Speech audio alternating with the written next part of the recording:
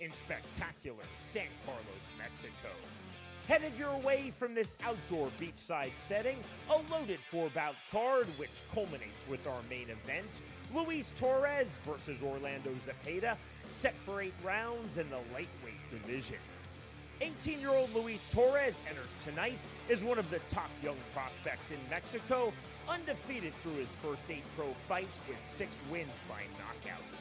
Orlando Zepeda has opened his pro career at 9-1 and knows that a victory this evening elevates him to the status of rapidly emerging contender.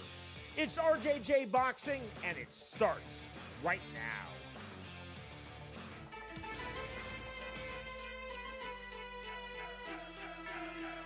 Can't be touched, can't be stopped, can't be moved, can't be rocked, can't be shook. We hot. When will you learn? Came to get crunk, came to bring life, came to get started, came to get right. Turn down the music, turn up my mic. When will you learn? I mean, when I speak, I do as I. A gorgeous autumn evening here in San Carlos, Sonora, Mexico. Roy Jones Jr. Boxing is live worldwide on UFC Fight Pass.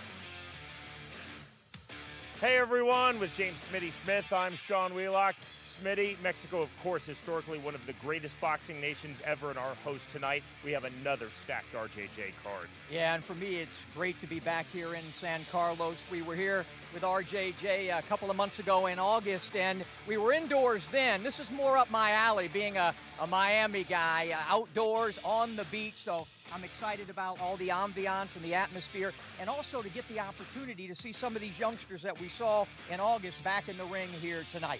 Smitty, a really intriguing main event set for 8 rounds at 135 pounds. So often in boxing, it's A side versus B side. That's never been the case in Roy Jones Jr. Boxing. That's not the case with our main event. And one of the young men we saw was Luis Torres. 8-0, 6 KOs his last fight. He went the distance, the 10-round distance in a pretty difficult fight. I think his opponent, Zepeda, on paper, he actually, his level of opposition is a little bit better than even Torres. So I think we're in for a very intriguing main event. We're now joined by the founder and CEO of RJJ Boxing, Keith Veltri. Unique here in Mexico, gorgeous in San Carlos, and I know you've worked diligently with the Mexican government to bring Roy Jones Jr. Boxing to this nation. That's correct, Sean. You know, these fights don't go on without relationships, and I have to thank the Mexican government. I got to thank Del Lajo Promotions. I mean, Emmanuel Romo has been a great partner. We're excited to be here. We're excited to have more fights here, and you can't beat the atmosphere. It's great. You know, for RJJ Boxing, for UFC Fight Pass, for the fighters, this consistency is going to be great. The only thing lacking right now, the fans. But I say consistency, Keith, because we're going to be back here. Talk about the schedule. That's correct. We're back here November 19th and 20th, and then we're back here December 9th, 10th, and 11th. So we're going to finish out the year here, and it's going to be a bang. We're putting on some, top talent. We have Santiago Dominguez coming in. We got, a lot of our young youth coming up to fight. So you're going to get to see a lot of young youth from America, but also from the Mexican area. You know, to pull this off during a pandemic, it takes creativity, ingenuity, and even a little bit of luck, doesn't it? Correct. The weather's working out today, and you can't ask for a better day. And it's a little hot here, but you're used to it because you're from Miami. And even you dress even sharp today. It's great. I love it. Yeah. 4 bouts headed your way on another absolutely stacked RJJ card live worldwide on UFC Fight Pass. We're now set for our opening fight of the card. We send it into the ring with Jeff Houston.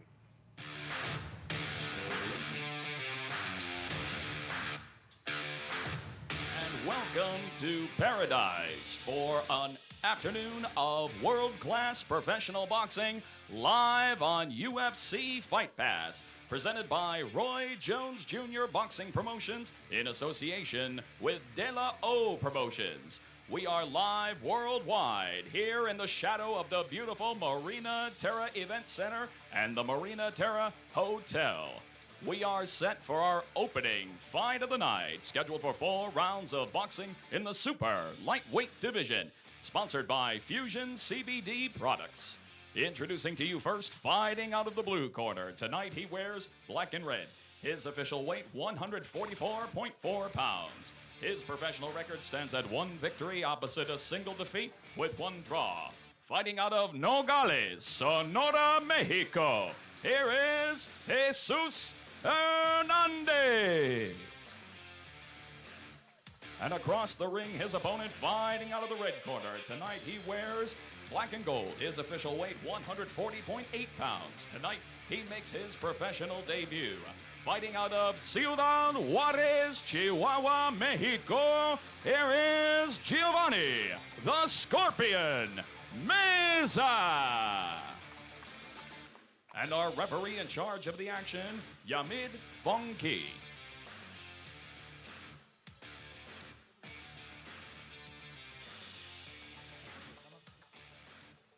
Bueno, señores, son las reglas. Mucho cuidado por los golpes de la nuca, los golpes en los riñones, los golpes bajos, ¿ok? Si alguien cae, favor de contar, dice la línea neutral, ¿ok? Escuchen siempre mis indicaciones, ¿vale? Hago una buena pelea, que gane mejor. A la esquina, por favor. We open at 140 pounds, 4-round fight. Giovanni Meza, 20 amateur MMA bouts, 4 amateur boxing bouts. This is his professional combat sports debut. Facing Jesus Hernandez, who enters his 4th pro bout with a record of 1-1-1. The bell in round number 1. Tonight's fight clock is presented by Marina Terra Hotel and Spa in stunning San Carlos, Mexico. Black and yellow trunks for Giovanni Meza. Black and red trunks for Jesus Hernandez.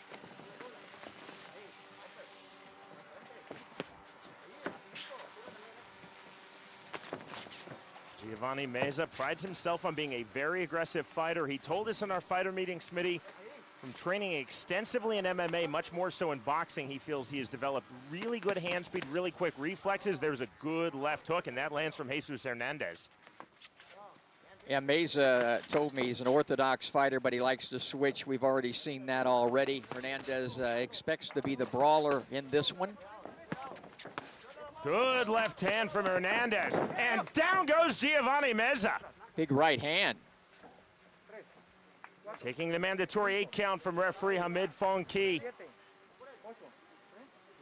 We're under the championship rules of the WBC tonight for these 4 RJJ bouts.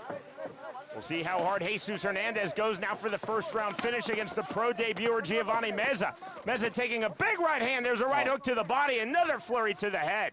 One-way traffic at the moment. Another big right hook and a left hook. All sorts of abuse being landed by Jesus Hernandez. Good left hook and a right hook again. These are clubbing shots, Smitty. Yeah, the posture of Meza is all wrong. He's falling forward, leaning down, no defense, sticking his head up in the air, a recipe for what Hernandez is doing to him thus far. But Hernandez expending a lot of energy. We'll see whether that affects him at all. Getting late here in round number 1, scheduled for 4 in the super lightweight division. Big round number 1 for Jesus Hernandez. Another left hand. Giovanni Meza trying to hold on, waiting for the bell. First ever round as a professional combat sports athlete after 20 AMI MMA bouts and 4 amateur boxing fights. See the level change from Jesus Hernandez. Meza trying to reset, but then takes the right cross. Back into the pocket comes Jesus Hernandez. Yeah, Meza has absolutely no head movement, and that's why he's a target for pretty much anything Hernandez throws. The right hand. Trying to work out of the clinch. Good infighting from Jesus Hernandez. Meza walks right into that right hand.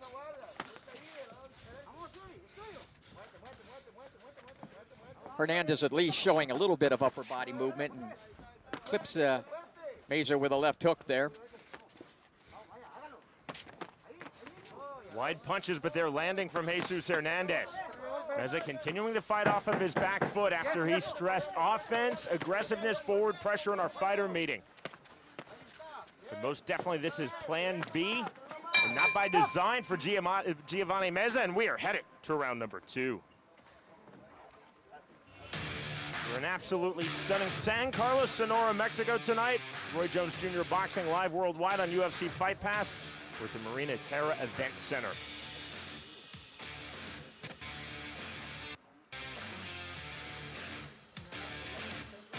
Tonight in our main event, lightweight fight, scheduled for 8 rounds. 8-0 Luis Torres versus 9-1 Orlando Zepeda.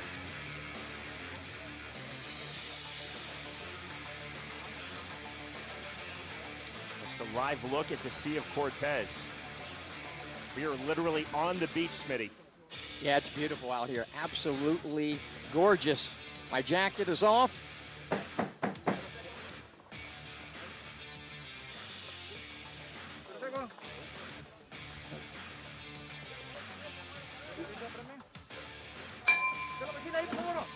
Set for round number 2. Jesus Hernandez recording the knockdown in round number 1. Hernandez, did you see the head movement, the level change? The inside comes Giovanni Meza. 10-8 first round for Hernandez, who scored that knockdown. Hernandez told us he wanted to keep moving from the mid-range to the inside and back. Mission accomplished in round number 1, Smitty. Yeah, you see he's working behind his jab, bobbing and weaving, getting inside. But I wonder whether that first round, he expended a lot of energy. We'll see what he has here. Remember, we're outdoors at, I guess it's about 90 degrees. These guys are sweating profusely. So we'll see if stamina, it's only a 4-rounder, but we'll see how they, the elements affect these youngsters. Meza, bit audacious, lead right uppercut into the pocket, throwing that naked. Good combination for Meza, starting to settle in here in round number 2 after a rough round number 1 in which he went down and took a lot of big shots to the head and body, especially to the head. Most definitely to your point, though, Smitty, Jesus Hernandez is slowing down markedly here in the second round. Yeah, Meza, much more relaxed this round, creating some distance, trying to set up his shots a little bit better on defense, although the head is still up there in the air, and he still is coming in on a straight line at times, not without a jab, but nevertheless, definitely a better second round so far. But again, when he's like that, he's so squared up, he's open for everything. But Hernandez not putting it out this round. Again, maybe some of that offense in round 1 tired him out a little bit. Much better second round so far for Meza. Meza, the overhand right. There's a big wide right hand that lands from Jesus Hernandez. He's throwing wide, but he is landing big. There's that rear right uppercut again from Meza, throwing it without the jab. 65 seconds remaining, round number 2. That's a dangerous shot, that uppercut. I like that. It's, but perhaps he might get away with it against this level of opposition. Meza told us he's naturally right-handed. He's going to keep switching stances, but you see him there in the orthodox, the right-handed stance, taking that left hand. Meza should go to the body. You know, I saw him throw a punch there and a little wince by Hernandez. If I would go back to the body. He's pumping the jab good, but throw something to that body. Meza suddenly standing very aggressively, bouncing in his step. Contrast that with the footwork of Hernandez. It's slowed down considerably in round number 2. Very flat-footed in the second round. Eats that right hand, does Jesus Hernandez. There's that rear right uppercut again from Meza. Straight punches, 3 in sequence from Giovanni Meza. Final seconds now, round number 2. Round number 1 was definitely the round to Hernandez with the 10-8, the knockdown. This is a much better second round for Giovanni Meza. Big swing and a miss with the left hand from Hernandez. Back to the inside comes Meza. Quick separation from Hamid Fonki. And we are headed to round 3.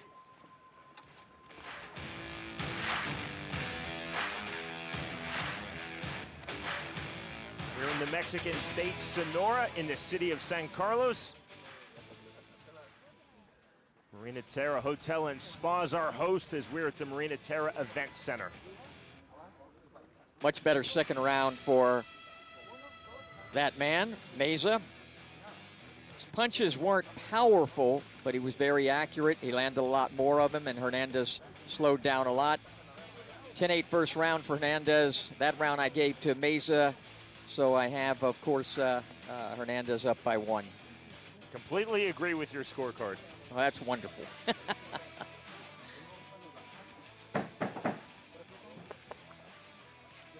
In round number 2, you see Meza being much more aggressive to the inside. Largely first in that round. You heard the unofficial scorecard from James Smitty Smith. Tonight's judges have been assigned by the Sonora Athletic Commission, and again, we are under the rule set of the WBC and their championship rules for all bouts. Good left hand from Hernandez. He was landing that in round number 1, not as much in round 2. Meza again takes a backward step. See both fighters sweating profusely. Hot and humid. This October early evening feels a lot like a July early evening. This is some global warming going on here in San Carlos, but I love it. Big left hand, good sequence in the right hand. It's Fonky putting the fighters right back to it. Hernandez trying to throw that naked uppercut to the body. Meza told us, I guess he started out as an MMA fighter, and I can see some of that because he's all over the board with his style, but some of it's giving Hernandez problems. It did in the second round, and it's here in the third round. Meza's letting his hands go, and thus far winning this round. Meza's set to make his pro mixed martial arts debut next month here in Mexico. He's focused on both combat sports. Hernandez solely focused on boxing. Well, right now he better focus a little bit more because he's getting outboxed by Meza. Straight right hand, but you see the volume adding up for Giovanni Meza. There's the left hand from Hernandez. Hernandez talked to us about hard counterpunching off of the perceived aggression of Meza. Hernandez thought that Meza would be aggressive in this fight. He largely has been, especially since round number 2, and Hernandez now trying to be the effective counterpuncher, but the volume is right there for Meza. And you see another example of it right there, a 1-2. And there's a nice shot by Hernandez, but one at a time. There's 2 and 3 by Meza at a time. Short overhand right from Hernandez. Meza right back into the pocket. Another overhand right from Hernandez. 50 seconds remaining, round number 3. Almost leaping into the pocket, Giovanni Meza, and there's the right hand on the exit. Hernandez swinging a miss with that overhand right again. Good left hand. Hernandez told us that left hook was his best shot, and he needs to I would try to jab to the chest and then get inside and uncork those left hooks to the body and head. Right now, he's just getting peppered with more shots from Meza. Meza just got away with a spinning back fist. Not a full spin, but definitely a back fist. Not detected, or at least the referee Hamid Fonky not bothered, but that's most definitely an illegal shot in boxing. It's great for MMA, not so much here. More punches to the inside. That's just a tangling of feet. And we are moving to the 4th and final round.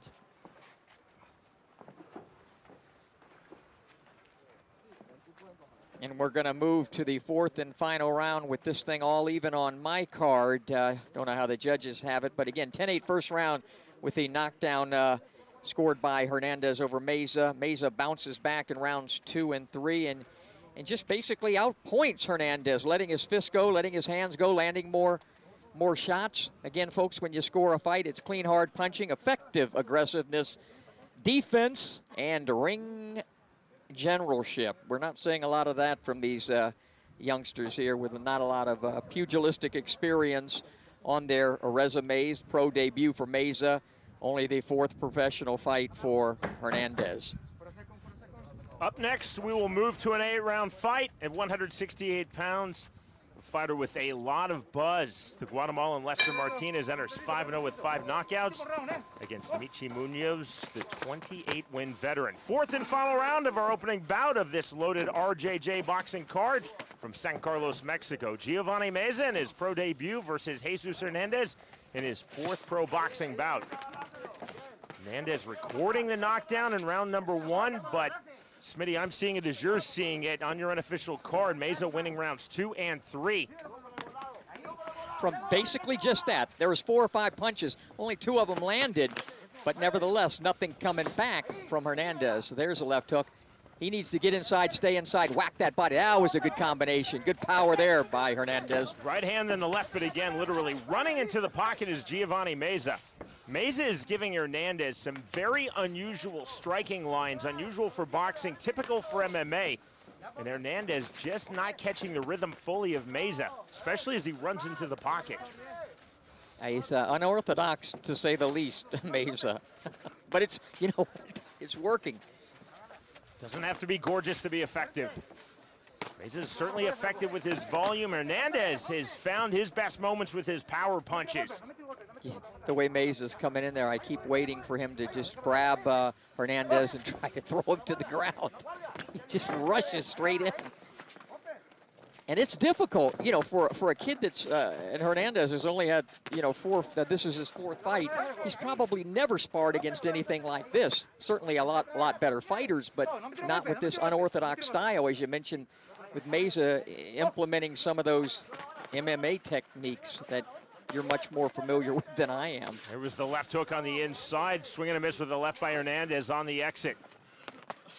Meza trying to implement what's called dirty boxing in MMA, coming to the inside, throwing effectively, and that was a good step-in jab by Meza. Yeah, he switched to southpaw for a moment there. Something he told us he would do a lot. Hasn't done that often in this fight, but did it to effect there. Right back to the right-handed orthodox stance, lands the 1-2. Again, there's that naked rear right uppercut. Meza keeps throwing it without the setup on the jab, but he's landing it, Smitty. Thought you were going to say a rear naked choke there for a moment with this kid. It wouldn't surprise me, but you know what? Doesn't look so pretty pugilistically. It's not the sweet science, but guess what? He's getting it done. Meza continues to land the punches. High volume for Giovanni Meza. Good right hand from Hernandez. Late in our fight, 20 seconds remaining, 4th and final round. More in volume from Meza. Meza again stepping into the pocket on the inside. Hernandez, huge overhand right. Good left hand short, another short left hook from Hernandez. Meza continues to press forward in the final seconds of this bout. The bell, the end of a really fun super lightweight fight.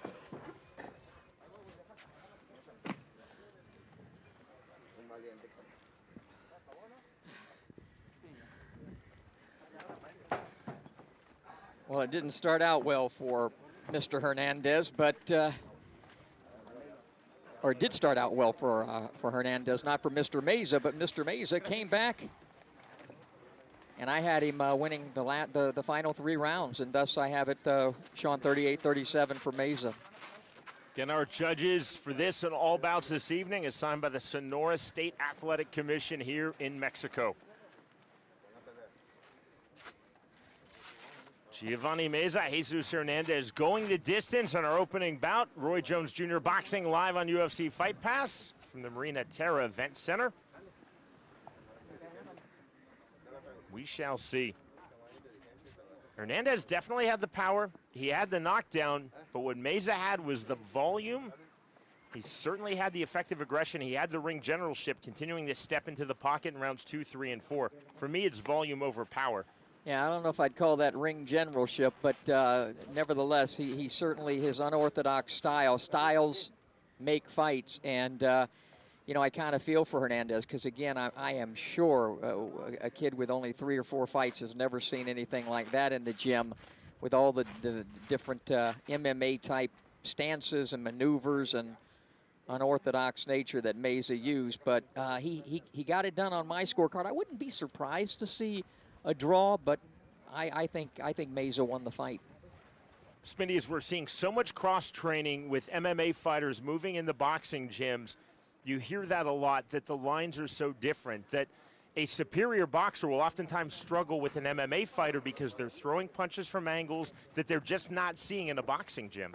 Yeah, although a guy that had some real boxing experience would have picked Meza apart because he was so wide open. To end all suspense, here's the outstanding Jeff Houston. Ladies and gentlemen, after completing the scheduled 4 rounds of boxing, we have a split decision.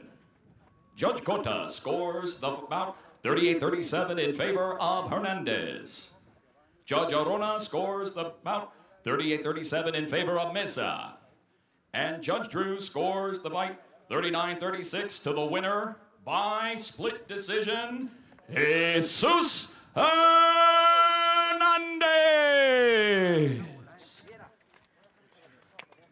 Split decision win for Jesus Hernandez, the second victory of his pro boxing career.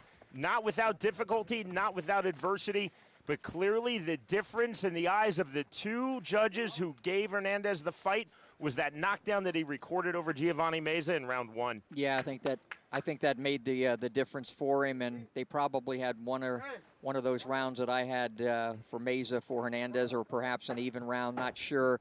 I mean, it's certainly not a robbery or a bad decision, but I just thought from my vantage point, Meza out-hustled him after that first round. Credit Giovanni Meza. Again, after 20 amateur MMA fights, he'll be making his pro mixed martial arts debut next month, making his pro boxing and indeed pro combat sports debut tonight. Looking good, but only getting the judges from one of the 3 in our opening bout of the evening. The winner, by way of split decision, Jesus Hernandez defeats Giovanni Meza.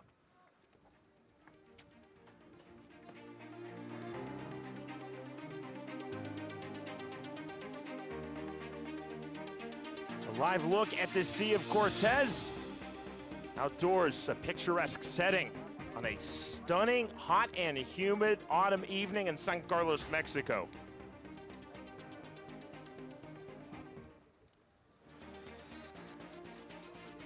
We're now set for a bout in the super middleweight division. 168-pounders scheduled for 8 rounds. Lester Martinez versus Michi Munoz. Our tale of the tape is presented by the law offices of Daniel Martinez, online at martinez.law. And really all the advantages go to Martinez, the younger, the taller, more reach, and we'll get into why, but all the advantages on paper go to Lester Martinez.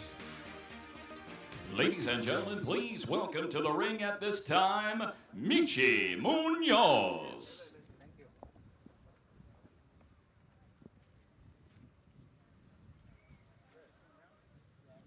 Michi Munoz, 39 years old, now living in Leon, Mexico, lived for 32 years in Topeka, Kansas, started his pro boxing career at 17-0 with 11 knockouts. Smitty, I actually commentated the pro debut of Michi Munoz June 2004 at Union Station in Kansas City, Missouri, on local cable Metro Sports TV, one of the first bouts I ever commentated. Yeah, you and him, it was like you guys had the same neighbors. It was amazing, and he was excited to talk to you about all of that. Yeah, his career started out really good, and then he ran into some trouble, did a 5-year prison stint for drugs. But he certainly is a guy who has a lot of experience against some really good fighters. We'll talk about that. So for Martinez, he'll be facing a guy who really has a lot of experience against good opposition.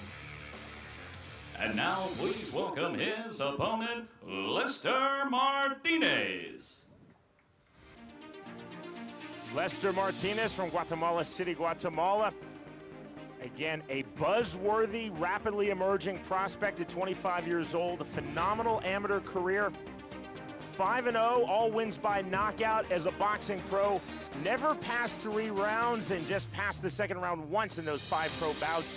Martinez made his pro boxing debut against the former 147 and 154-pound world champion Ricardo Mayorga, April 2019, and he won by second round TKO. In our fighter meeting yesterday, I asked Martinez, were you nervous to face a legend like Ricardo Mayorga? He said, absolutely not. No, nothing seems to faze this kid. I had an opportunity to see him a couple of months ago, and he's got some interesting skills, a good-looking young man, and I'm anxious to see him in action against the far more experienced Munoz here.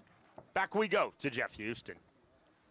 Ladies and gentlemen, we are now set for our next fight of the afternoon here in beautiful San Carlos, Sonora, Mexico. Scheduled for 8 rounds of boxing in the super middleweight division. Presented to you by the Martinez Law Firm. Introducing to you first, fighting out of the blue corner. Tonight he wears black and white. His official weight, 167.6 pounds. He carries a true veteran's record of 28 victories, 19 of those coming by way of knockout, 11 defeats and 1 draw. Fighting out of León, Guanajuato, Mexico, here is the hard-hitting veteran, Michi El Matador Munoz. And across the ring, his opponent fighting out of the red corner. He wears blue with red and white. His official weight, 167.4 pounds. He is undefeated in the squared circle at 5-0, with all 5 victories coming by way of knockout. Fighting out of Guatemala City, Guatemala, here is Lester Martinez. And our referee in charge of the action, Gabriel Lopez. Ok, muchachos, quiero una pelea limpia, no quiero golpes bajos ni en la nuca. Si uno de los dos cae, se retira a la esquina nuestra más lejana. Choquen guantes, suerte y que gane el mejor. The respect flowing in both directions between these two fighters. Martinez said, Munoz is very dangerous on the inside. I have to stay long, control the range. That is my key.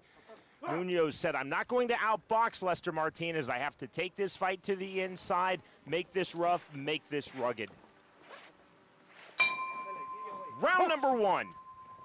Tonight's fight clock is presented by Marina Terra Hotel and Spa in San Carlos, Mexico. Multicolored trunks for Lester Martinez, black trunks for Michi Munoz. See the quickness immediately from Lester Martinez. There's Munoz to the inside. Big swing, the head movement from Martinez. Back in the range and right back out on the 3-punch combination.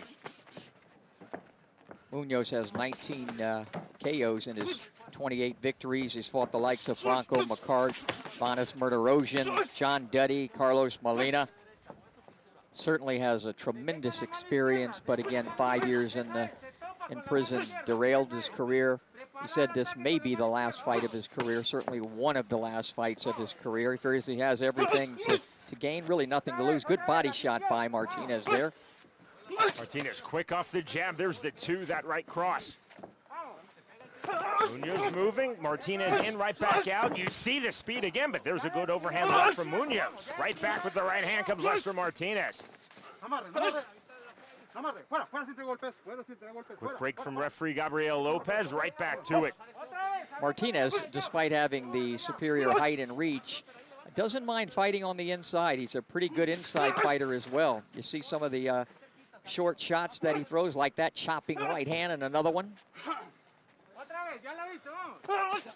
Martinez coming forward with purpose and with volume. Double jab, there's the left hook after 3 jabs in total from Michi Munoz. Munoz certainly does not look intimidated. Had a very clear-eyed assessment of Lester Martinez, but it's a big left to the body, and he goes down here in round number 1. That may be it. That was perfectly placed shot, and by the looks of it, he's not getting up. That is it. The count of 10 is reached by referee Gabriel Lopez, and just like that, Lester Martinez is 6-0 with 6 knockouts. That is one of the most difficult shots to deal with, to recover from.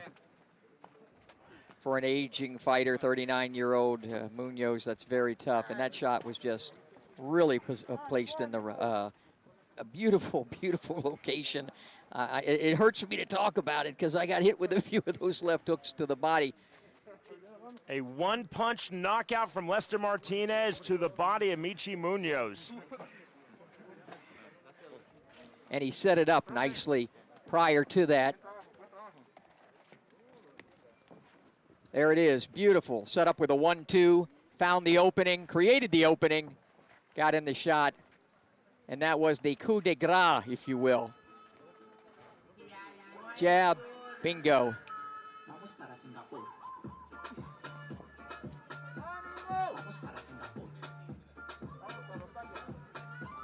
There are prospects, and then there are prospects. Lester Martinez, a lot of buzz, a lot of heat in the best of both terms, and you see why right there against the veteran 28-win Michi Munoz.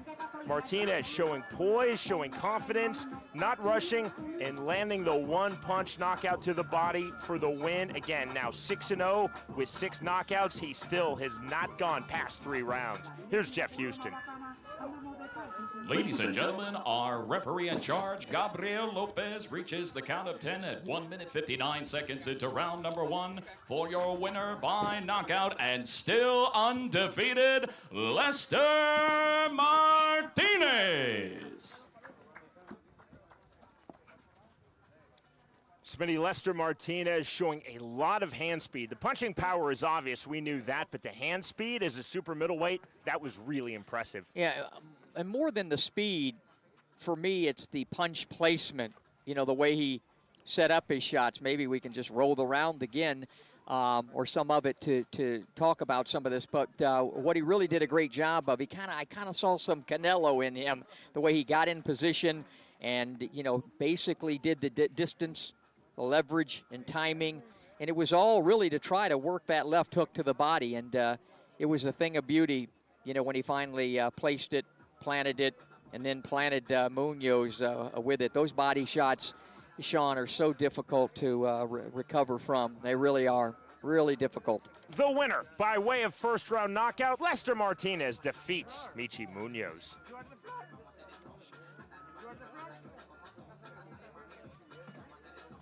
Roy Jones Jr. Boxing live tonight on UFC Fight Pass. Glad that you were with us, watching in the United States, Canada, here in Mexico, and indeed worldwide. We're at Marina Terra Hotel and Spa at their stunning event center. As you see behind us, the Sea of Cortez. 2 fights so far, Smitty. Both have been entertaining. Our opening bout goes the distance, 4 rounds. And then round number 1, the finish from Lester Martinez here in the second bout. Yeah, I just love the way he set it up, you know, and everything was compact and precise. We saw those Meza and Hernandez in the opening bout, and they were wild and sloppy and all over the place. This kid is tight and compact. Everything is purposeful. He also had responsible defense. Some might say, what are you talking about? He wasn't getting hit, but his hands were in the right place. His symmetry as a prize fighter was where I want to see it. And, again, I like the way he went about. It was a quick assassination, but I like the way he went about it and got the job done. And Munoz did not come in here to lay down from when we spoke to him yesterday. He felt he had everything to gain, nothing to lose. He's fought quality opposition, some former world champions. He really felt he's catching this young kid at the right time, and he thought that he could do a lot better than he did. But for Martinez, he's a guy to watch. I hope we have him coming up soon again on Roy Jones Jr. Boxing. Coming up tonight on UFC Fight Pass from this very ring in San Carlos, Mexico, beginning at 10 p.m. Eastern, it is Icon 2. Right now we are set for our co-main event of the evening. Scheduled for 8 rounds of 126 pounds, Alan Solis versus Eddie Valencia. Our numbers, it is the tale of the tape. It is presented by Fusion CBD products for fast muscle recovery. Visit FusionCBDProducts.com.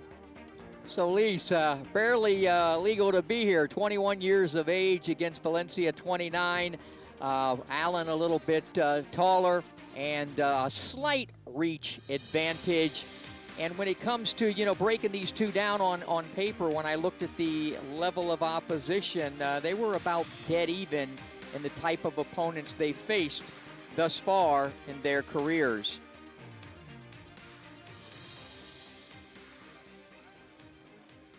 Ladies and gentlemen, please welcome to the ring at this time, Eddie Valencia.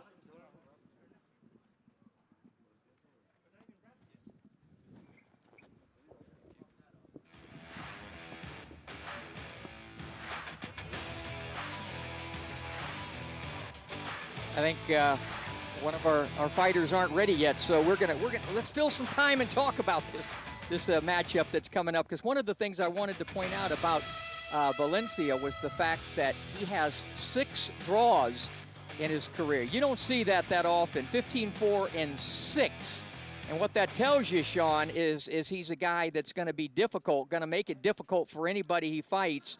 And that was very interesting when I went through the box recs and the records and looking at how these guys shaped up against one another.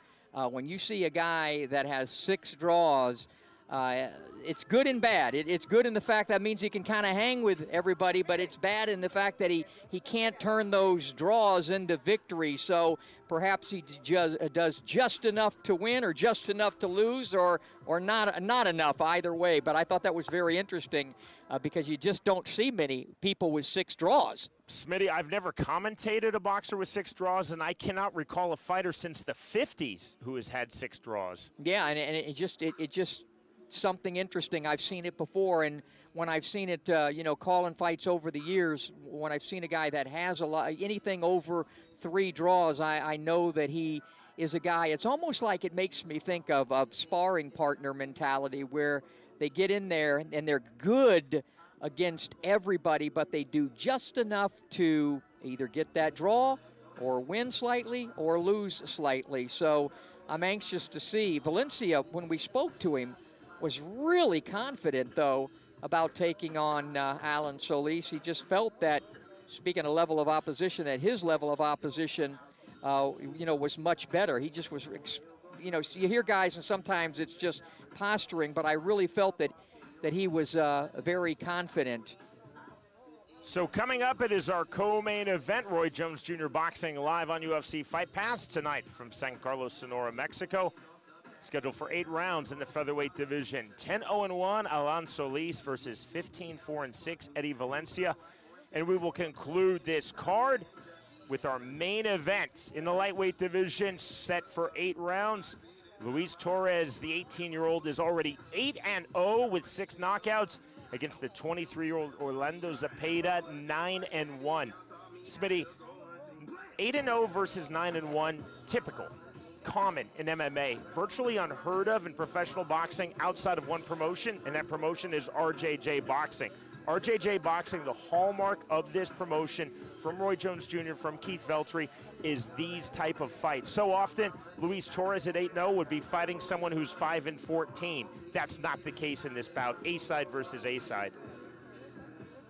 Yeah, I agree with that. I mean, over the years, I've seen a lot, but it's also more important about not just their records, but who they faced. And Valencia, 15-4-6, as I mentioned. 11 of his 25 opponents had winning records. For Solis, 4 of his 11 opponents have winning records. So they really do match up, despite exactly the record itself. Even in terms of who they faced, it's pretty equal in terms of opposition.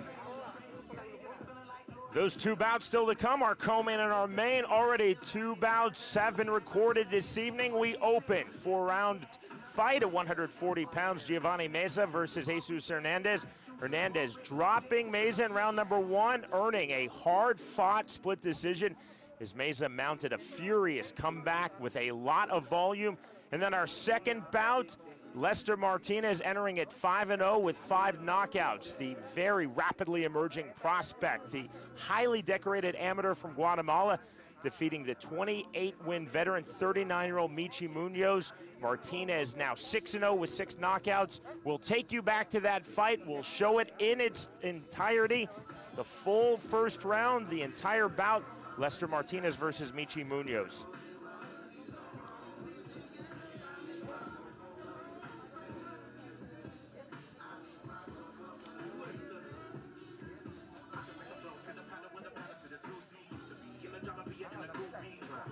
Martinez taking his time in this fight, Smitty. Not rushing. Well, we're not showing you this fight in its entirety. We're showing you a highlight package, as the knockout came in 1 minute 59 seconds. Yeah, Michi got inside, but like I told you right from the get-go, that Martinez, despite the height and reach advantage, knows how to get inside and place the shots with a lot of accuracy and power. So for Munoz, it wasn't a good situation because he wanted to be inside, but at the end of the day, the best place wasn't to be inside against Lester, who again knows how to throw those compact shots, and he's able to get the job done quite early. So early that our fighter that was on deck wasn't prepared for the time slot, so we're filling time, which is cool because I'm actually standing up here at ringside working on my tan, so this is great for me. I told you I love this. This is like Miami all over again for me, so it's just fine. It's beautiful out here. I was here, and we were here in August, Sean, and some of these fighters like Martinez and Torres, who we saw in the main event, or we're going to see in the main event, were in action. And I love the fact that we're getting a chance to follow these fighters and watch their seasoning and development. That's a really cool thing. So for me, this is great. But are they going to, yeah, let's do this. Let's show, I think I wore some pretty cool shoes. Okay. Let's take a look at these shoes. They were.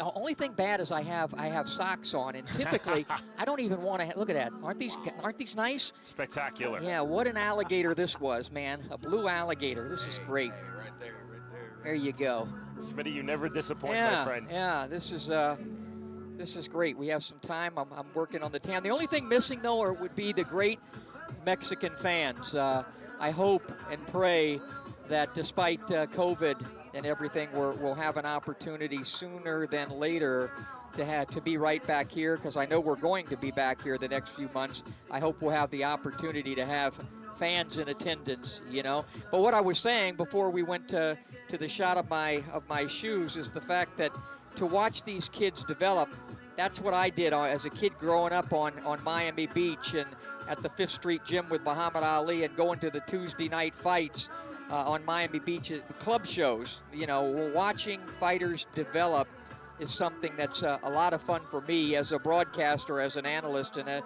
as a former fighter. Oh, okay, yeah. There, one fighter was. It looks like he was ready to go, so he's out here working on movement. I don't see any miss. Hopefully, he doesn't hit his trainer there. That is Eddie Valencia, and that is the Sea of Cortez, also known as the Gulf of California. Again, picturesque, absolutely stunning.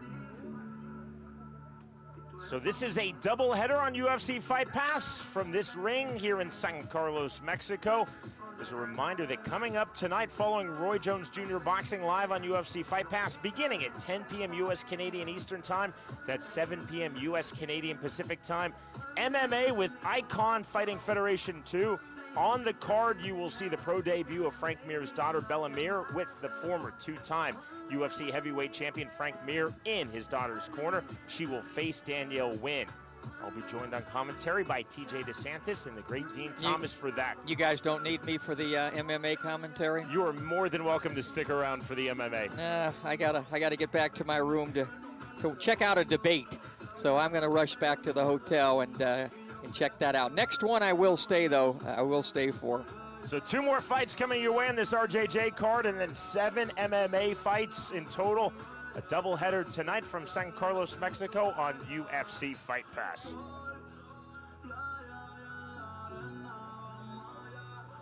Co-main event time. Now, Jeff Houston. Ladies and gentlemen, now making his way to the ring, Eddie Valencia.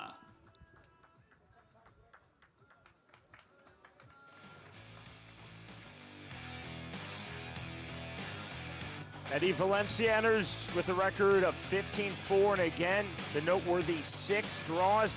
Told us in his fighter meeting yesterday he wants to establish himself on the inside and then counter-punch from the pocket. He said, I don't want to be stationary, I want to move, but move on the inside. Yeah, again, the thing I mentioned that impressed me so much is his confidence, and he's a guy with 25 fights, 160 rounds compared to 11 fights and only 47 rounds for the young man that'll be entering the squared circle right now. And now introducing his opponent, Alan Solis. Alan Solis entering this bout with a pro boxing record of 10-0-1. Describes himself as a smart technical brawler, and he said the emphasis for me is to become more technical and less of a brawler. He told us in his fighter meeting he wants to attack Valencia's body from the mid-range, hooks in high volume, and he wants a fast start. And we'll see against the more experienced Valencia, the southpaw counter-puncher. And so, yeah, I'm anxious to see this one. To get our co-main started, Jeff Houston. Ladies and gentlemen, we are now set for the co-main event of the afternoon. Scheduled for 8 rounds of boxing in the featherweight division. Presented to you by Fusion CBD. For fast muscle recovery, choose FitFusionCBDProducts.com. Introducing to you first, fighting out of the blue corner. Tonight he wears green and white. His official weight, 127.6 pounds. He holds a pro record of 15 victories, 5 of those coming by way of knockout, opposite 4 defeats and 6 draws. Fighting out of Culiacan, Sinaloa, Mexico, here is Eddie Dinamita Valencia. And across the ring, his opponent fighting out of the red corner. Tonight he wears black and rose. His official weight, 127.6 pounds. He is undefeated in the ring at 10-0 with 1 draw, 6 wins coming by way of knockout. Fighting out of Ciudad Juarez, Chihuahua, Mexico, here is Alan Cachorro Solis. And our referee in charge of the action, Yamid Funky. Ok, señores, mucha suerte, mucho cuidado con los golpes prohibidos, golpes en la nuca, el riñón, golpes bajos, ¿ok? Choque los guantes, suerte que gane el mejor. Solis said he wants to move forward aggressively off of angles and go hard, open up to record the knockout within the opening 3 rounds. Valencia said, I respect Solis's power, I'm more skillful, and I have the edge with experience. Round number 1. Tonight's Fight Clock is presented by Marina Terra Hotel and Spa in San Carlos, Mexico. Black trunks for Solis, green trunks for Valencia. Valencia, nice shot there. Straight left off the southpaw style to the body. I like the way he wasn't much on it, but I like the way he saw that opening right away and found the spot right around the solar plexus there. Solis early on trying to cut off the ring. There's the right cross without the jab behind it or in front of it. Nothing on the hook from Valencia. Solis readjusting. Note the striking guard of Solis, arms slightly crossed. Not quite Archie Moore, but I like that striking guard. I like the hands. Snap jab from Solis. The 3-punch combination in the pocket, right back out. Yeah, actually what Solis is doing right now, it's just the typical Mayweather cross guard there. And he actually threw double right hand off of it, which Floyd likes to do. Solis is predicting a 2nd round KO over Valencia. Valencia actually said he feels like he's shooting for an 8-round decision. With that in mind, Valencia stressed to us he was in no hurry. He wasn't going to rush. He felt he could figure out Solis as this fight progressed. Solis coming off a draw in September, while Valencia is coming off a unanimous 8-round decision. That was back in February. So Solis has been a little bit more active, but Valencia coming off a victory. Good snap jab from Solis. Nothing on the right hand from Valencia. Left to the body from Solis. That was effective. That backs off Eddie Valencia. Lockdown pressure again. 50 seconds remaining, round number 1. Scheduled for 8 at 126 pounds.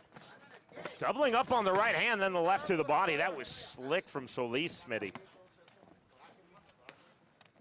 He's varying his left jab at times. He's pawing with it to set up stuff, blinding his man with it at times, using it as a rangefinder like there, but making full use of the most important punch in boxing, the jab, in his case, the left jab. Right to the body. Big body shots, then the exit. Solis looking very elusive. Good defense there by Solis there, but he got clipped. Segundos. Straight left. Fortunately, he didn't feel the full impact of that shot. Final seconds, round number 1. Alan Solis versus Eddie Valencia. We're headed to round 2. Up next, it is our main event, scheduled for 8 rounds at 135 pounds, 8-0, Luis Torres versus 9-1, Orlando Zepeda.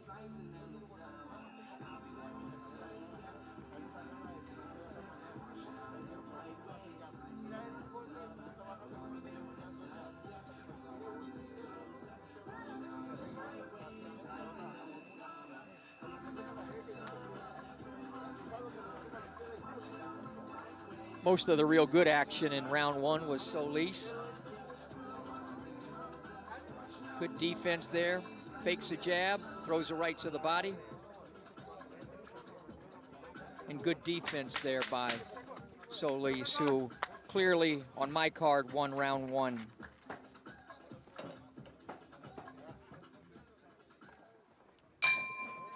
Start of round number 2. Solis immediately taking center of the ring. This is the round he predicted he'd get a knockout, Sean. For a self-described technical brawler, Alan Solis has looked a lot more technical than brawler thus far in this fight. Very patient, very measured, some nice combinations right to the body. You know, jab. You know what I like? Other than pawn with the left, which I don't mind, but he doesn't waste any shots. Everything is purposeful that he throws. He puts a lot of impact on that right hand, which he's trying to set up right now. Look for that right hand to come. For Valencia, I think he should throw more straight lefts. Nice body shot there by Solis. Ever so slightly, Alan Solis turning up the temperature here in round number 2. Again, you see the walk down pressure. Valencia is back again against the ropes. Eats that short left hand. Valencia suddenly playing a lot of defense on his bike.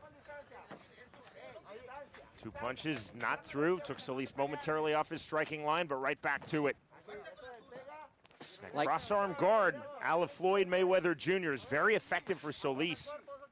I'd like to see more of the right jab of Valencia to set up his offense. It would really help with that straight left hand down the pike if he would throw more right jabs. Good movement, though. He's giving Solis more to think about in this round. It's a nice shot and good movement to get out of harm's way. Clever turn by Valencia, but again, you see Solis turning, cutting off the ring once more.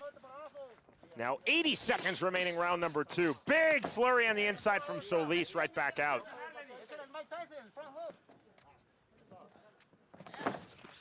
Only 5 KOs for Valencia in his 15 wins, 6 KOs for Solis in his 10 victories.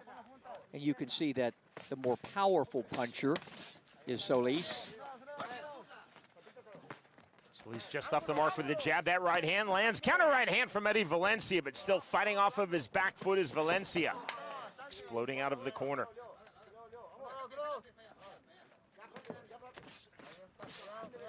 Three-punch combination from Solis.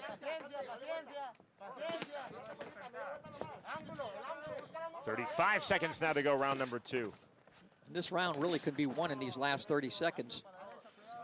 Been pretty even. There's the right hand from Solis. Valencia firing back with the left hand from the southpaw stance.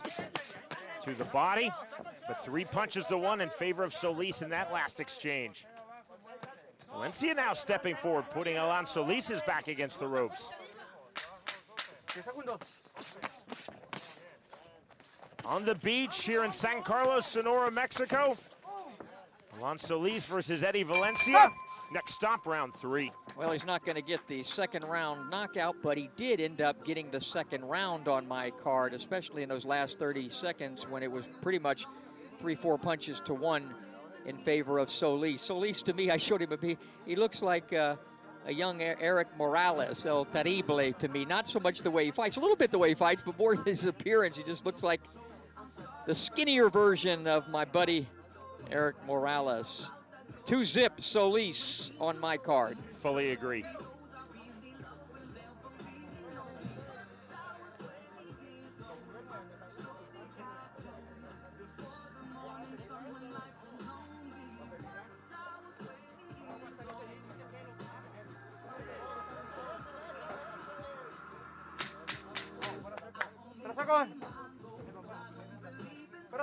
Again, in our fighter meeting yesterday, Alan Solis first said, I'm going to record the knockout in 2 rounds. Then he said, well, I'm going to go hard to record it within 3 rounds. Here we are with round number 3. Oh, did he say that? I missed that part. Okay. He backed off a little bit of his first statement.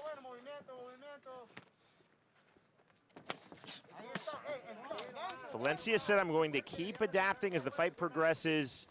He told us he really prides himself on being a very cerebral, very tactical fighter. Said that he would be in no hurry as he knew he had 8 rounds. He really wants to land. Solis does the left hook to the body, but with off the southpaw positioning, and the way that Valencia has the right hand cocked and the elbow in, it's difficult. He's going to have to set that up by throwing something, maybe like Mickey Ward, head body, tap up to the head with the jab, and then go down to the body if he can do so. Better round, at least thus far, for Eddie Valencia. He's been following, now he's leading early stages of round number 2. Solis, a big audacious step forward. That made Valencia actually move laterally. Yeah, kind of a foot feint there, nothing off of it, but it gives the guy something to think about. Again, I don't know how many southpaws he's faced. Big right hand. That looked low. Solis not bothered, neither is referee Hamid Fong Ki. I thought it was okay. Swing and a miss there by Valencia, but Valencia's so far getting some stuff done this round like that. Definitely a better round for Eddie Valencia. Solis, again, that cross-arm guard. Stepping in with the right to the body. There's the level change. Good left hand, counter left to the body from Valencia. 70 seconds remaining round 3. Yeah, that got Solis's attention, didn't it? Clever turn from Solis, pulling this fight back to the center of the ring.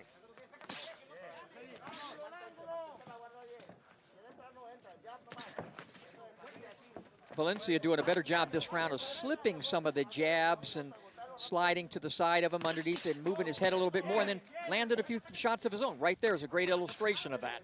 3-punch combination from Solis. Jab, jab, right hand. Using that straight lead left to confuse Solis a little bit, expecting a jab, and bam, he fires off. And that's what it sets up, a right and a straight left. Should throw that straight left more often, even it to the body like there. Doesn't always have to be to the head. Throw it to the body as well. Solis just looked at Valencia and nodded, pointed to his chin. And you know what that means usually, that you're not happy with what's going on. Short left hand, final seconds, round number 3. Solis firing back. Certainly the closest of the 3 rounds thus far of our co-main event. Right hand just before the bell as we move to round 4.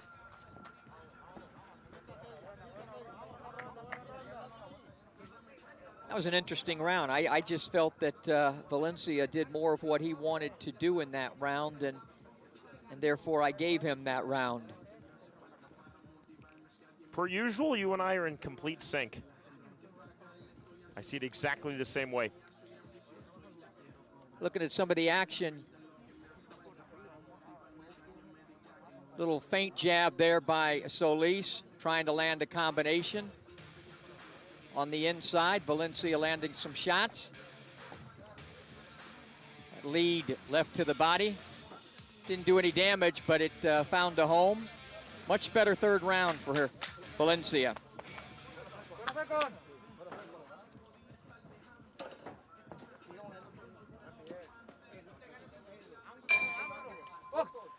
To round 4 we go. Again, Solis immediately taking center of the ring.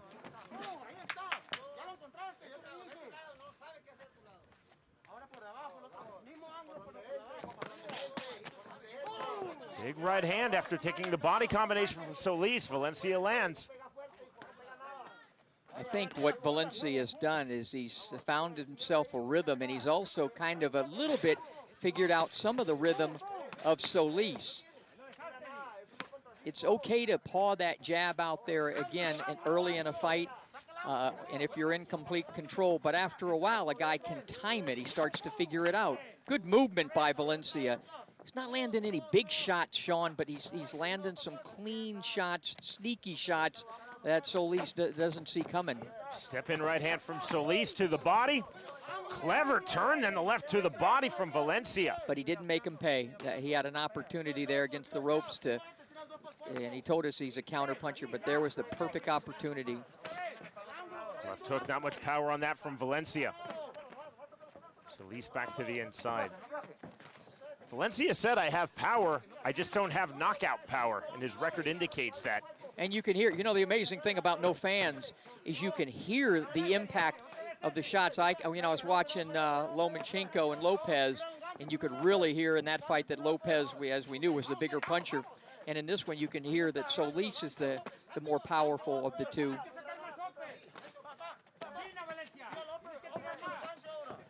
Solis boldly predicting first he would take out Valencia in 2 rounds, then perhaps 3, but here we are deep into round number 4.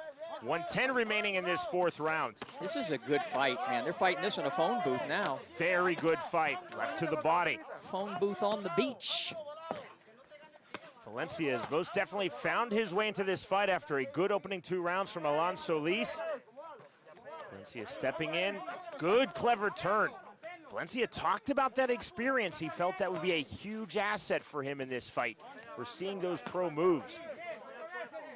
Again, this is his 26th pro boxing bout, the 12th for Solis. Yeah, and have 160 rounds against 47 for Solis, far more experienced. And remember what I told you about, don't forget what I said about those 6 draws. A dude has 6 draws. He knows how to hang in there with pretty much anybody, and you see it. But will he do enough to win? It's just like this round here. This round's pretty close. I have actually Valencia to this point right now winning this round, but will he carry it all the way till the final bell? Right now he is. Valencia moving, Solis backwards, Solis back into the pocket. Got stuffed on that right hand. Good left hook from Eddie Valencia. Right to the body, left to the head just before the bell, and we are through 4 rounds.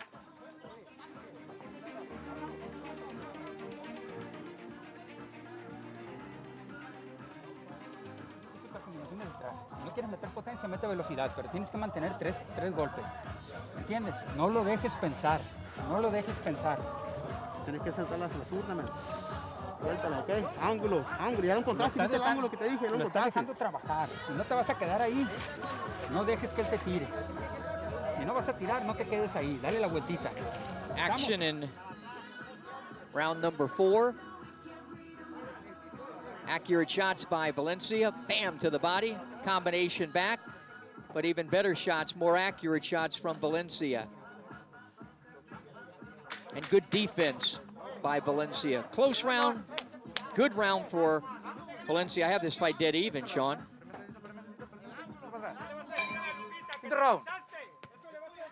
Looked like bare knuckle, they were up to the scratch line. That was unusual.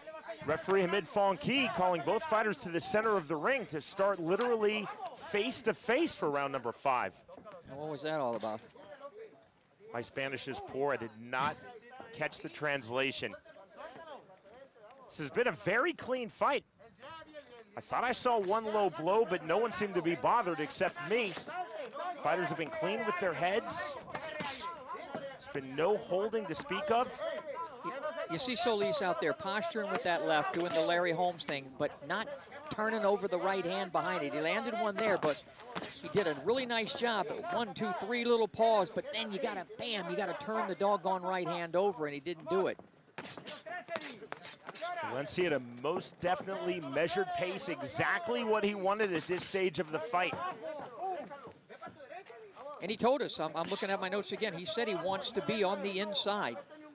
Wants it close. Feels he's the more slippery of the two and the better defensively of the two and has the more experience of the two.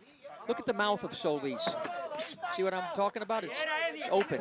Wide open here in round 5. That right to the body was legal. I liked it, yeah, right. Good solar plexus shot there. Left hook, not much on that. Valencia walking through it, lands the left hand, then the right. Slick turn by Solis. Left on the arm, good left hook from Alan Solis. 80 seconds remaining, round number 5. Very entertaining, extremely competitive fight in our co-main event. Solis is starting to abandon the jab a little bit when it's right there. When it's right there, right now, bam, that jab, not forget pawing with it, should throw it.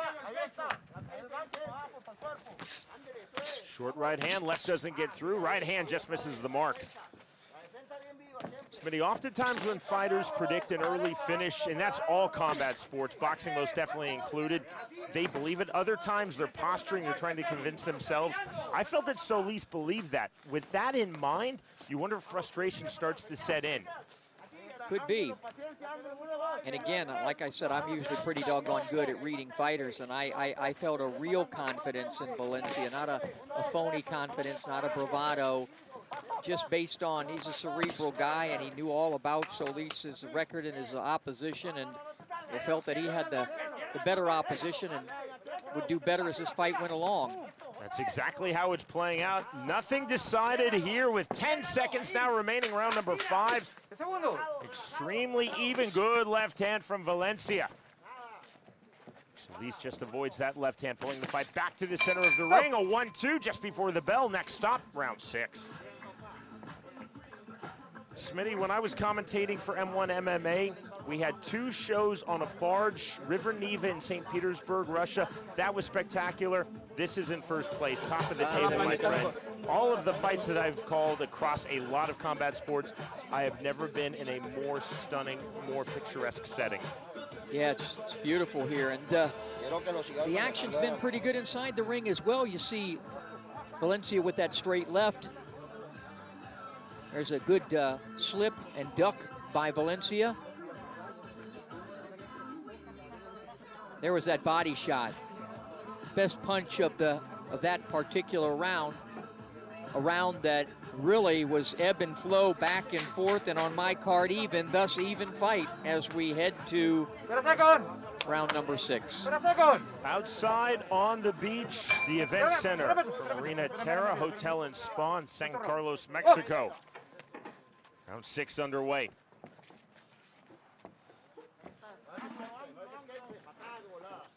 Hands high, different hand position. Abandoning the cross-arm guard is Alan Solis. Quick jab. When you do that, usually that means you're gonna employ more offense. You're gonna let your hands go more. That's what it meant for Floyd Mayweather when he would put those hands up. He's gonna let them go. Valencia landing right hand to the inside. Remember, for these kids out there and youngsters watching who want to emulate the great Floyd Mayweather, understand that there's only one Floyd Mayweather, and you know, his thought process was defense first and offense second. He could get away with it because he's so brilliant with the defense. Much like our namesake Roy Jones Jr. You're not going to fight like Roy Jones Jr. There's only one Roy Jones Jr. Extremely well said. It's a natural tendency to try to emulate a successful person in your field, but oftentimes they can do things that others just can't. You know, the worst one to emulate was the guy I tried to emulate as a bantamweight, and that was Muhammad Ali, with the hands down to forget about it against those little Cuban guys who just tattooed my body for 3 years. Step in left to the head from Eddie Valencia. But I'm unbeaten at ringside with a microphone. Okay. That's what matters. Yeah. Snap jab from Solis. Yeah, he's back to that Mayweather-esque posture there. And 3-punch combination landing from Valencia in that last sequence. Solis ducking his head for the level change, then the left to the body from Valencia. Read that very well. No matter what happens, this is where Eddie wanted to be. He told it right on the inside, right where he's at now, doing the stuff he's doing right now. Solis isn't doing a bad job, but I just feel like on the inside that Valencia is a little bit better. I think for Solis, the best place to be is on the outside, using that height and reach advantage and that jab and that powerful right hand. There's a nice right hook to the body by Solis. 45 seconds remaining, round number 6. These are close rounds, you know. I mean, right now, this is up for grabs here with 35 seconds left.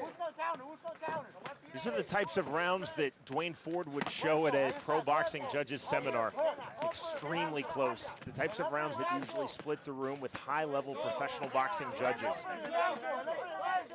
And ones that, depending on where you're watching it from, you could score differently from what side of the ring you're on. You have your back to the fighter, and you don't see, you know, whether he's getting hit with these shots. Final seconds, round number 6. Again, our judges assigned by the Sonora State Athletic Commission for this and all bouts this evening. We move to round 7. Big smile on the face of Eddie Valencia as he heads back to his corner. I gave him that round. Smitty, how do you have it through 6 rounds on official scorecard? 58-57 Valencia. But again, this one flipped the coin, right? Extremely close. How would you have it? You're not scoring it, but how would you have it? I'm not scoring it as you are. You're writing down round by round. I think Solis perhaps is up by 1 round, but again, very close. See some of the action. Solis got off to a good start. landed some shots there. I thought he won the first part of that round with some shots like that. Nothing on them, but they're landing. And if you go by these replays, they're making my score look bad that round because it was all Solis. Thank you, Chris, for doing that. Round number 7. It was just the glimpse into the 6th round. Rear right uppercut from Valencia.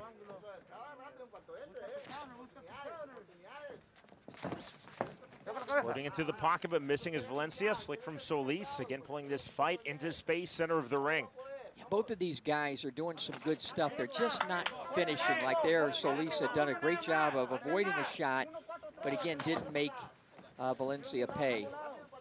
Go back to what the fighters told us, Smitty, yesterday in their respective fighter meetings. Valencia said, I'm going to win by decision. Yes. And Solis talked about getting Valencia out early. You just wonder, is there frustration from Solis? He's not looking frustrated. He's not fighting like a frustrated fighter, but I really thought that he felt that this would be a relatively easy bout. It's playing out clearly exactly the way Valencia thought it would play out. And also, you know what's funny? And that I have this fight ebb and flow and pretty much even. And what did I say about Valencia leading up to this? What does he have? 6 draws. 6 draws. It's because, like, he gets in there, and again, he doesn't have the big power to finish anything, but he figures you out, and he just makes it interesting. It's kind of an annoying fighter. There was a good left hand from Eddie Valencia on the inside. Through a visible facial reaction from Alonso Solis. See, Solis back to the jab. This posturing right now is what Solis needs to do. He needs to stand on the outside. Forget about fighting like Mayweather. Fighting like Larry Holmes. Use the left jab to set up the right hand. And try to keep it at distance, because clearly, to me, Valencia is the better on the inside. There was a big right hand, but the counter right hand right back from Eddie Valencia. Flurry to the inside. You see the sudden head movement from Solis, turning up the pressure here. 1 minute remaining, round number 7. Valencia with the left hook, partially blocked. Solis doing now what he did very effectively in rounds 1 and 2, and that's cutting off the ring. Solis said, I think Valencia is going to try to throw a lot off of his back foot. What Valencia's done, though, Smitty, is explode from the outside into the pocket and then right back out. Double jab from Solis. I think Solis is the more winded of these two. He's hanging in there and fighting through his fatigue, but he's winded. Not a lot of starch I haven't seen on his punches in this round. He's landing some, but there just doesn't seem to be much on him like we saw earlier. Step in right hand from Solis after he took the left hook from Valencia. There's the rear right uppercut from that stance, wide open from Valencia. Valencia, his chest open, his shoulders open, trying to throw a bit harder. Final seconds, round number 7. Now it's Eddie Valencia coming forward. The feint from Solis as we move to the 8th and final round. This is a really good fight. A reminder, up next, it is our main event of the evening. Roy Jones Jr. Boxing live on UFC Fight Pass. Set for 8 rounds, 135-pounders, 8-0, 18-year-old Luis Torres versus 9-1, 23-year-old Orlando Zepeda. Look at some of the action in that last round. See Valencia. Again, nothing, he hasn't landed anything really hard, anything telling, but he's kind of annoying. There he is, missing with a shot, landing a shot. That round was really close. I gave that round to Solis.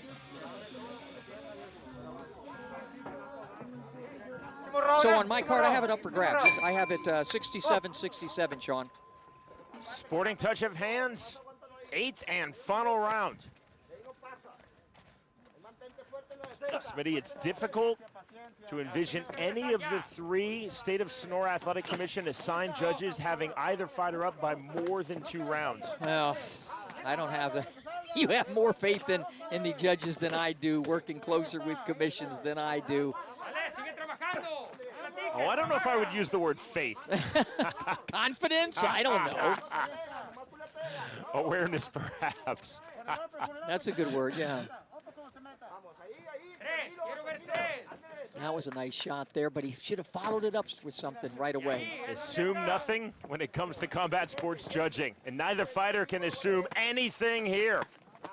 Yeah, this is one of those where we're going to use one of those old phrases, which fighter wants it the most? Slight swelling under the right eye of Solis. Snap jab from Solis. Valencia continuing to move laterally, stepping in again with the left hand. Sometimes, Sean, both fighters want it equally. So what could we be possibly looking at? Draw number 6? It would be number seven for Valencia. That's all I spoke about in the beginning was his draws, and we'll see.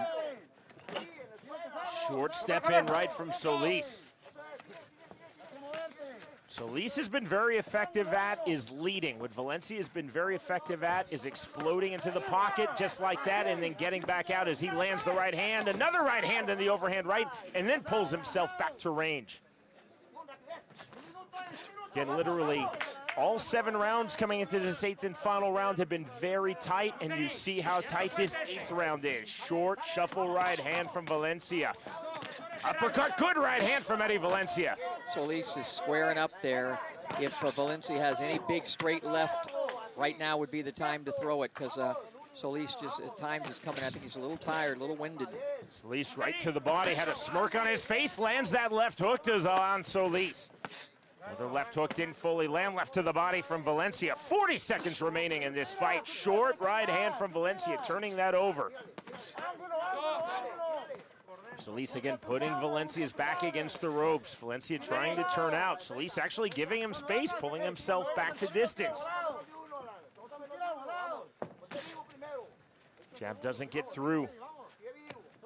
Both fighters looking for one more significant flurry in this fight. Now 15 seconds remaining. Snap jab from Solis. Right hand from Valencia. Solis just nodded at Valencia, trying to get him to step in. Points to his chin, the bell, the end of a really entertaining fight.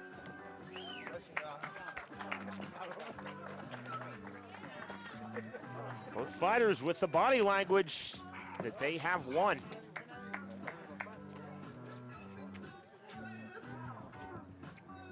Well, I don't know if I set myself up for it or not, or if I had it in my head, since I spent about 10 minutes talking about Valencia and what he does and all these draws. Guess what? I have the fight. Even. 77-77. Even. And so, therefore, to me, this one really is a flip of the coin. I can make a case for Valencia right away, but I just think at times it appeared as though Solis was the more aggressive, and that seems to be the thing that judges worldwide go by, the guy coming forward. So let's see if they nod towards that. Valencia, unmarked pretty much, did what he said he would do. Like that, wanting to be on the inside there, he catches and shoots. 3 or 4 shots. Solis giving back, landing some shots. I mean, it's really difficult to choose from this action. That was really tight, back and forth. Both guys landed some decent shots and showed some good defense. Valencia probably did more of what he wanted to do. I have it a draw. Let's see what the judges have it. Here's Jeff Houston. Ladies and gentlemen, our co-main event has gone the full 8 rounds, and here are the score totals from our judges at ringside. Judge Cota scores the fight 78-74. Judge Aruna scores the fight 79-73. And Judge Drew scores the fight 82-73. For your winner, by unanimous decision, Alan Cachorro Solis. Wow. So, Smitty, what was I saying about difficult to envision the judges having it more than a fighter by 2 rounds going into the 8th and final round? Yeah. Clearly not the case. Again, the 3 State of Sonora Athletic Commission assigned judges Reviewing with Jeff Houston, Jess read in the ring, 78-74, 79-73, and 80-73. I might have to have a little talk with these judges because they're a little bit off on that one. In favor of Alan Solis, but Eddie Valencia acquitting himself extremely well. He started slow. Clearly for me, Solis won the first 2 rounds, but then extremely even, and even in those opening 2 rounds, very tight. Yeah, and I think what, again, I figured, remember I said if anything they're going to side with, it would probably be the guy that appears to be the aggressor, but it has to be, sometimes they forget about that key word, and what is that key word? Effective aggressiveness. Now right here, Solis in the beginning of the fight was having his way. He had a really good first round, pretty good second round, but Valencia would find his distance and leverage and work his way on the inside, and then it evened up a lot. I thought that Solis slowed down a lot as the rounds progressed, and Valencia would find his range, but he was, the harder puncher clearly was Solis. This wouldn't be a fight I wouldn't mind seeing a rematch of, but I don't have a problem with Solis winning the fight, but I have a problem with the scorecards. Our co-main event of the evening goes all 8 rounds. Again, Smitty, on your unofficial scorecard, you had it a draw, but all 3 judges see it for Alan Solis. He's now 11-0-1 in his pro boxing career. Hard fought, though, from both men.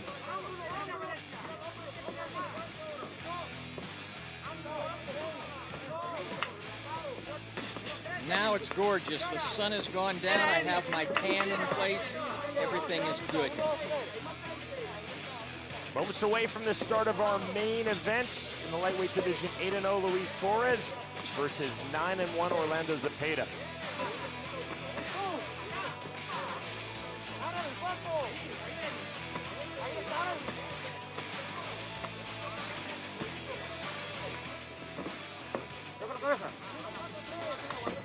In our co-main event of the evening, the winner by way of unanimous decision, Alan Solis defeats Eddie Valencia.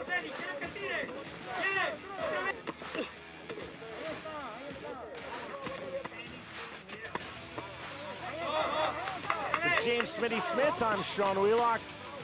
Stunning, picturesque setting tonight on the beach. The Gulf of Cortez, just behind the ring. We're in San Carlos, Mexico. We're in a Terra Hotel and Spa at this gorgeous facilities event center. Roy Jones Jr. Boxing live tonight from San Carlos, Mexico, worldwide on UFC Fight Pass. We're now joined by Emmanuel Romo. He's the president of De La O Promotions, the co-promoter with RJJ. Thank you so much first for having us here. Just a stunning location, outstanding fights. Could not be a better evening. Yeah. Oh, thank you. Nice to see you, man. Yeah, we were here in August indoors. Yeah, I like it a little bit better outdoors. What is the plan for boxing here in San Carlos coming up over the next 3 or 4 months? I know you have a lot of activity planned. Yeah, we got a scheduled fight for November and December. And actually, we got in November. I predict a war. A super middleweight war between Juan Barajas against Bruno Sandoval for the super middleweight Latin title for the WBC. So that's going to be a war. And in December, the best Mexican welterweight is Santiago Dominguez. He's ranking actually right now in the 11 in the WBC rankings. So he's going to fight in Argentina. Emmanuel, you know this area well. You not only are involved in boxing, but why don't you share with the audience a little bit more about what you do with the community here? You're a guy who has a regular, very, very important job.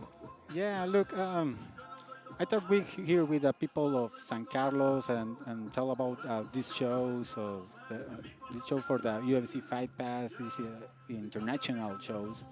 And they are very, very happy to doing this here in this resort. And actually very happy to the people from other countries. They can see here the beach.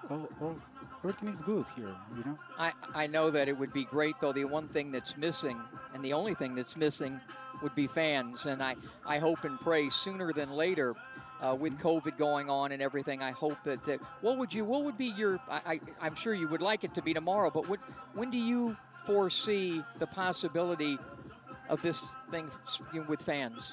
Well, we're working for in November. It's very possible to have a 30% of fans, so that will be great. You know, with the 30% for fans is different, you know, than without any.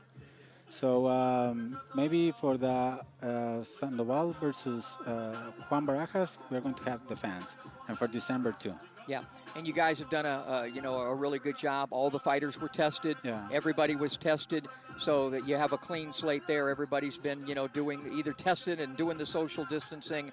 So that's all good too. But that would be the one thing I would love to see. Do you see this being a series that could be something like I grew up with boxing series in one location? Could you see there being 10 fight cards here a year?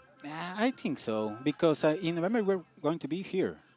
So actually in November we got 2 dates for 19 and 20, and for December 3 dates. So I think so. I think this is going to be our fight camp. Emmanuel Romo, thank you so much. The president of De La O Promotions, our co-promoter tonight, along with Roy Jones Jr. Boxing. Thank you. Yeah, thanks for having us. And it's, again, I love the setting with me being a kid from Miami. I guess I'm not a kid anymore, but a guy from Miami. This is right up my alley. Thanks, right, Emmanuel. Thank you. It is main event time. Roy Jones Jr. Boxing live on UFC Fight Pass. 8 rounds in the lightweight division. Again, about 2 fighters with emerging records. This would be nothing out of the ordinary in MMA, completely out of the ordinary in boxing, except for one promotion, Smitty, and that is RJJ. 8-0, 18-year-old Luis Torres versus 9-1, 23-year-old Orlando Zepeda. The numbers, it is our tale of the tape. It is presented by Fusion CBD Products for fast muscle recovery. Visit FusionCBDProducts.com. And you see the thing that just jumps out at me with Torres. Here it is again, 18 years of age. Zepeda at 23 is the elder statesman. Of course, Torres with a little bit of height and 4 inches of a reach advantage. We'll see whether he can make those advantages be an advantage in the main event. Ladies and gentlemen, now making his way to the ring, Orlando Zepeda.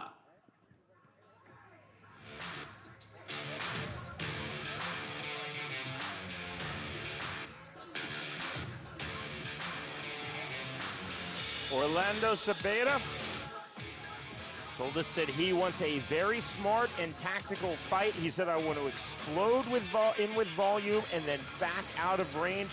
Zepeda told us in our fighter meeting yesterday, I respect the punching power of Luis Torres, but I am the faster fighter. I'm the more effective counterpuncher. Zepeda comes in here off a split decision victory.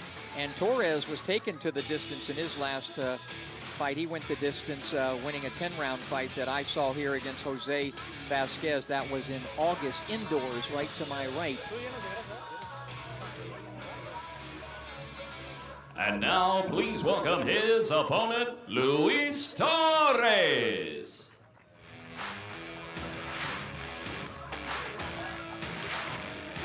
This is the 9th pro boxing bout of his career for Luis Torres at age 18. Somewhere Reggie Strickland is saying, man, you fight a lot. 9 people got that reference, Smitty, but I did it for you. And Chris Lytle. Luis Torres, 4 knockouts coming in the opening 2 rounds. He told us he wants to control the distance. That is key. Fight in the mid-range.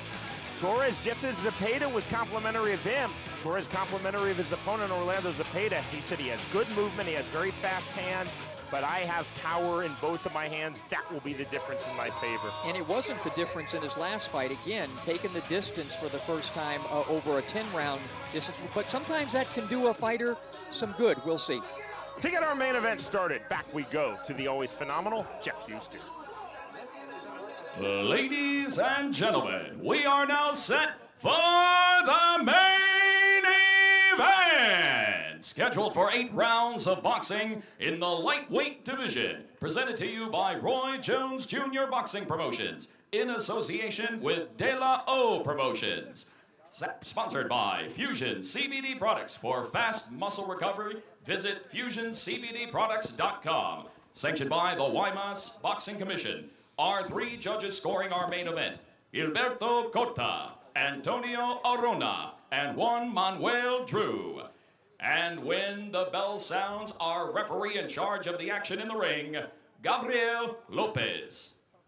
And now, ladies and gentlemen, from the picture-perfect beach community of San Carlos, Sonora, Mexico, in the shadow of the Marina Terra Hotel, ladies and gentlemen, damas y caballeros, everybody, go loco!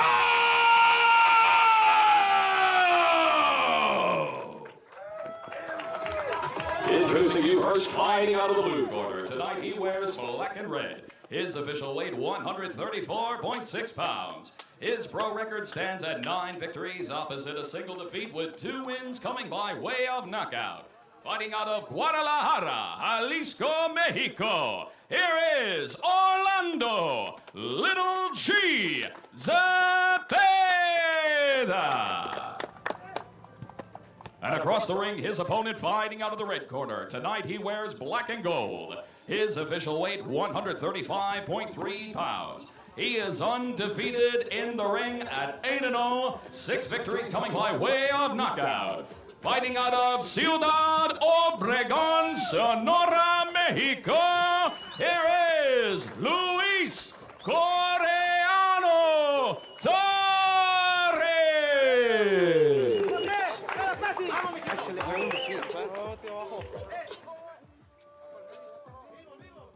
Quiero una pelea limpia, no quiero golpes bajos ni atrás en la nuca. Si uno de los dos cae, el otro se retira de la esquina neutra para comenzar a contar. Choque, guantes, suerte y que gane el mejor. Truly a pivotal fight in the rapidly emerging careers of both men, Luis Torres and Orlando Zepeda. Torres said, Zepeda is the best opponent of my career. Zepeda said, I'm going to find out if he's the best opponent of my career. Round number 1. Tonight's fight clock is presented by Marina Terra Hotel and Spa in beautiful San Carlos, Mexico. Pair of southpaws. Black and gold trunks for Luis Torres. Black and red trunks for Orlando Zepeda. Nothing on that jab. A tentative jab from the southpaw stance from Zepeda. To the body. Right to the head goes Torres on the level change from his opponent, Orlando Zepeda. Step in with the left hand. Torres showing the power again that has produced 6 knockout victories and 8 overall fights, again entering at a perfect 8-0.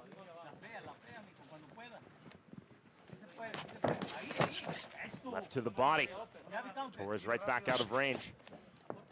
Yeah, both guys have on those rival gloves, and they're kind of like Cleto Reyes. They're kind of like they're puncher's gloves. And there's a nice, that was a really nice straight left by Torres.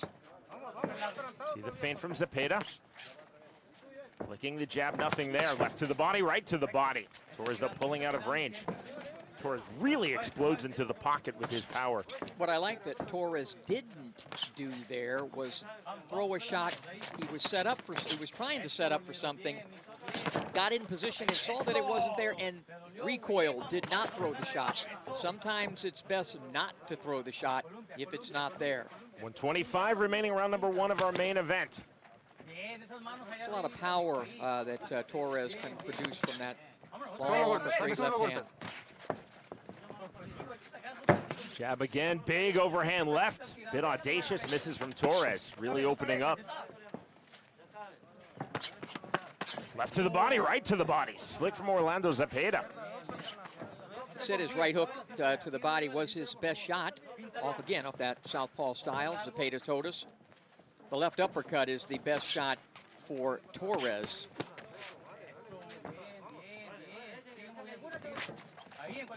Off the snap jab, uppercut can't find a home from Torres. Torres with the hook to the body. Didn't quite land. That one did, so did the left hook to the body from Orlando Zepeda. Now 30 seconds remaining, round number 1. Power on that left cross from Torres. Torres definitely throwing bigger here in round number 1, Smitty. Zepeda only a pair of knockouts in those 9 victories. Clearly on paper and with the eye test thus far, Torres the harder puncher of the two. So main event of the evening in the lightweight division, scheduled for 8 rounds. A-side versus A-side. Luis Torres versus Orlando Zepeda. We will head to round 2. And Smitty, both fighters coming in, seeing themselves as the A-side, seeing themselves as the favorite. Yeah, Zepeda was very confident. You know, he mentioned to me and was talking about the level of opposition. Now, Zepeda's opponents, 23 wins, 21 losses, 5 draws, compared to Torres' opponent, 72 wins, 88 losses, and 4 draws. Action in round 1, counter shot by Torres. Zepeda ducks under a shot, gets in, whips a hook. That one a little bit low, right to the, I like it though, right to the belt line there and on the hips, which will slow a fighter down. Good body work there by Zepeda. Reminder coming up tonight, following RJJ Boxing, live right here on UFC Fight Pass from this very ring here in San Carlos, Mexico. Icon 2, it's Pro MMA, and it will feature the Pro Mixed Martial Arts debut of Frank Mir's daughter, Bellamir, as she faces Danielle Wynn, live right here on UFC Fight Pass. Round number 2 of our main event.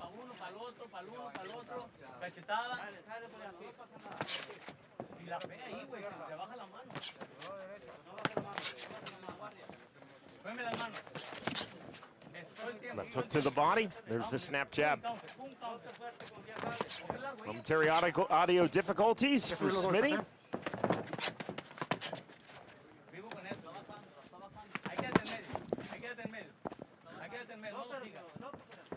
Well, you know about father sons in boxing. You mentioned the Mir and his daughter. I can't even imagine my daughter having to fight, Meg Puff having to fight. I can't even imagine that. We're used to seeing fathers in the corner in boxing. It's almost omnipresent. Not so much in MMA. Audio difficulties have been solved. Smitty, you're back with us. Back to the center of the ring go Torres and Zepeda. 1:45 remaining, round number 2. You know, we always talk about an orthodox facing a southpaw. I wonder how many times these guys as southpaws have faced another southpaw, because they're just looking at each other. There was about 10 seconds there where nothing happened. They just postured looking at each other. Quick separation from referee Gabriel Lopez. Lopez telling both fighters, break when I say break. Or something pretty close to that.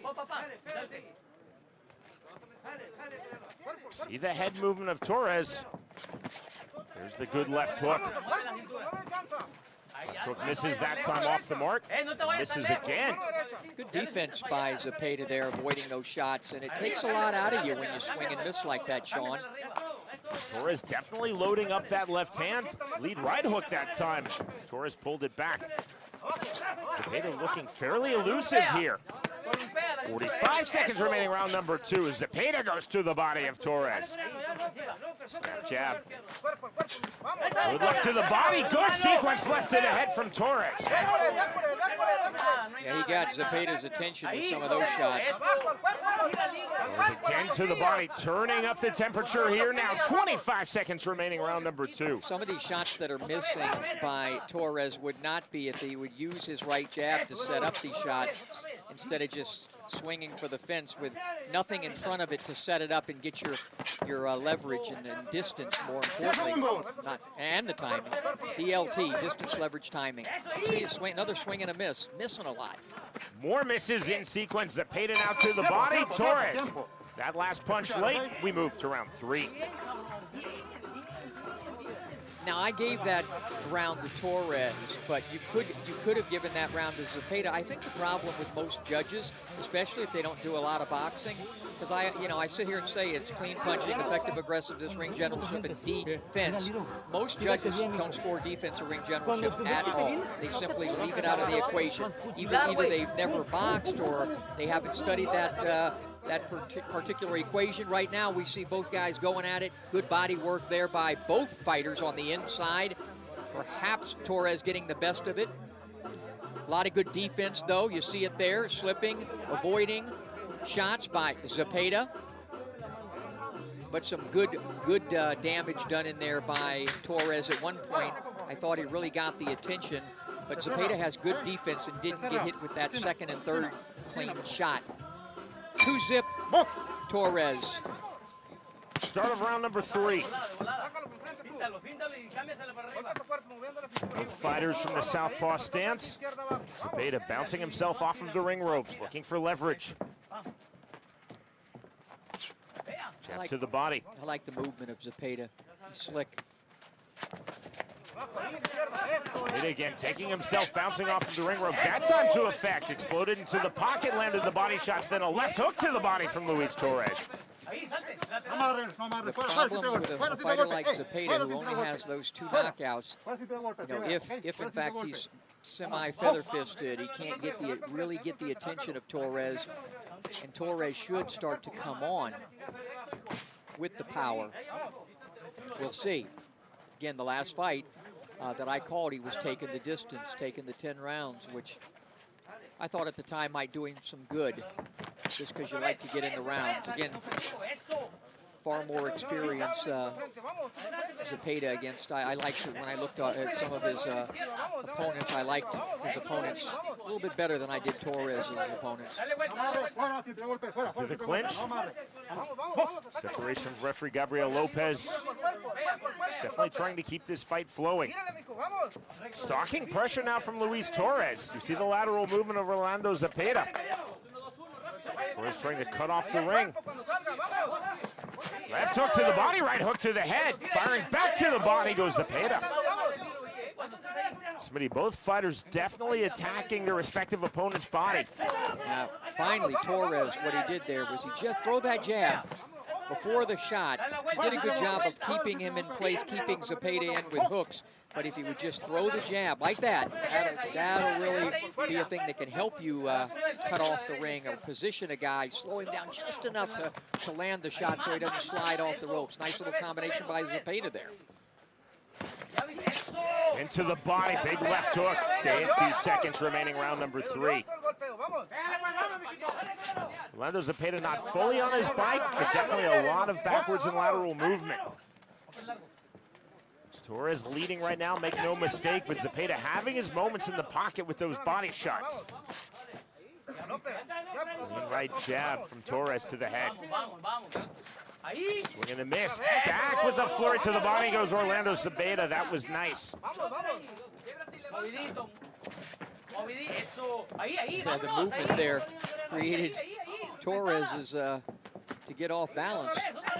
There's good body work, good combination by Zepeda. Torres now finds his back against the ropes once more. Zepeda looking to step in aggressively. Back to the body, he goes.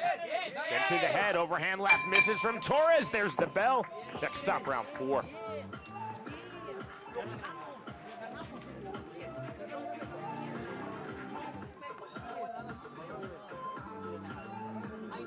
These are some very competitive rounds, picking up right where we left off in the last fight. Roy Jones Jr. Boxing will be back here in San Carlos, Mexico, November 19th, live on UFC Fight Pass.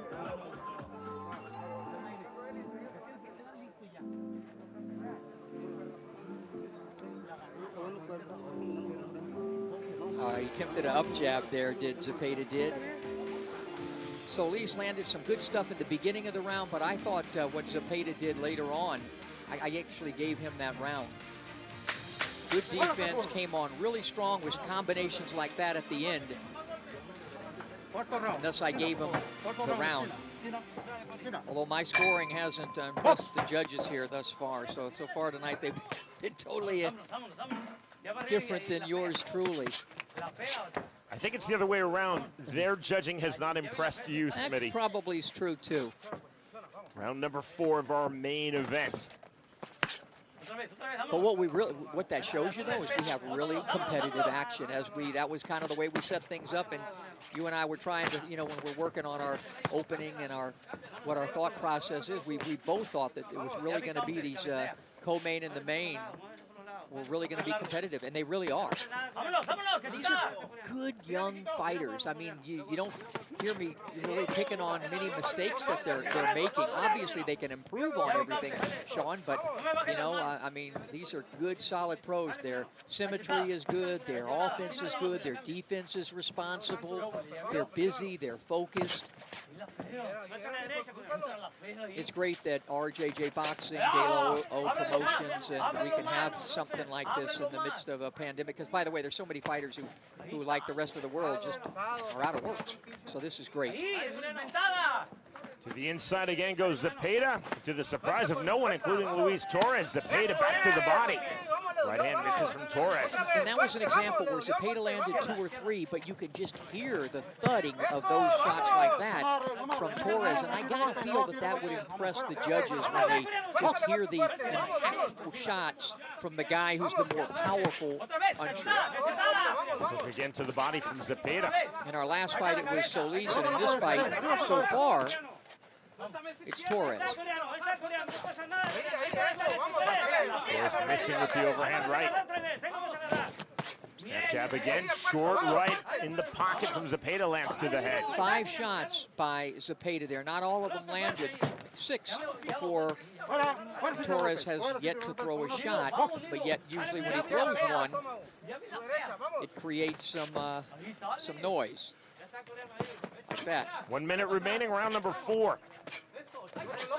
Short left in the right hand. There's the rear right uppercut. Turns into a front uppercut from Torres, resetting his feet back to his favorite southpaw stance, his natural southpaw stance.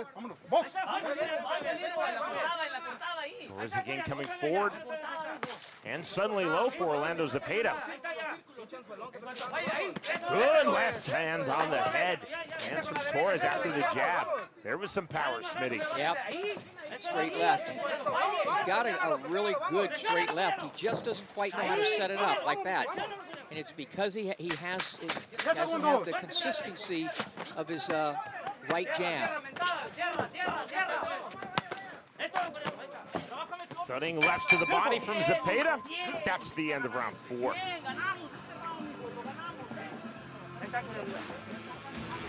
Gorgeous look at the Sea of Cortez, also known as the Gulf of California, just behind our ring. That is beautiful, isn't it? I couldn't see my monitor until the sun went down, and now I can. This is gorgeous. Did Chris do that on purpose? Did he put me to where I purposely couldn't see my monitor the whole time, or what? Chris Gazzetta, our producer-director, doing his usual spectacular job for Roy Jones Jr. Boxing live on UFC Fight Pass. You know what he did? I told him I wanted to work on my tan, so he did just that. He got the sun right on Smitty for the first half of this star. That's okay, though. I need a little tan. The temperature just over 90 degrees Fahrenheit when we began. It's hot and humid, very pleasant right now. Across the halfway line of our main event, there was the bell, round number 5. Rapid fire start to this 5th round from Luis Torres.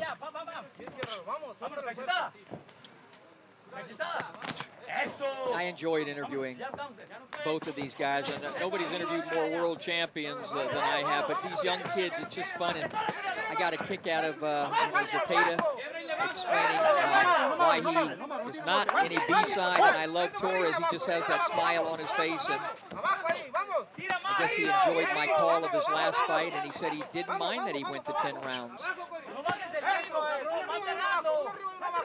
May do him some good here because Valencia doesn't, Zepeda rather doesn't look like he's going anywhere, does he? Orlando Zepeda making this a very competitive fight.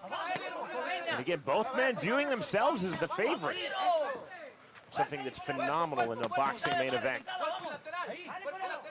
Remember the former Hall of Fame baseball player, Orlando Cepeda. I think that was spelled with a C, though. Cepeda.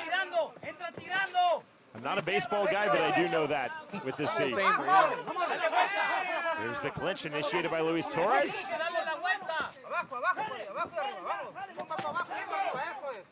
Torres coming in. He's the guy coming forward most, and that, I think, is what really the judges like here. Oh, nice That's shot a there. good left hand and the left uppercut from Torres. And that, he told us, is his favorite shot, the left uppercut. This is a strong round 5 for Torres. He's definitely throwing with more power than we've seen from him since the opening round. And accuracy. Not missing as much. Missed one there, but he's missed so many shots earlier. Now he's finally starting to find the range. There's another decent shot. Missed that one, came back and landed that one. See the level change, the head movement from Cepeda. Good sequence, but a cuffing left hook to end that sequence. Right to the body from Torres. 1 minute now remaining, round number 5.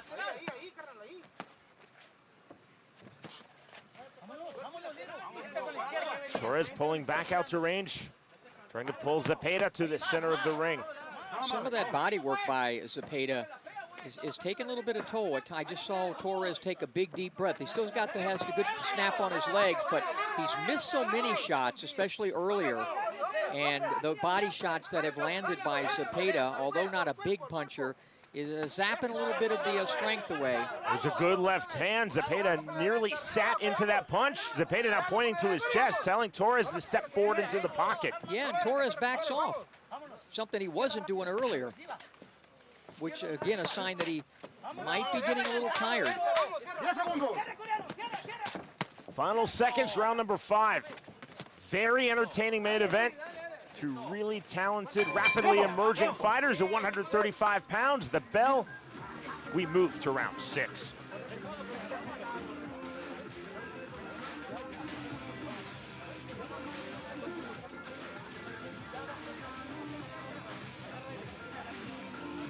Nosotros, el amor no quiere nada. Está bien. Todo está bien, Corona. Échale agua a los huevos. ¿Está bueno? Pásame la... ¿Está bueno?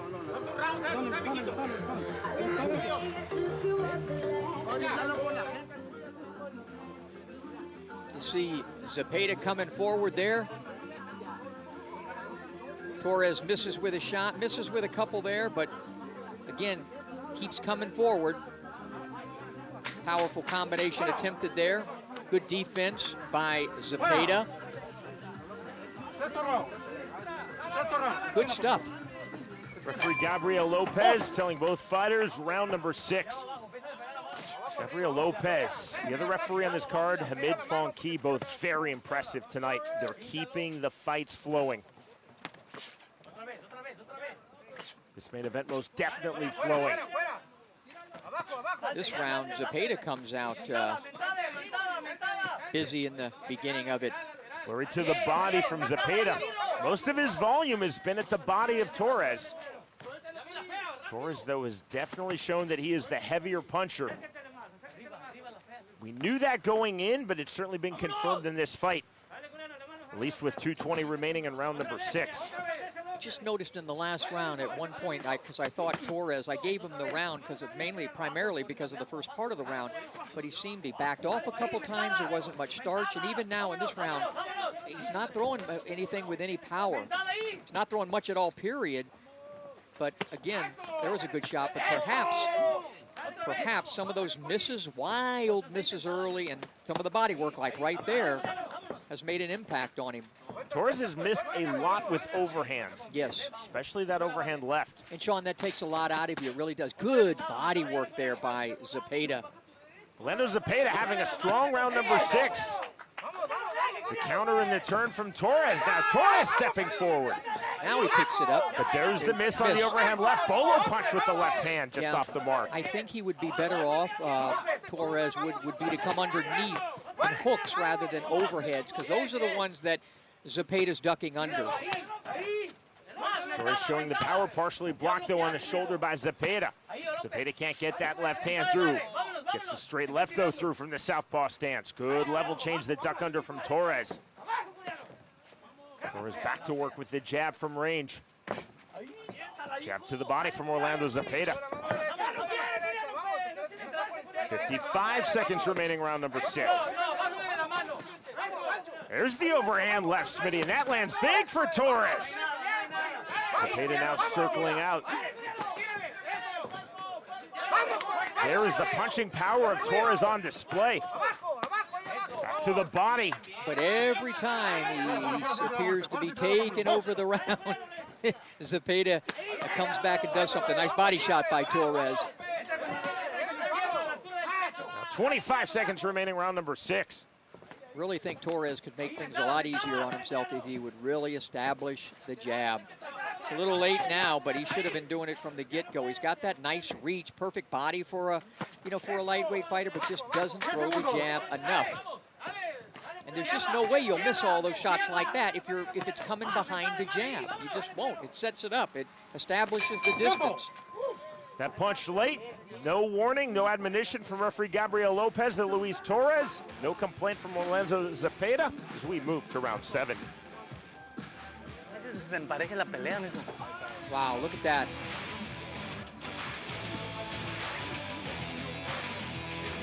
Absolutely stunning here. Marina Terra Hotel and Spa. We're at the Marina Terra Event Center on the beach, as you see, in San Carlos, Sonora, Mexico. That's a great shot. Makes me want some of that Fusion CBD water, Great shot.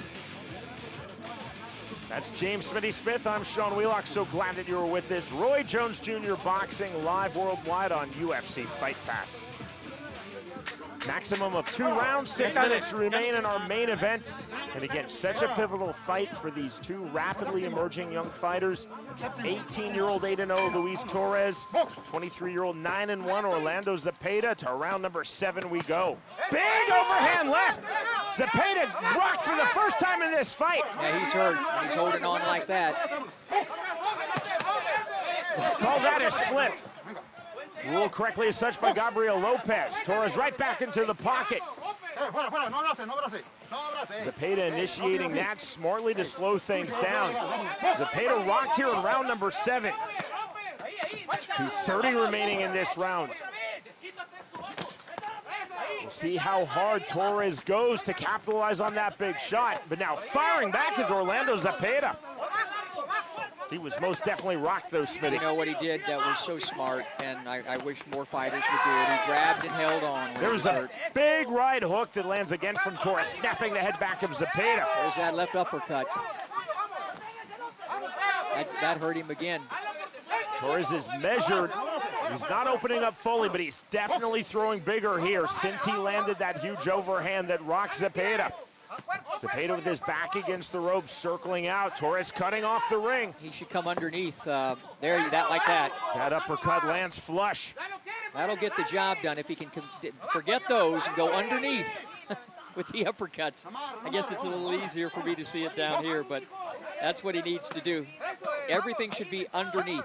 This is the most dominant round in either direction of the fight. Zepeda continues to throw back. Lands an uppercut, then a short left hand.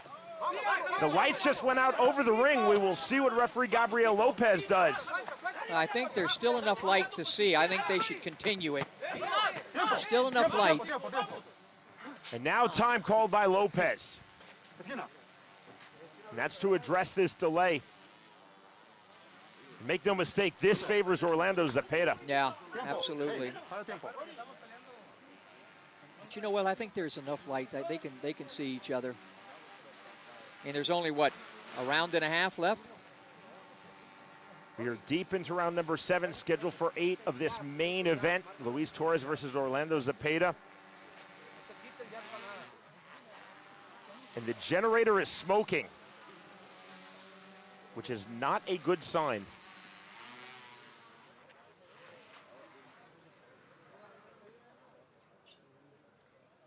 Well, I say fight on. There's enough light to get the rest of this done. If the fighters can see each other, I think they could fight on. It's a round and a half, that's all. But it's up to the fighters. That's who I'd leave it up to, and the referee, of course. So, Smitty, if referee Gabriel Lopez were to end this fight and the lights cannot come back on, we've completed 4 rounds. Again, we're using the WBC Championship rules. Right. You go to the technical decision, including the 3 judges assigned by the Sonora Athletic Commission would score this partial round number 7. Right.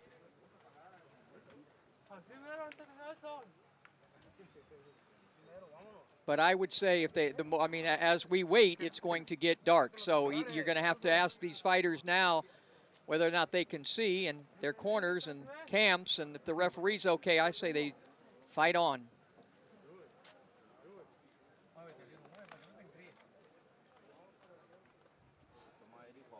So both fighters, as you see,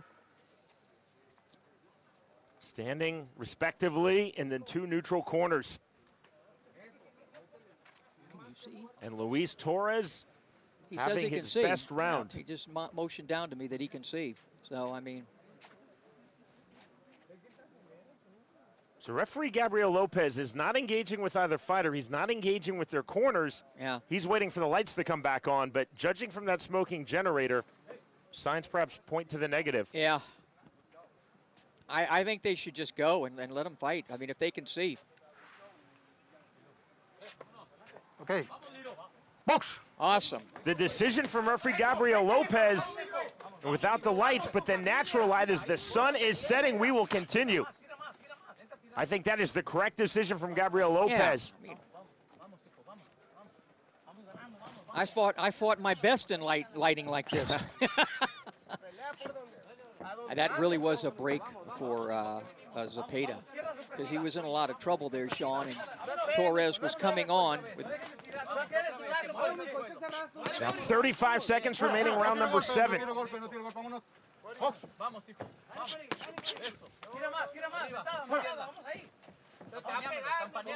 Forward pressure again from Luis Torres. Nice combination there by Torres. Didn't land as solid, but he had something on it. Again, the beginning of this round, Zepeda was in a lot of trouble. Held on and fought himself back into the round, but a really good round. Good right hand. Zepeda to the body. Big right hand just before the bell. A left to follow. That was late, and we will move to the 8th and final round. Well, let's hope we stay on the air. One more round.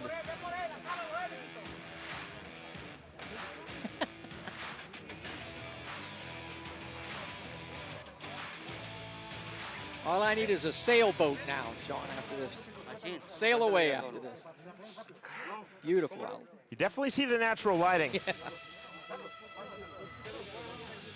It is 7 minutes past 6 local time here in Mexico. We're in U.S. Canadian Pacific time for those of you watching in the U.S. and Canada as a reference. I have Torres ahead by 3 going into this final round.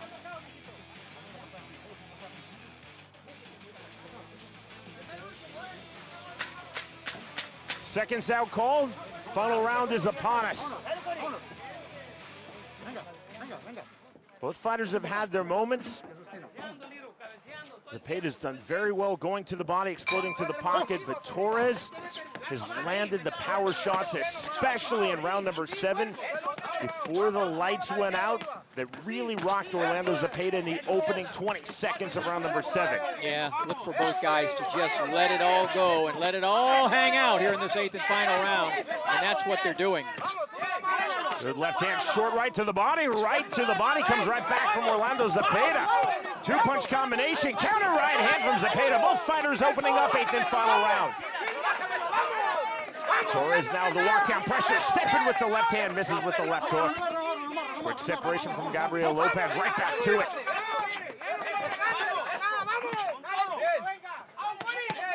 More body work from Zepeda. The lights have gone out. Now Smitty's microphone has gone out, but we fight on. Swing and a miss from Orlando Zepeda. Swing and a miss from Torres. 1:55 remaining, 8th and final round.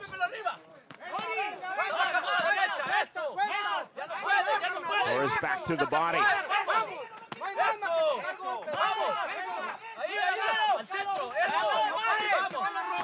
To the pocket, good right hand on the hook from Torres. More big shots. Zepeda looking to counter off the ropes. Back to the body he goes. 90 seconds remaining, 8th and final round. All right, I'm back, Sean. The lights are still out, but happily your microphone is back on, Smitty. It's a good thing this fight is not scheduled for 12 rounds. I'm not sure we can complete 12 with the natural light. We're definitely going to complete 8, assuming it goes the distance. Big left hand.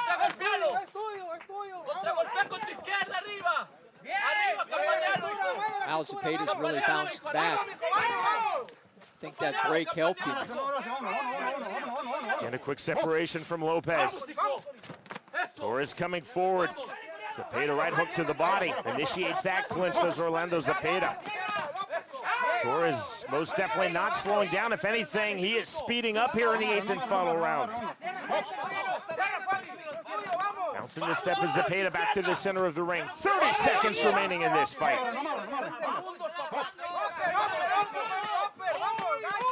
5-punch combination from Torres. Torres had a big 7th round, having a big 8th round here. Overhand left to the body, right hook. Straight 1-2, good right hand from Zepeda, continues to throw. Torres leaping into the pocket, Zepeda back to the body. The bell, the end of our main event. High quality from both Luis Torres and Orlando Zepeda.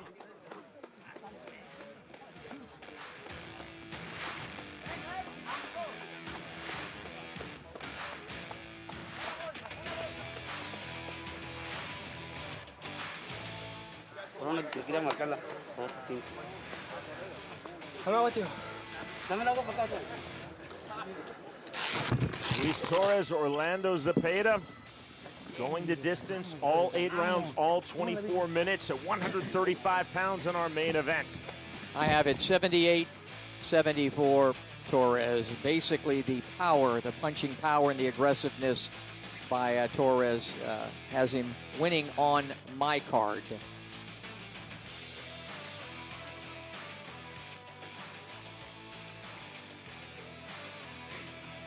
No.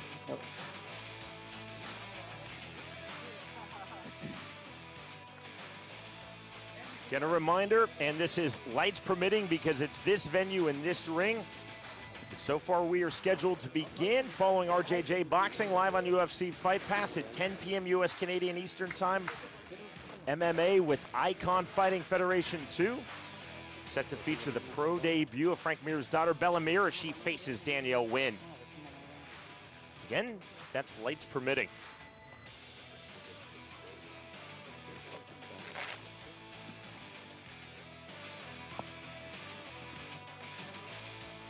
I've been at numerous fights where the lighting grid has gone out. I've never been at one where the lights have not come back on, but the smoking generator, not an outstanding sign. Those final 2 rounds, Torres really came on. Power punching, landed some good uppercuts. Zepeda hung in there, holding on, and the lights going out really helped him when he was in trouble in that 7th round. Another good 8th round for Torres. Cemented it, but I have him up by like 4 points. So the lights that you're seeing now, that's actually one of our television lights that we use for our on-camera segment. That's not the ring lights, but at least giving some light here. Still awaiting the tallying of the 3 State of Sonora Athletic Commission judges' scorecards.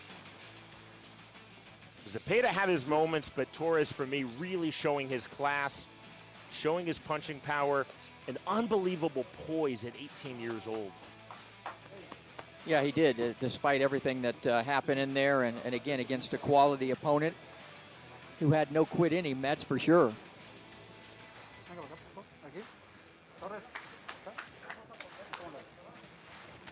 We send it to Jeff Houston.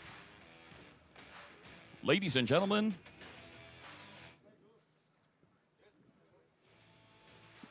Ladies and gentlemen, after completing the scheduled 8 rounds, here are the score totals from our judges at ringside.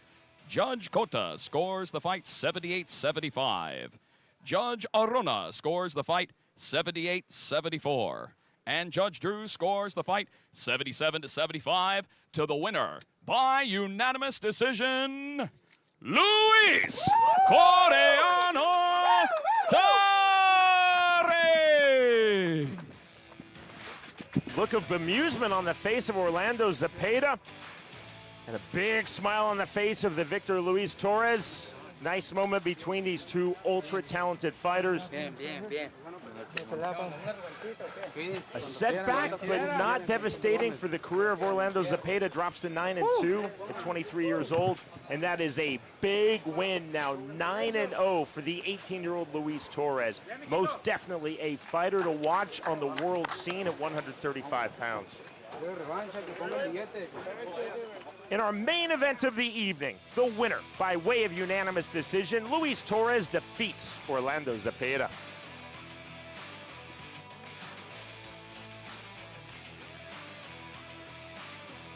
Smitty, a really entertaining main event.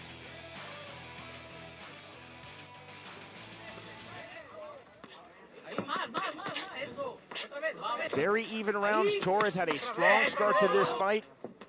Yeah, you see the nice body work there. I think the difference in the fight was what we said. The punching power of Torres was the difference in the fight. Zepeda was competitive the entire way, the entire fight. He made it a good fight. Close rounds, good rounds, but Torres, the power at the end of the day, that's what made the difference. You know, that just like we advertised that co-main event with Solis and Valencia, just like this with Torres and Zepeda, Solis and Torres both got it done, but boy, that was very competitive, and that's what you want. So it certainly made for good television, despite the lights going out in San Carlos for a bit. These fighters, you mentioned the fact that, I mean, Torres is a guy who's 18 years of age, so you're right. There's that beautiful shot of his, that left uppercut. That's his best punch. Snapping the head back of Zepeda. Good action, back and forth, but at the end of the day, it's Luis Torres going to 9-0 with 6 KOs.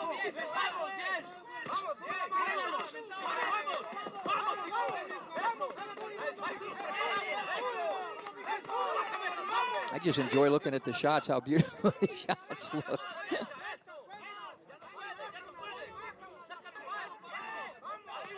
Again, the lights going out, still not back on. In round number 7, we had the delay, and the fight continued and ultimately finished all 8 rounds with the natural light. For the latter part of round number 7 and the entirety of round number 8, the big smile from the winner in our main event, Luis Torres. UFC Fight Pass is the exclusive home for Roy Jones Jr. Boxing. We are back with you live on November 19th from here in stunning San Carlos, Mexico. A reminder that lighting permitted, up next on UFC Fight Pass, Icon number 2. For Keith Veltri, James Smitty Smith, Jeff Houston, our entire crew, I'm Sean Wheelock. Thanks for watching RJJ Boxing on UFC Fight Pass.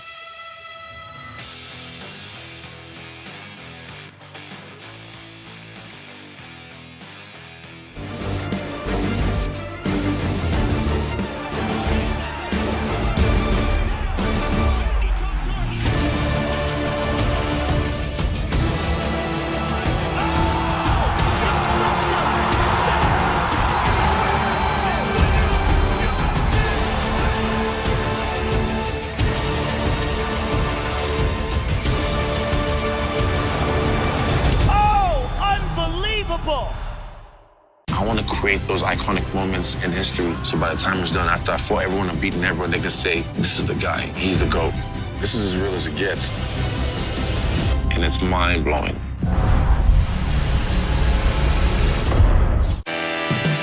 Getting in a fight in the hospital is just nuts. I think Nick's missing some screws, man. Something's wrong with that guy. You know, I'm not playing games, I'm not acting out here. This is as real as it gets. Kevin was 9 years old. He said, Mom, I'm going to be famous one day. He was like an overnight sensation. He did tell me he going to be famous one day. And that's what he did. Knockouts Only brings you the best KO action from over 20,000 fights available on UFC Fight Pass. Each episode brings you a collection of classic KOs from across the combat sports world. Knockouts Only, available now on UFC Fight Pass.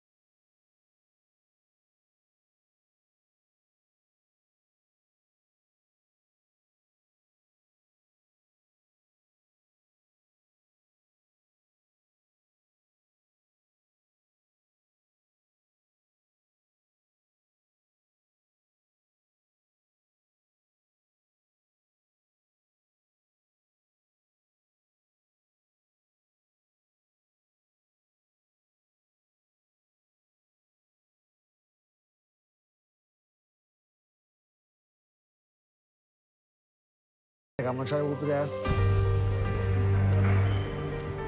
You know, there's a lot of people telling him that he's the best in the world. I don't allow anybody to tell me that. Mindset is everything, right? Your mindset is everything. Rather than be in these if statements, yeah, if, you're gonna start talking in I can do this, I will do this. Beautiful, Justin. Accepting the past and preparing for the future. If we watch the history with all athletes, like boxing, American football, or basketball, soccer, like everywhere, everybody who ever lose little bit discipline, they go down. They fall down, and what I built the last 12 years in MMA, I can't lose. Everything is on the line for the best at 155 pounds.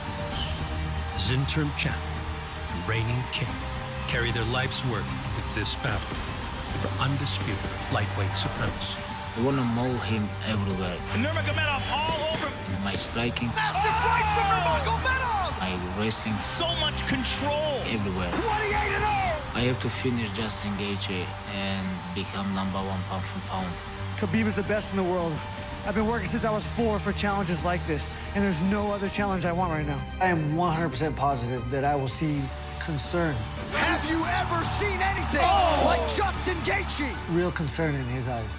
Buckle your seatbelts, ladies and gentlemen. Someone's got to go. The Shark is in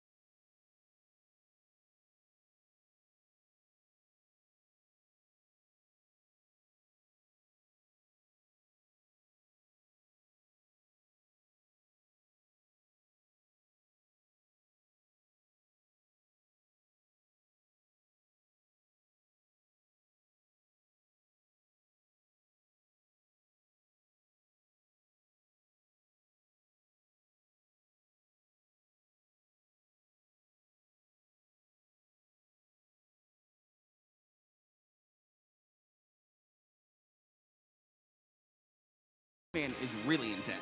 Well, I spoke to him yesterday, and he seemed a bit offended by this fight. So he said, listen, I'm coming to do my thing. I'm going to make a name for myself. Watch out. A self-proclaimed spoiler, he hopes to spoil the night of Alejandro Flores here in San Carlos. That's not all you should keep your eye on tonight. In our co-main event, bantamweights will take the ring when we see Bella Mir, the daughter of former UFC heavyweight champion Frank Mir, makes her highly anticipated mixed martial arts debut, and we will bring in the former UFC heavyweight champ Frank Mir now to the Icon booth. Frank, when we look at your daughter Bella Mir, the surname sticks out. You're a former UFC champ. She hopes to follow in your footsteps tonight. How are you feeling? You know what? It's very twofold. You know, I'm anxiously nervous as far as anticipatory as a coach and as her mentor and teacher. I'm very excited for and happy. As her father, inside, I'm dying. I'm dreading it. You know what I mean? Like, that's still my baby girl, still my daughter out there, you know, performing and going out there in front of people with the pressure of the world really watching her. I haven't seen or heard of a pro debut like this before as far as the attention she's received. So you said that she inspires you in your training. What does that look like, being at home with her, knowing she's going into a fight, and you're still currently trying to compete yourself? Well, I mean, what we did was we changed her schooling around. She does an online academy now, and we just spend the whole day together. She gets up in the morning. We don't train hard till 11:30 at Syndicate with John Wood, and before that, she does her classwork. You know, she gets up early, and we go do that. Afterwards, protein shake, a drink. We're to the gym lifting weights, and then we go home. We take a nap, eat lunch, you know, in the evening, and then we go back, and then it's just her and I. We have a lot of personal time. We'll sometimes bring in, you know, Don McGregor, her wrestling coach, will be there going over wrestling with her. We go down to Zenith with Drysdale. We're working jiu-jitsu and training as far as skills training. And any day, and this is the part that inspires me, is, you know, when I'm feeling, you know, my 41 years and 20 years as a professional, and I'm like, maybe today I'm not going to get in bed, you know. There's Bella like, well, I'll just go by myself and just train. I'm like, that's all right. Let me get my bag. I'm up. You know, I'm going. Well, we will see her debut tonight. Frank, we'll let you get to work. Thank you very much. Appreciate it. There he is, Frank Mir, in the corner of his daughter, Bella, here tonight. For more information on tonight's card, let's welcome in the third member of our broadcast team. He is our regulatory analyst. It is Sean Wheelock. Sean, why don't you tell everyone what you're going to be doing here tonight in San Carlos? TJ, thank you very much. Tonight I will be keeping an unofficial round-by-round scorecard, as well as breaking down the actions and decisions of the referees and judges. Now, these bouts are under the auspices of the Sonora State Athletic Commission, who use the current ABC's Unified Rules of MMA with one notable exception. This Sonora Commission defines a grounded fighter as 3 points of contact. So what that means is that even if a fighter places their pinky on the canvas, they are considered grounded, thus making all kicks and knees to the head illegal. TJ? Sean, we appreciate it. We will check in with you throughout the night. We kick things off, though, in the flyweight division. For more information on that and our official introductions, here is Jeff Houston. Ladies and gentlemen, please welcome to the ring, Eric Olea.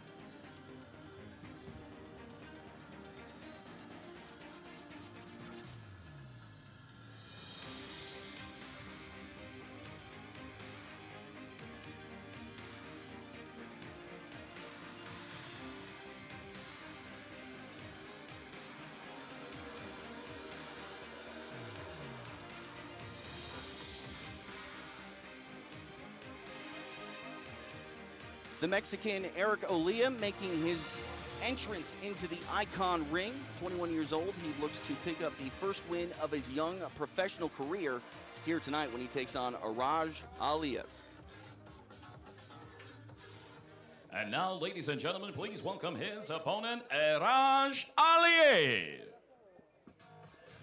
Fighting out of Houston, Texas, the 23-year-old Tajikistani fighter Araj Aliyev actually had some changes in his travel, Dean. We weren't able to actually speak with him, but he's here tonight on weight, undefeated as an amateur. Looks to be a Brazilian Jiu-Jitsu blue belt, and tonight he wants to show the world that he is ready to turn pro. Yeah, sometimes it can be difficult having all these unexpected things happen on your way here, but that actually kind of can ease you down, ease your nerves a little bit, knowing, all right, you know what, I've been through the worst part. Now I just got to go fight and have fun. Now he's taking on a Mexican tonight south of the border. And, you know, you said it. Sometimes you get some distractions and it takes your mind off the fight at hand. It's 2020. You have to expect the unexpected at this point. And tonight, Araj Aliyev will make his professional debut. You know, I mentioned that amateur experience. He's going to try to call upon that. You know, nowadays we have a lot more amateur backgrounds with fighters than we did, you know, when you were coming up. When you entered the octagon and fought pretty much for the first time as a pro, it was just that. You were a pro fighter. Yeah, I mean, that's the way it was, because there was not a lot of, it was barely any amateur organizations back then. But now, like, you can get experience, and it's so good for the fighters to get that experience as an amateur. Flyweights ready to go inside the Icon ring for our official introductions. Here's Jeff Houston. Hello, hello, hello, San Carlos! Good evening, ladies and gentlemen, and welcome to History in the Making here in the beautiful beach community of San Carlos, Sonora, Mexico. We are live worldwide and seaside. For the new name in mixed martial arts, welcome to Icon Fighting Federation. In association tonight with De La O Promotions, we are set for the first fight of the night, scheduled for 3 5-minute rounds in the Icon Flyweight division, presented to you by Fusion CBD. Introducing to you first, fighting out of the blue corner, he is a striker. He stands 5 feet 6 inches tall. His official weight, 125 pounds. Tonight, he makes his professional debut. Fighting out of Guaymas, Sonora, Mexico, here is Eric Rima Olea. And across the ring, his opponent fighting out of the red corner. He is an MMA practitioner. He stands 5 feet 11 inches tall. His official weight, 126 pounds. Tonight, he also makes his professional debut. Fighting out of Houston, Texas, here is Araj Aliyev. And our referee in charge of the action, Servando Licano. Servando Licando getting our assignment here, our opening bout of the evening flyweights inside the Icon ring. It is Araj Aliyev and Eric Olea. Stop, please. When I say break, break, please. Cuando yo diga deténganse, se detienen. Cuando diga sepárense, se separan. ¿Sí? Take care all time. Cuídense todo el tiempo, por favor. Follow my rules and cross the glove. Good luck.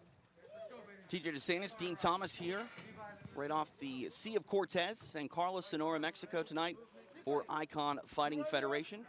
Araj Aliyev and Eric Olea. Olea, following in the footsteps of his brother Jorge. We'll see him later tonight.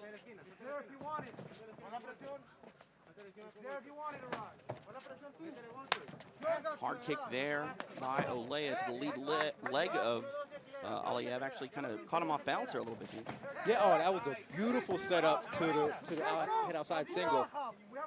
Was able to get this takedown. Got a knee shield here for Olea. Trying to pass that guard here early. Yeah, that takedown was lightning fast. I didn't see that coming, and he set that up beautifully with his striking attacks. Like, he set up like a striker. As soon as he got the opportunity, he changed levels and went to the head outside single. Olea was able to get his guard wrapped up here for a moment, but now it's open.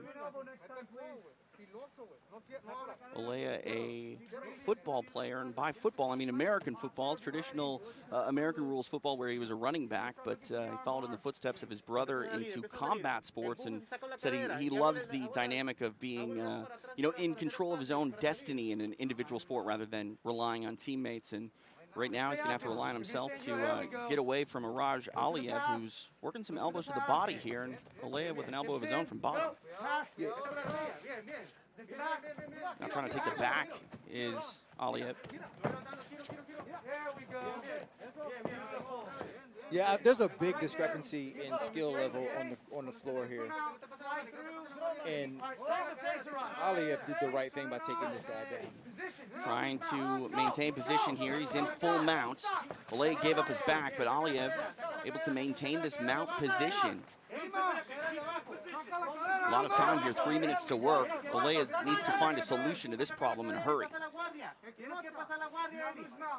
Yeah, he's not in that good of a position. He's done the right thing though. He's trying to keep Aliyev off balance, but you know, he's just, like I said, the skill level is just a little different, and he's not going to be able to create the space he needs to get out, I don't think. They're really trying to induce these scrambles to get back to his feet, but Aliyev having none of it. Now trying to get that rear naked choke grip, but fell off a little bit to the side, Dean. Yeah, he fell off to the side. He's not centered. He needs to try to keep his chest on Aliev's back. Some big shots here. Olea in some trouble. Referee saying he's got to move. Doing just enough to stay in this fight. Now trying to roll into the guard of Aliyev is Olea. Nice bit of heart here on display. Now trying to rain down some offense of his own. Well, what he lacked in ground technique, he's making up for in heart. I mean, that was pure heart, basically, what he did. And now he seems to have some momentum going with him. We'll see if Aliyev can respond here. I mean, it's been one-way traffic for the most part throughout the better part of 3 minutes of this round in this fight. But now Olea trying to make a case for his own round win here. High kick finds a home. Aliyev trying to go back to that takedown. Yeah, Aliyev looked a little bit discouraged. Sticking with that takedown attempt, though. And he gets it, half butterfly. Got to believe it's really important for Aliyev to really slow down the momentum shift here, and he's going to do just that with this position. Yeah, absolutely. I mean, this was the best thing he could have did was got this takedown. When you saw Olea get up and with the confidence that he had, you needed to get him back down on the ground, and Aliyev did that very well. And now he can start to get some of his own confidence going right now. Some nice elbows there, find a home, and again, Aliyev trying to stack Olea with an up kick.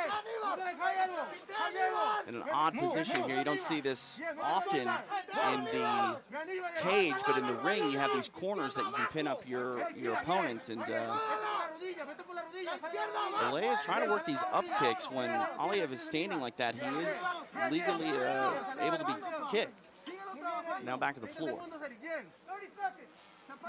Final 30 seconds of this round. Trying to work an elbow off his back there is Olea, but Aliyev coming alive with some strikes of his own. Yeah, Olea doing a good job of keeping himself in this fight.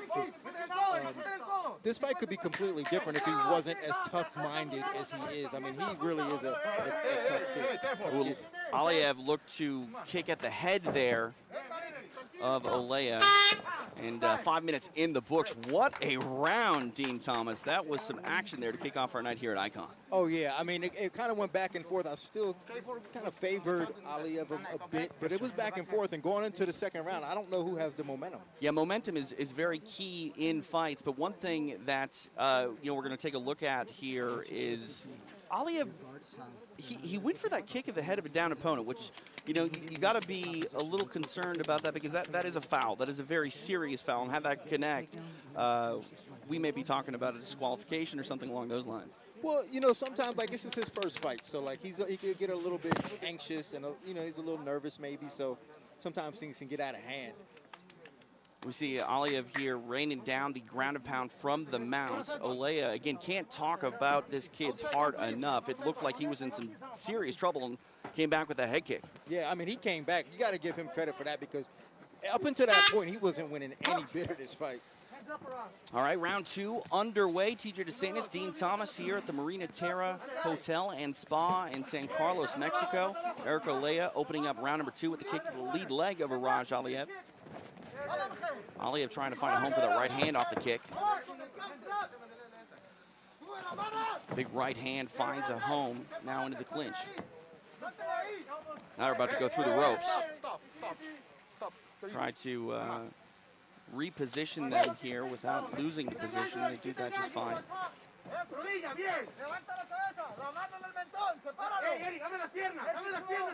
Now trying to take the back is Aliev. Yeah, Aliev has a huge advantage of intention of what he wants to do in this fight, considering that he's the better on the ground and the better wrestler. So he has the options to get these takedowns if he wants. Nice single leg dump there by Aliev now. Gonna watch that triangle attempt possibly by Olea, and he's got it wrapped up. A lot of time to work here for the Mexican to really change the fortune of his night thus far. Dean, that's locked in. It's locked in. He doesn't really have his shoulder covered. He could still finish it, but you see how much shoulder is exposed? He has to kind of get his hips out. Would you like to see him maybe switch to the arm bar here with this position? No, he needs to readjust his legs if he wants to tighten up that triangle. Now trying to get free is Aliev, and he does. Now he's going to try to maybe take the back. Oh, nice elbow there. I mean, you heard that. It sounded like he bit into an apple. Not a lot of power on those strikes, but now going for a guillotine in the scramble is Aliev. See, now I think that was a mistake. That was kind of a sign of desperation, like he wanted to get this fight over with, because he had very good position on Olea, and he should have kept him down. He's now back on top, but I thought that was a mistake to jump the guillotine. It shows he's a bit frustrated. Been a fight full of action as we approach the halfway point here of the round and the fight. Aliev trying to come alive here with some left hands and elbows. Both men making their professional debuts here tonight.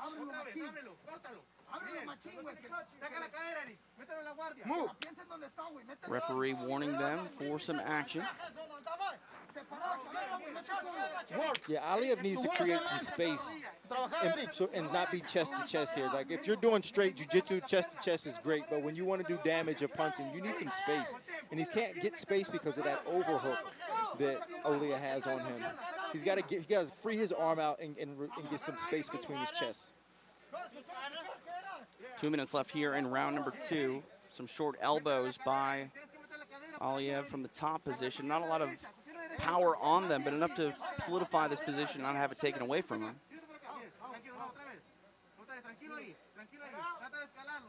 If nothing else, he could catch a breather. Right, and I mean, this has been a fight full of action thus far, and we'll see if Olea is able to induce a scramble like we saw earlier. Well, no need. Referee going to intervene and stand them up. I mean, as you can see who was the first one up, I think this favors Olea heavily, as you can see. Came high with that kick again, but now the plum knees by Aliev. Kick to the body.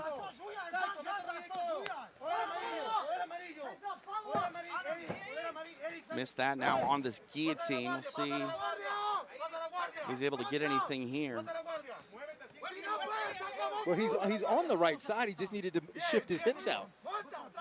I mean, that was a perfect opportunity for him to finish the guillotine. He was on the right side. He just didn't move his hips out enough. On the back now, trying to go for this arm bar is Olea. Is he in business here, dude? He's got it pretty tight. He might finish. Hard to see if the angle is there. Aliev battling If through it. Aliev jumps over, he's going to take away the leverage of it. It looks to be he's got his arm bent now totally, but he had good position on it. I just think that, his technique isn't that refined on the ground yet, but he had good position on that arm bar from the start. Trying to switch to an omoplata here is Olea. Rolling through is Aliev. Final 10 seconds here, round number 2.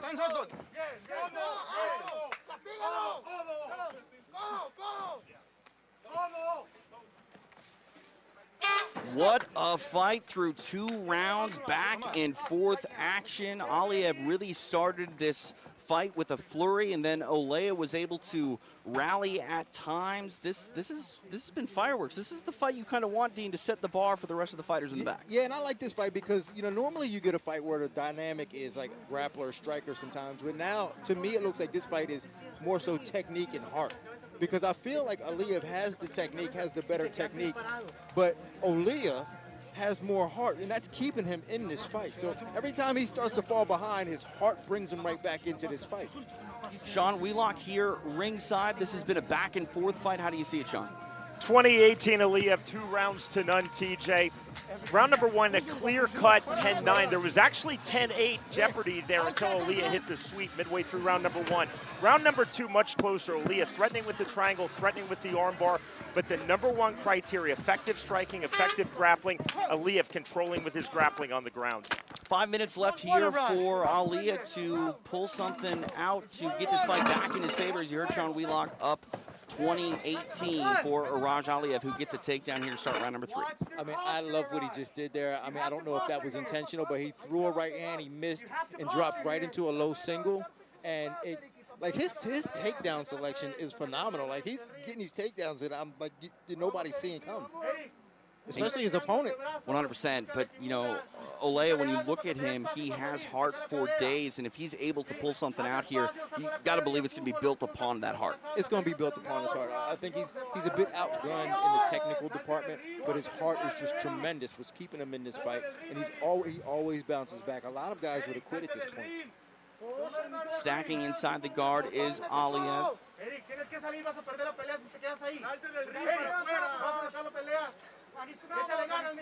Hey, stop, go to the center of the ring. Referee Come on. going to Come on. reposition them in the center. What do you feel In the about same that, Dean? position. Because I understand In the that same there are position. times that the Position. ropes come into play and will affect the posture of a fight, but in the corner, I think you can really utilize that to your advantage sometimes. Yeah, I mean, honestly, I think that favors the bottom. Ready? Because he's not that. He's got options to stand up because there's nothing in the way obstructing him from standing up. So it kind of favored the bottom man in this position. Now that's arm isolated, the left arm of Olea. Trying to take advantage of it was Aliyev, but unable to do so. Aliyev doing a good job of keeping that forward pressure and keeping his head right over top of Olea's, and that's where you do all the damage from, when you can punch straight down by keeping your head right on top of your opponent. 2 minutes down here in round number 3. Iraj Aliyev on top of Eric Olea. Back to that closed guard. We've seen Olea, offensive in the ways of trying to induce scrambles from his back, but not really able to lock up anything of consequence on Aliyev. And Aliyev always trying to get free of that guard, and he's trying to do so again. I'm trying to step over to secure this position. We've seen him in mount multiple times, but Olea's been able to weather the storm. We'll see if he can do so again.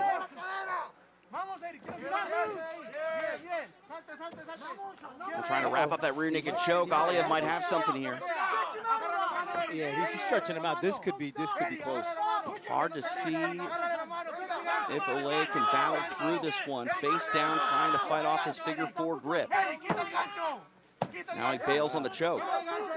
Again, that's pure heart. I mean, we're talking about a guy who's down on the cards, still looking to improve his position in this fight. Now trying to roll in the guard of Aliyev is Olea. We've talked about his heart and his durability thus far. Touch over 90 seconds left for him to pull out something big.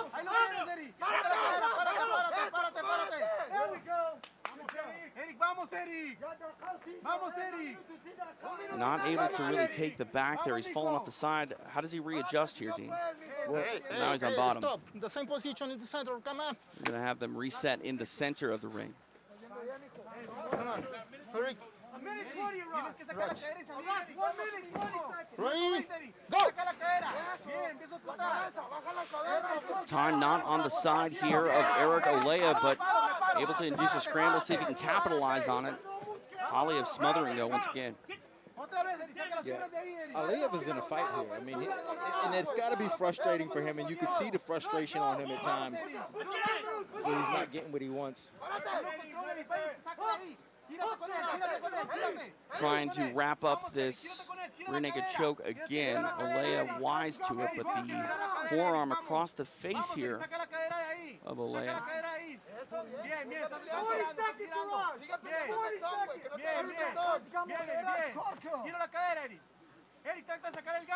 Some hammer fists to the side of the head there of Olea. Yeah, this is going to be tough for Olea to get away from because of that triangle lock he's got around his body. Oh, he's in on this choke again. Short time here, and it doesn't look like it's... Yeah, he bailed on it.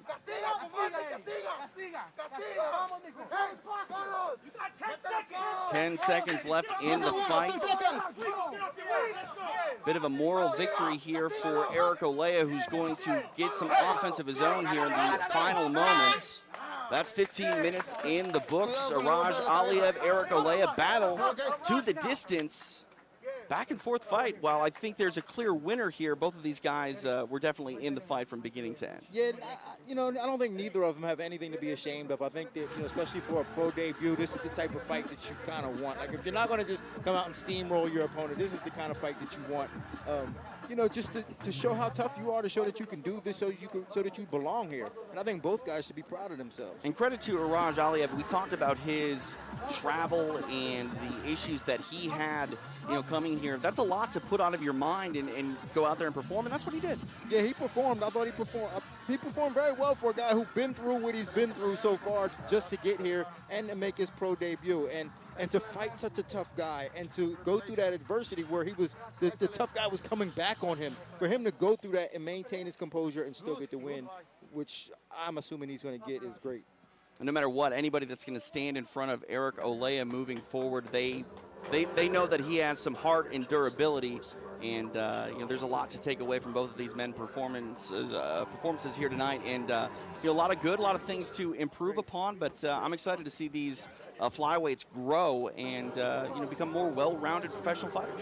Yeah, and I mean, that's what it's all about. It's just experience. And you know, these kids are young, they're up and coming. They got a lot of future ahead of them, and they're just trying to get experience. And I think it's great for them.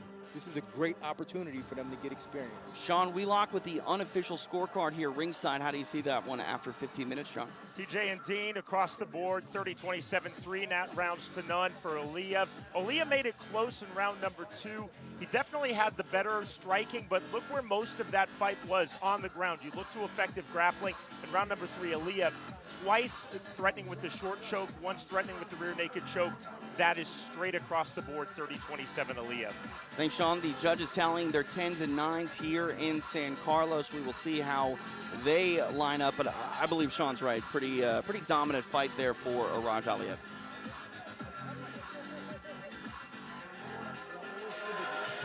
Fusion CBD products are our sponsor here tonight here in San Carlos. For fast muscle recovery, visit FusionCBDProducts.com. All right, the judges have tallied their 10s and 9s to make this one official. Here is Jeff Houston.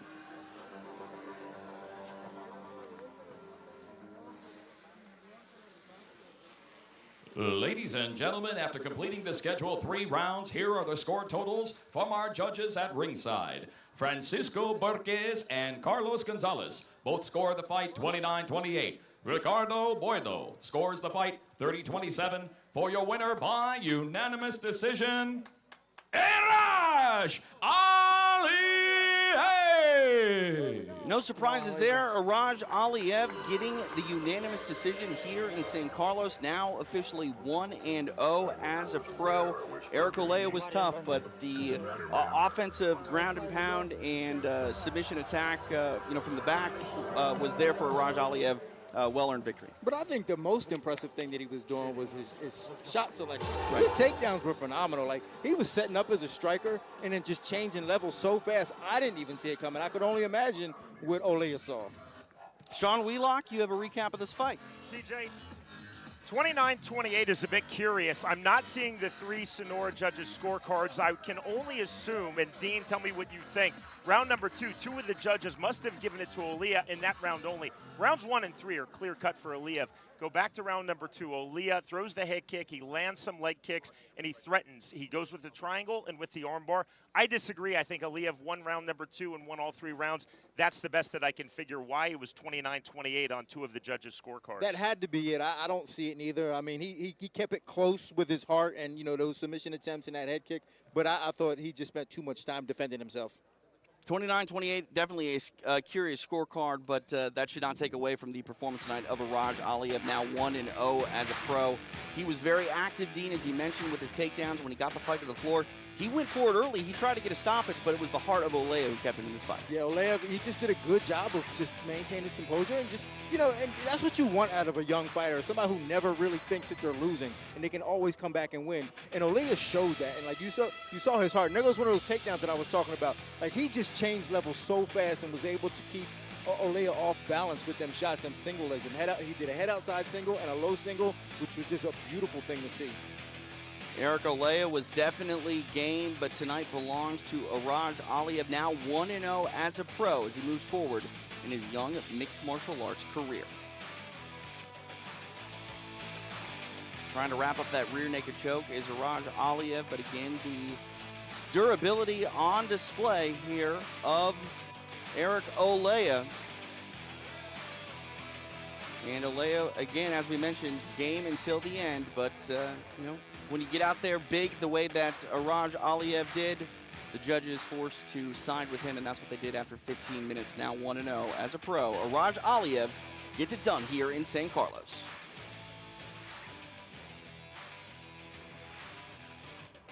Coming up next, lightweights will battle as David Briones takes on Alejandro Corrales. Corrales coming in tonight, 2-1 as a pro, taking on the 3-1 David Briones. Again, this a lightweight contest. Let's take a look at the tail of the tape here in San Carlos. Briones and Corrales is headed your way next here at Icon.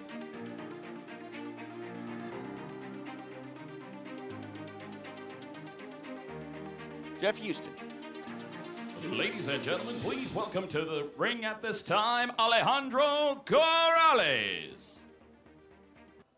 The 24-year-old Alejandro Corrales making the walk tonight, 2-1, coming off the first loss of his career. And while he only has 3 professional fights, Dean, 20 fights as an amateur, 16-4. This kid was a finisher on the amateur circuit with all 16 of his victories coming by way of stoppage. 6 knockouts to 10 submissions, and he loves that Mata Leon, the rear naked choke.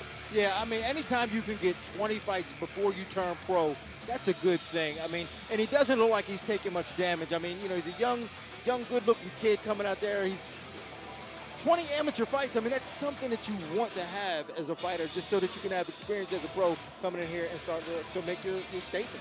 He loves that rear naked choke, as he mentioned. Trained in Tijuana for quite a long time, injured his hand and then moved back to Sonora, and now he's here in Sonora State looking to pick up the 3rd win of his professional career tonight. What's the mindset of a fighter coming off the first loss of their career? The first loss, like, you always want to come back and go, you want to erase it. So, like, the first thing you want to do is just get a win, like, by any means necessary, just to get a win, to get that bad taste of a loss out of your mouth. And I'm sure that's what he's looking to do here. He's going to try to remember what it was like to be a winner when he's an amateur. Alejandro Corrales looking to do work here tonight in Sonora. And now, please welcome his opponent to the ring, David Briones. The 32-year-old David Briones making the walk tonight. He played soccer for 19 years and then decided to go all in on combat sports. He started training mixed martial arts, Brazilian Jiu-Jitsu, and Muay Thai, and decided to really go all in at the same time. We still see fighters that are staggered with their training. They start doing jiu-jitsu or they started wrestling and they try to add everything in.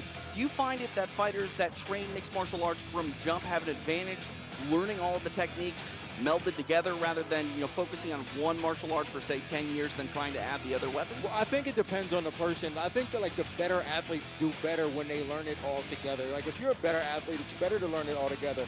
Now, if you're not that great of an athlete, it may be a little bit better to get the techniques separated and compartmentalize it that way. But the better athletes, in which we're seeing now in mixed martial arts, it's better to just learn it all together because you can get confused trying to put it together later.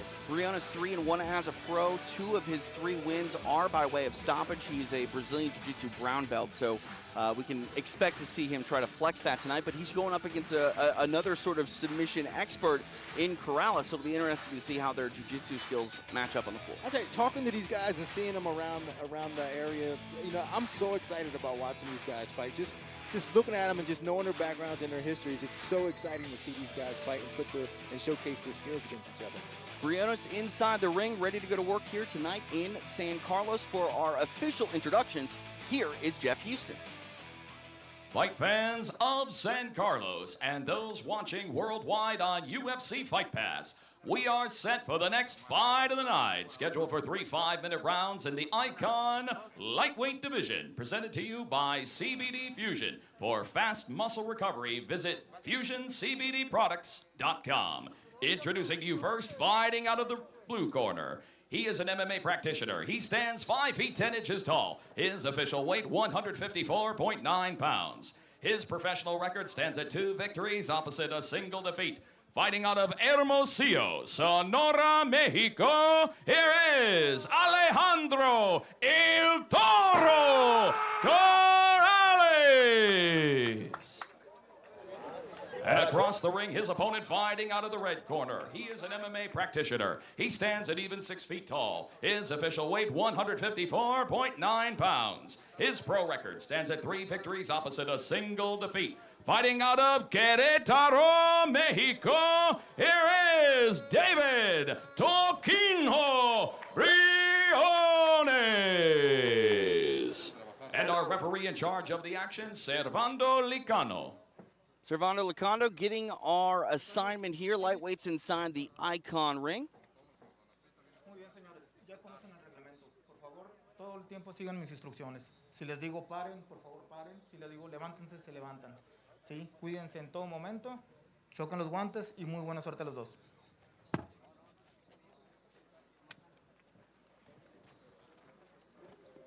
Lightweights ready to go here inside the Icon ring. TJ DeSantis, Dean Thomas. Right outside the Marina Terra Hotel and Spa in San Carlos, Mexico. Touch of gloves, we are underway. Briones in the black with brown, Corrales in the solid black. That kick of the lead leg of Corrales answered by some punches, but that one lands. Corrales reminds me a little bit of Leonard Garcia. He's got a pretty good right hand too. Like that overhand right seems to be finding his home. Briones has to be careful. I think he understood that and said, you know, I got to be careful with this right hand. 100%. He's got that Brazilian Jiu-Jitsu brown belt to lean on. And he goes for that takedown here early, but Corrales trying to fight it off, trying to stay upright, and he does so far. Even though he's upright now, he's got Briones on his back for a brief moment.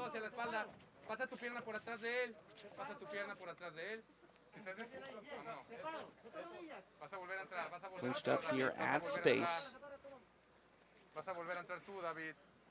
Now double underhooks here for Corrales, but now back at space.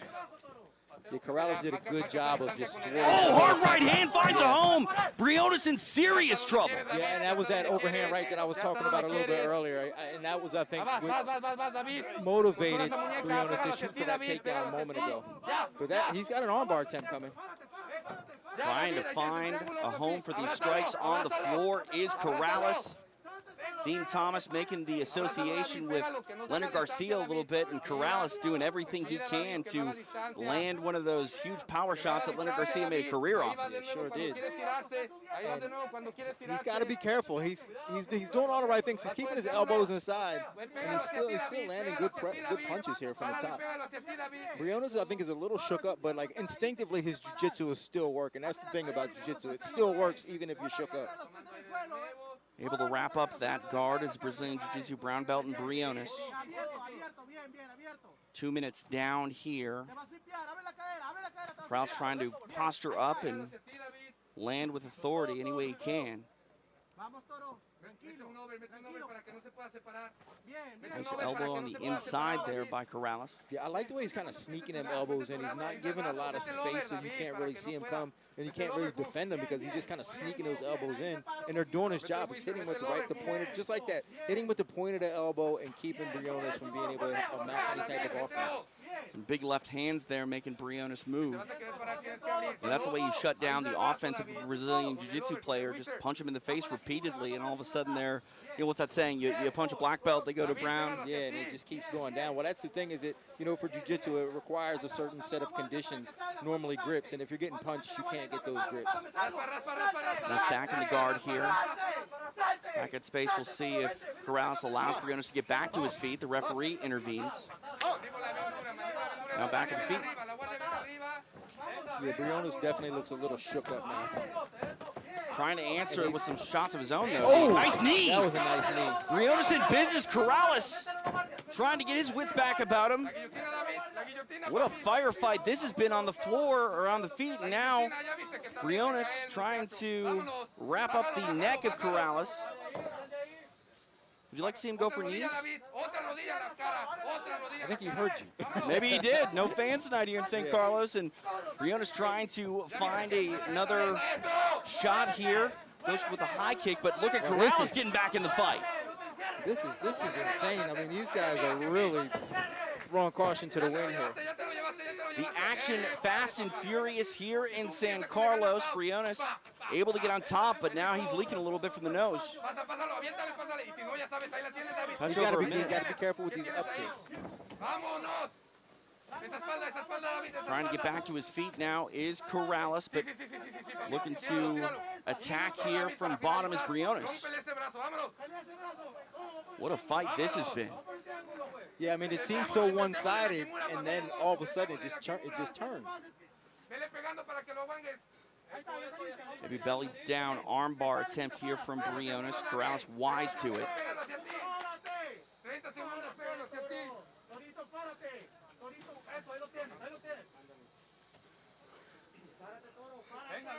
No pueden patearle cara nomás. 20 seconds left here in the round. Yeah, I'm not sure I like what Briones did there. He just kind of sat there and let him hold on to it, but he probably should have stood up and maybe shot another takedown and maybe ended this round on top. Trying to wrap up that triangle, but he misses, does Briones. Dying moments here, round number one. Vamos a trabajar, señores.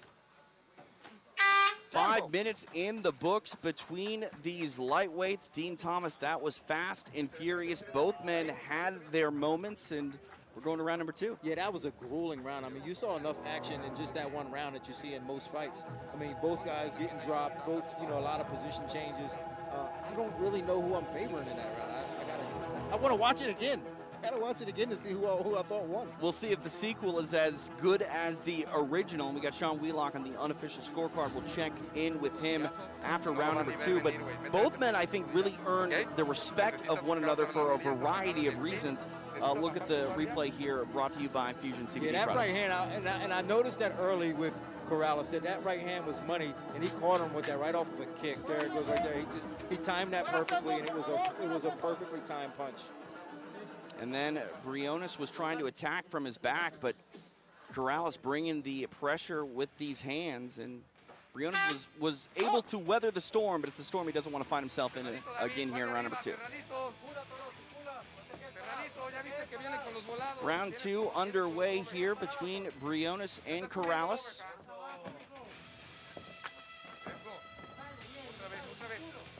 Big right hand there.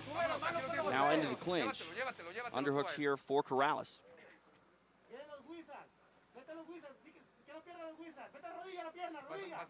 This fight has really been fast and furious at times, and I think both guys want to slow it down a little bit, but not at the risk of throwing their offense. I mean, both these guys, said they were jiu-jitsu players, but they got strikes as well, Dean. Yeah, and so we just almost saw another knee from Briones. Corrales has to be careful ducking his head the way he does. You see how he ducks his head? That was how they got caught with that knee the first time. These guys really going to war here with some looping shots on the feet. Trying to come high with the kick. And I mean, he's hitting Briones with right hands over and over again. I think now Briones has finally adjusted to take it. And probably Corrales has lost a little steam on that right hand now from being tired. But he's still landing that right hand. We saw this position earlier where Briones did utilize some knees, and he throws a left knee there.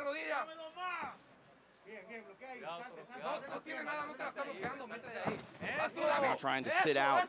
Is Corrales able to get top position here, but got to be wary of that ground attack. Yeah, he's got to be careful here with elbows as well. Like if Briones starts throwing elbows now, it could be really dangerous. See how exposed Corrales is right there? He's got this Kimura grip here in the triangle position, and there's the tap. David Briones victorious. Not a submission you see every day, but it gets the job done here tonight Is Alejandro Corrales forced to tap Dean Thomas. That was sweet. Yeah, that was a beautiful submission. I mean, he locked up the reverse triangle and then attacked the arm. I thought he would go for some elbows at first, but he saw something in that arm and he went for it and got the Kimura. David Briones flexing that Brazilian Jiu-Jitsu brown belt tonight. It was not without some adversity, though. Corrales was definitely in business with his strikes. Nice sign of respect here. These two Mexican warriors came to fight in San Carlos, and while it doesn't go the distance, in a lot of ways, that had everything you want in a fight. Yeah, I mean, that was just action-packed. I mean, both guys came with heart. Both guys had technique. I mean, it was to the point where you didn't know who was going to come out and win. Briones just happened to catch him. He just caught him. 100%. Looking at Briones there, very pleased with his win. He definitely had to fight for it, was hurt badly in round number 1, came back with some strikes of his own, but it was the dynamic submission offensive attack from him on the floor that gets the job done. We'll take a look at the replay. Dean, walk us through. So he sits out here. This was a beautiful sit out from Corrales, and then he gets on top. But he just he stopped here. That was the problem, was he stopped and relaxed here. He needed to pressure and posture up. It allowed Briones to set up this reverse triangle. Then he just left his arm hanging there. And for that one moment, he stopped, he froze, and Briones just took advantage and got the Kimura. Beautiful technique. Not a submission you see every day from that position, but it gets the job done tonight. We see the hand raise here of David Briones. To make it official, here is Jeff Houston.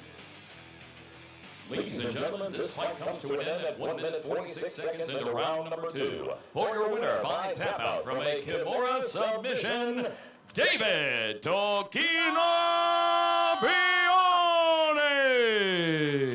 David Briones getting it done tonight. A Kimura from bottom. And I mentioned that not a traditional submission that you see. A lot of times, Dean, that type of submission will actually induce more of a scramble rather than a finish to the fight. But when you've got the attack here by David Briones, it can get the job done.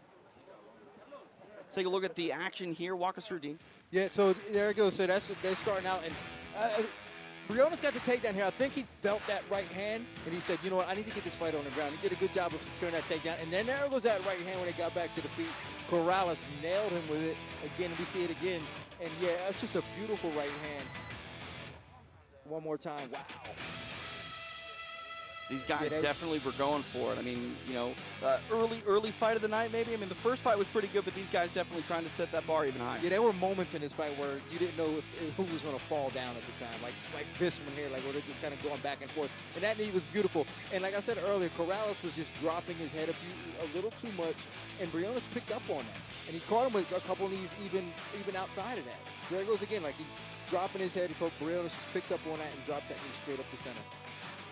Briones able to get the submission victory tonight, the 3rd submission win of his career, the 4th win overall, and nicely done by the Brazilian Jiu-Jitsu brown belt, the Kimura, getting it done here in round number 2.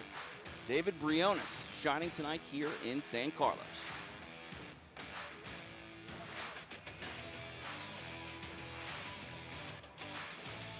Angling off to the side once again, just beautiful stuff here, Dave. Yeah, it is, and the good thing about these type of submissions is he has a double attack, because if he got out of the Kimura, he's still in the triangle. So Briones did a good job of putting himself in a checkmate position where no matter which way Corrales turned, he was going to get submitted. Toquino, David Briones getting it done here tonight in San Carlos. Coming up next, a catchweight contest. We'll see Pedro Rodriguez take the ring for the first time in his professional career. He takes on Jorge Olea. Olea's brother Eric competed earlier tonight, but now it is his turn as he hunts for the 3rd win of his mixed martial arts career. He takes on the tough Arizonan in Pedro Rodriguez. That is headed your way next here in San Carlos. Let's take a look at the tail of the tape for this catchweight affair. The 24-year-old Olea, 1 year the elder of Rodriguez. Rodriguez stands 1 inch taller. We mentioned the catch weight, both on weight, 174.7. It is Olea that will have a 1 inch reach advantage. Here's Jeff Houston. Ladies and gentlemen, please welcome to the ring, Jorge Olea. Jorge Olea making the walk tonight. We already saw his brother, Dean. Is that going to play in his head at all, that his brother already went out there and fought? And, you know, he saw his brother take the L. He's got to try to use that as motivation. Yeah, I think he's going to use that as motivation. Sometimes it does, you know, and that's one thing that as coaches we talk about a lot in the back is that, you know, when there's an energy in the locker room when a guy loses, and hopefully it doesn't affect the next fighter coming up. So, I mean, it kind of depends on their personalities and the style of fighters that they are. But something tells me that he's going to use that as motivation in order to bring some heat in this fight. He's got a lot of motivation at home. His 1-month-old daughter, Alyssa, just being born. He talked a lot about that and wants to be, you know, motivated by his young daughter. And, I mean, your kids. We already talked to Frank Mir earlier tonight. Nothing motivates you more than your children. Yeah, your kids. And anybody who has a kid, like, that happens to you. Like, you just say, you know what, I have something stronger to fight for than just my desire to fight. Like, I'm fighting for my child now. He looks as relaxed as you could be. He looks happy to be here. And that's the one thing you want in a fighter, is them to want to be here and not get out so fast. And he looks like he's ready. Jorge Olea looking to do work here tonight in San Carlos. And now please welcome his opponent, Pedro Rodriguez.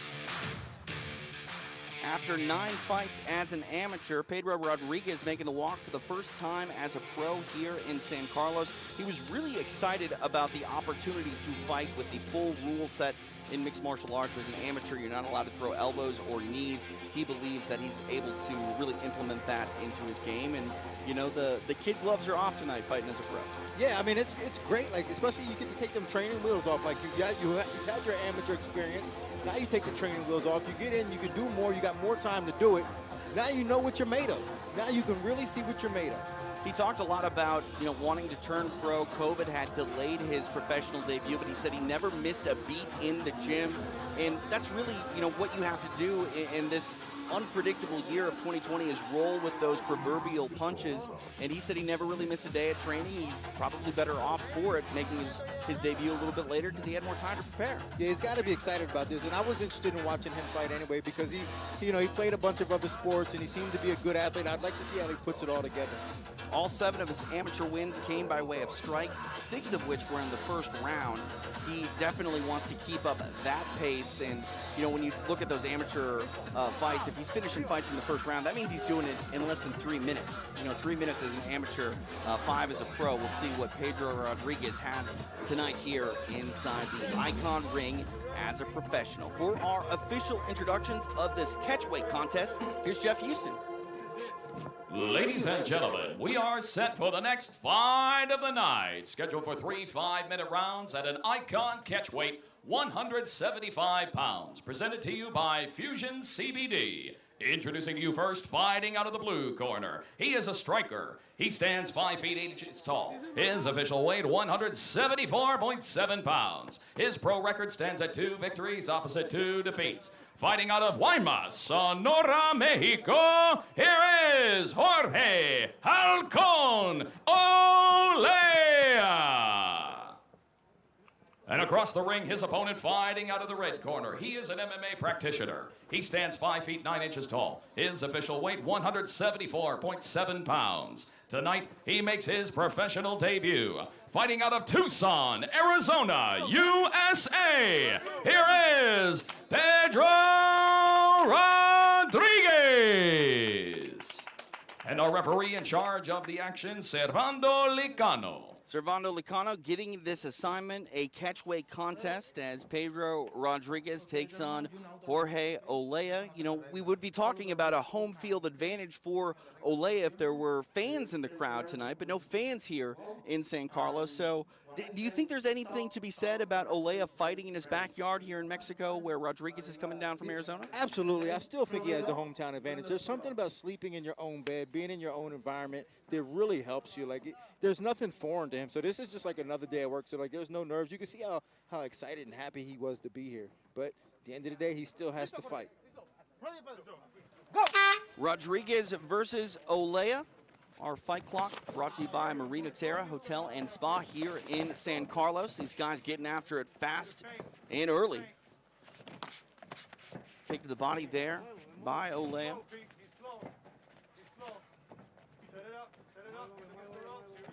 Rodriguez throwing a Right hand to the body. Catches the kick of Olea and plants him on the floor. Now in half.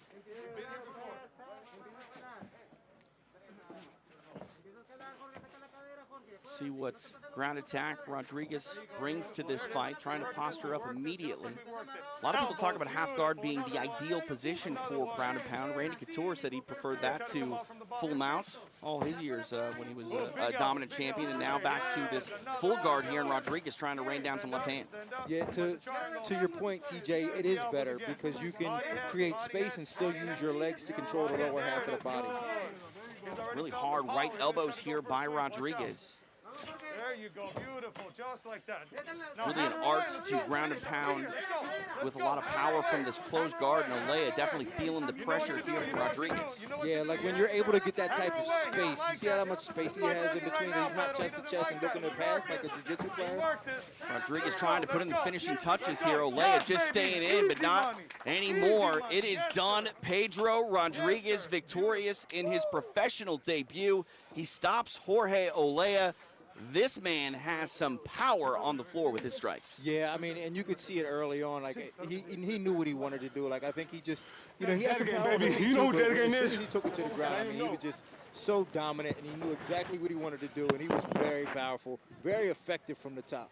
Pedro Rodriguez wanted to turn pro in 2020. It came a little bit later than he wanted, but Dean Thomas, this man has arrived, really making a statement in his icon debut here tonight. Well worth the wait to see this young man go to work. Yeah, and I think the major difference was his athleticism, and that was what I was expecting to see, because when he said he played football, he played baseball, you knew he was going to be a good athlete, and you saw it on display. As soon as he got that takedown, he was just in position. He was strong, he was balanced, and he was able to get the job done.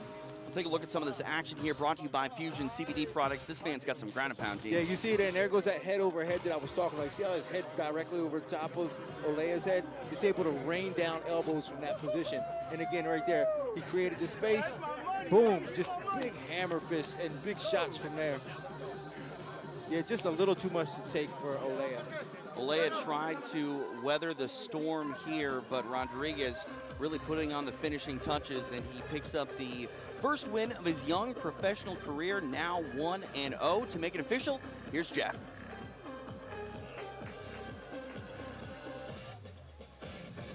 Ladies and gentlemen, our referee in charge, Servando Licano, steps in and calls a stop to the fight at 1 minute 25 seconds into round number 1 for your winner by TKO, Pedro Rodriguez. Pedro Rodriguez getting it done, now 1-0 as a professional. And I mean, really, what can you say about this young man, 23 years old, now undefeated as a professional mixed martial artist? Anybody that is going to be standing in his way, Dean, they know that if they go to the floor with this man, they got to make sure they're covering up and not taking any of those shots. Yeah, you got to be careful. I mean, his ground and pound was serious. And I mean, he showed it. I mean, and Olea felt that effect. He was sitting down there, and like even when the fight was over, he was just like trying to get the cobwebs out of his head from taking all them shots. Pedro Rodriguez getting it done. Walk us through some of these highlights, team. And there we saw that first takedown. And then he just established position, like his balance. And this is where you get the best ground and pound, is when you're in balance and when you're over top, directly over top of the guy. You see how he kept Olea's knees close to his chest. He wasn't able to use his legs to defend. And it just forced him to turtle over into a fetal position and take a bunch of shots that he didn't need to take, really. Good job by the ref for stopping that. Referee gets in there, saves Olea from more offense from Pedro Rodriguez, getting it done tonight in San Carlos, now 1-0 as a pro here in Icon Fighting Federation. Coming up next, we will see a fight between Daniel Palomares taking on Anthony Jimenez. Jimenez is 5-1-1 as a pro, trying to stretch a winning record here a little bit further as he looks for win number 2 on this run. He takes on the hard-hitting Mexican in Daniel Palomares. Tale of the tape says Palomares, 3 years the elder of Jimenez. It is Jimenez that stands 1 inch taller. See a little bit of a weight miss there by Jimenez, 147.4, above the 145 limit of featherweight. Both men have a 68-inch reach. Here's Jeff Houston. Ladies and gentlemen, please welcome to the ring, Daniel Palomares. Daniel Palomares making the walk tonight. He describes himself as a wrestler first, but really enjoys striking. I think we're actually going to have Anthony Jimenez make the walk here first. But looking at, now I don't know who's making the walk. Got to keep you on your toes here in San Carlos. Daniel Palomares. It is Daniel Palomares making the walk. When we look at him, we spoke with him.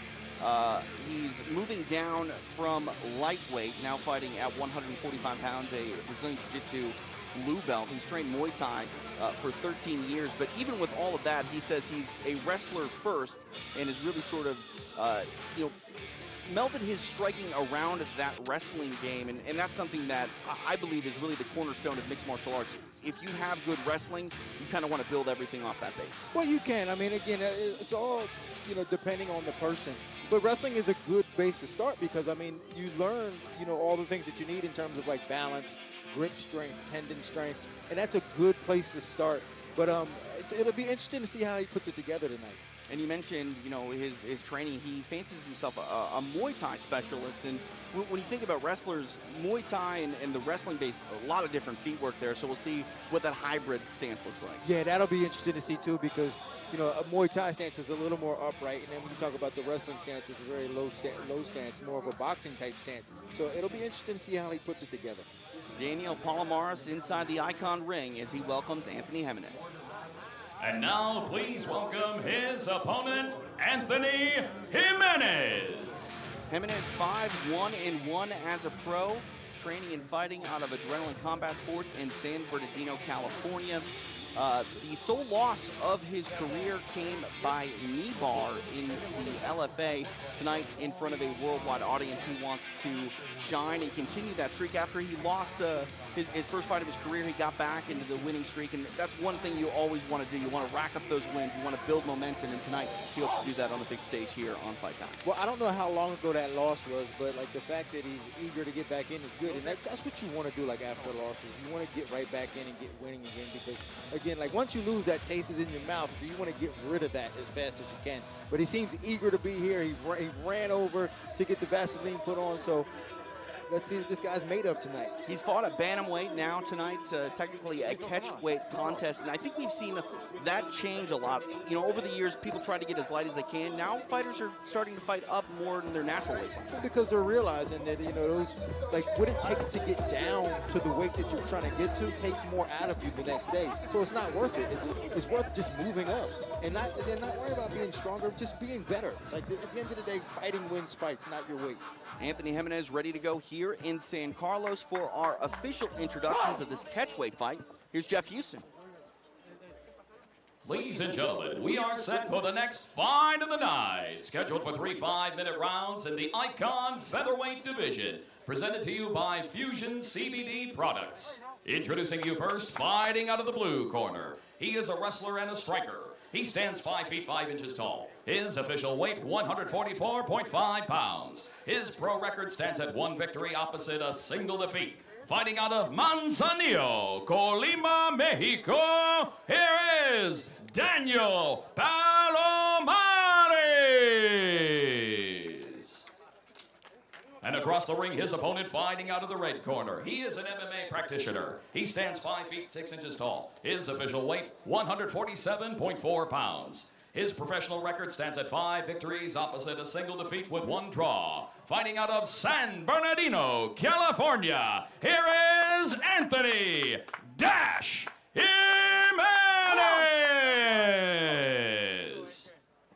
Once again, our referee in charge of the action, Servando Licano. Servando Licano getting all of our assignments tonight. Very busy man as he gets this assignment as Daniel Palomares takes on Anthony Jimenez. Palomares runs Rock MMA here in Manzanillo, Colima, Mexico. And, when you are the professor at a gym, every time you go out, Dean, you are representing your students. You always want to put on a show. Yeah, and I've done that many times, and it's kind of nerve-wracking, actually, because, like, you're, on Monday, you're telling everybody how to fight, and then on Saturday, you're trying to prove it to them that you know what you're doing. Touch of gloves, we are underway. Marina Terra Hotel and Spa sponsoring our clock here in San Carlos. Anthony Jimenez in the black, red, and white. Palomares in the solid black. Jimenez trying to get this fight to the floor here early. Gotta watch out for that potential guillotine here. Doesn't quite have the body wrapped up here, but Palomares might be in business here, Dean. He's on the wrong side with his angle, so I don't think he can really get the leverage that he needs in order to finish the squeeze. But yeah, so as we see, Jimenez gets his head out. But I thought he made a mistake by going for the guillotine in that position anyway. He had underhooks. I thought he should have stuck with the underhooks and created space, lifted Jimenez up to get out. But Gonna get a restart here on the floor. Palomares trying to lobby to maybe get it restarted on the feet. Yeah, I'm sure he was. You know you can do that if the referee lets you. Yeah. He's not supposed to. Let me stand up. Right. The half guard here. See what Jimenez elects to do. Trying to induce a scramble is Palomares. There you go, touch the pass. Touch the pass. Same thing, left elbow to the chin. See him trying to get a sweep here, Dean. Do you like the way that Palomares is attacking to try to change the position? Well, he's doing a good enough job of keeping Jimenez off balance and not getting creamed from that position, but he wasn't able to. Well, he got back up to his feet now, so he achieved his goal. Jimenez trying to get this fight back to the floor. Big elevation here. Nice slam there, immediately going to side. Nicely done there by Jimenez. Watch my hip, don't get too high. Now maybe trying to isolate that right arm is Jimenez. Short elbow. Short elbow. Big breath for me. Big breath for me. This is interesting here. You saw Palomares pushing off the rope a little bit. You can't utilize the ring to get back up as far as scrambles are concerned when there's no fence. In a cage, you utilize that fence wall. Yeah, I mean, there's some very inherent differences in that you can play to your advantages from both perspectives. And the fact that he can't use that in order to push off or use it to put his back up against, it can be a disadvantage for you. So here we're going to get a restart and can't really put them in the same position as they were. They're going to try. Let's see how. Now we're just going to start on the feet. Not too many MMA promotions running in the ring here in 2020. There are things that I definitely like about the ring. I like the ability to cut it off here on the feet and utilize it as a striker. And but right now we're getting back to the grappling game as Jimenez tries to floor Palomares, and he does, but again, right through the ropes. Well, I mean, I don't know about you, but I'm a fan of still fighting in the ring. I think it's still great. I mean, I fought in rings, and I don't know. I've never had a problem with it. I thought it was still a good thing. It's a different strategy. I think that there is definitely a place to have that option. I know that it's a lot more orthodox, but here is one problem though with the ring is we're trying to get a restart, and there's almost a debate about where certain hands need to be, and now we're back on the feet. Yeah, and he caught him with a short right hook. Yeah, Palomares caught Jimenez with a short right hook in that exchange, and it kind of got Jimenez's attention there. Jimenez was smiling at him a little bit here, now trying to get some punches going, and Palomares able to get a takedown of his own. But I think he should have did that a little bit earlier. I mean, if he classifies himself as a wrestler, he needs to get to that because his defensive wrestling hasn't really worked for him so far. He needs to get on the offense with his wrestling. Working this half guard now is Palomares. Jimenez has been in control for most of this round. I think there was a headbutt there. The referee noticed it, calling a stop to it. Looks like, are we going to get a point taken away? Is that a point? Hard warning here thus far. We'll have to check in with Sean Wheelock here, who's our regulatory analyst. We don't see that very often, a headbutt, but he just sent him with a right hand almost flying through the ropes. We'll check in with Sean after this round, but we're now fighting again inside the clinch. Kind of diving through the ropes here is Jimenez. Get a restart here in the clinch. Going through the ropes again. 5 minutes in the books, a flurry of action, not all of which was legal. Sean Wheelock, you don't see headbutts common in mixed martial arts. Your thoughts on what we saw there in round number 1? TJ used the correct term, a hard warning from referee Servando Licano. When referees speak, it's a soft warning, which is essentially watch your fingers and toes out of the cage. And there's the hard warning, which is saying next time it's a point deduction. Now, had that been a point deduction, it actually would have been 2, because a foul that causes injury is a 2-point deduction. I agree with referee Servando Licano, a hard warning, but if there's another headbutt, unlikely, but if there is, you're going to see correctly a 2-point deduction. Also, you were both talking about the challenges of fighting in a ring. There's challenges in refereeing in a ring. 3 times Servando Licano had a restart. Once he did a neutral standing center of the ring restart. The other 2 times he tried to recreate the positions. Palomares got a little more bite on his half guard on the first and actually tried to lock up a head chancery on the third, both times caught by Licano. Appreciate it, Sean. We are back underway. Round number 2. Anthony Jimenez, Daniel Palomares. Jimenez in the orthodox stance here, Palomares in the southpaw. He needed the body there, jump knee by Palomares. Yeah, that was tricky, and I was just going to say Palomares has to be careful. Like, he's got his head way up in the air. Big takedown and slam. We saw that in round number 1 by Jimenez. He does it again here in round number 2. Palomares able to stay on a hip, able to get back to his feet now, or at least almost back to his feet. Looks like the ropes may be inhibiting him a little bit. And now Jimenez trying to grab that left leg of Palomares. I think this ring could be 1 square mile, wouldn't be able to contain these 2 guys. Yeah, I mean, these guys are same position here as they'll get restarted. See, in now the this center. is exactly what Sean was talking about. Like, now he might be able to get either a little bit more bite or a little less. Like, I thought he got a little less bite that time. And it actually favored Jimenez to jump to the side and alleviate the pressure of that guillotine. And it's a veteran move to do that a little bit, right? Like, I mean, you know, it's not maybe the most favorable, it's not the most fair, but if you can get away with it, you take what you get. Well, that's the game. That's right. the game. You get what you can get. Working this half guard here is Palomares. See if he can induce another scramble.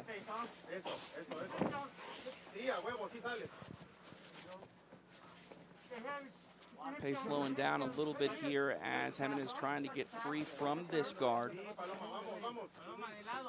2 minutes down here in round number 2, almost over to the full mount is Jimenez. Giving up his back now is Palomares. 1 hook in, now the other.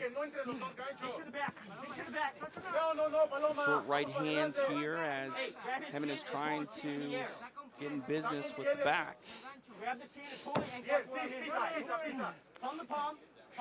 He's across the chin, not an orthodox choke position, but the crush can still finish this.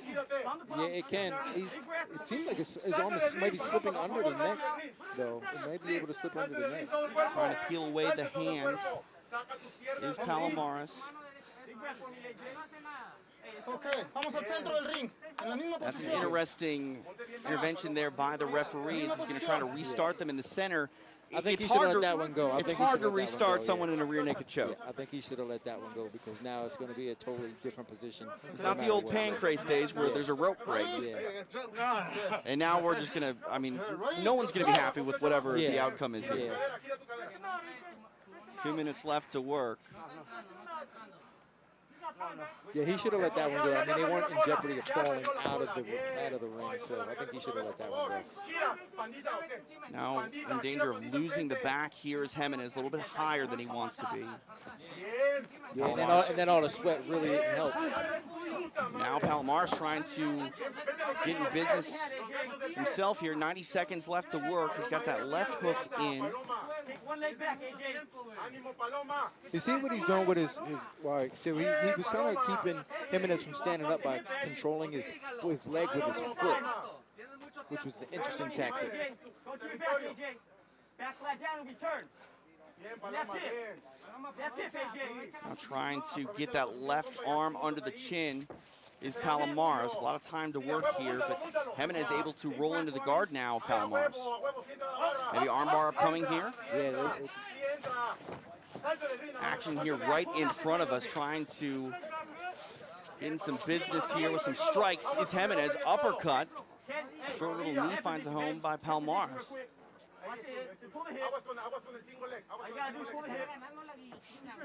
What a night of fights it has been here, as Icon 2 is live on UFC Fight Pass. TJ DeSantis, Dean Thomas, Sean Wheelock here in San Carlos, Sonora, Mexico.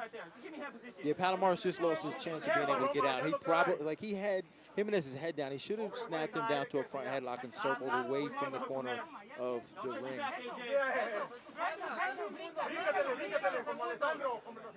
Now trying to secure the back is Palmares. That left hook in. Their legs interlaced in between the ropes. Final 10 seconds here.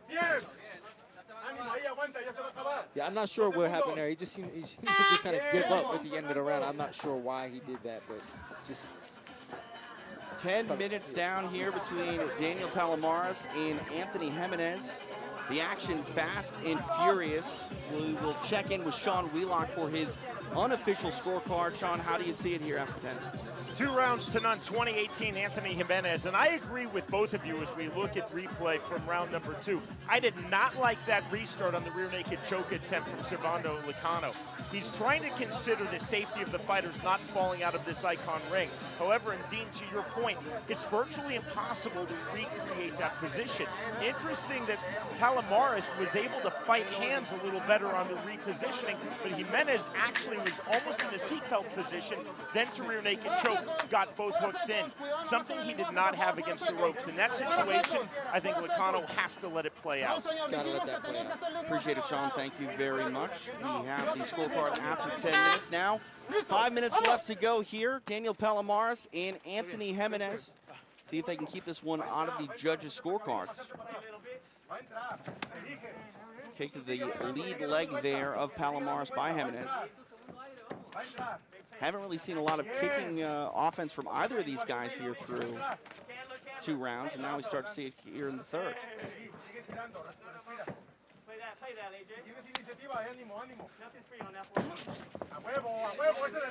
Now we see a single leg attempt here by Palmares, and again, tied up here in the ropes.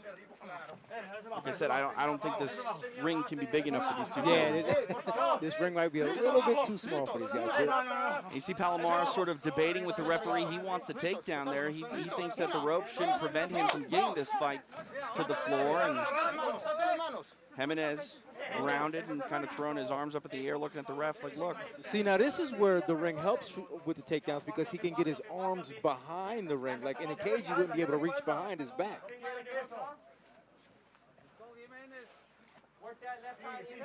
Now he's on the back here. Is Palmares got that left hook in.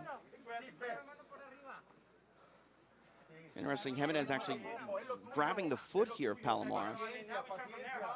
Bails on it.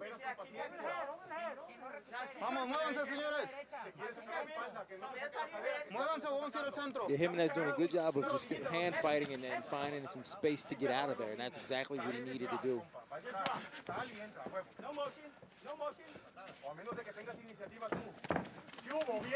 Trying to time that takedown was Palmares, but now eating some shots here from Jimenez, and they go out the ring.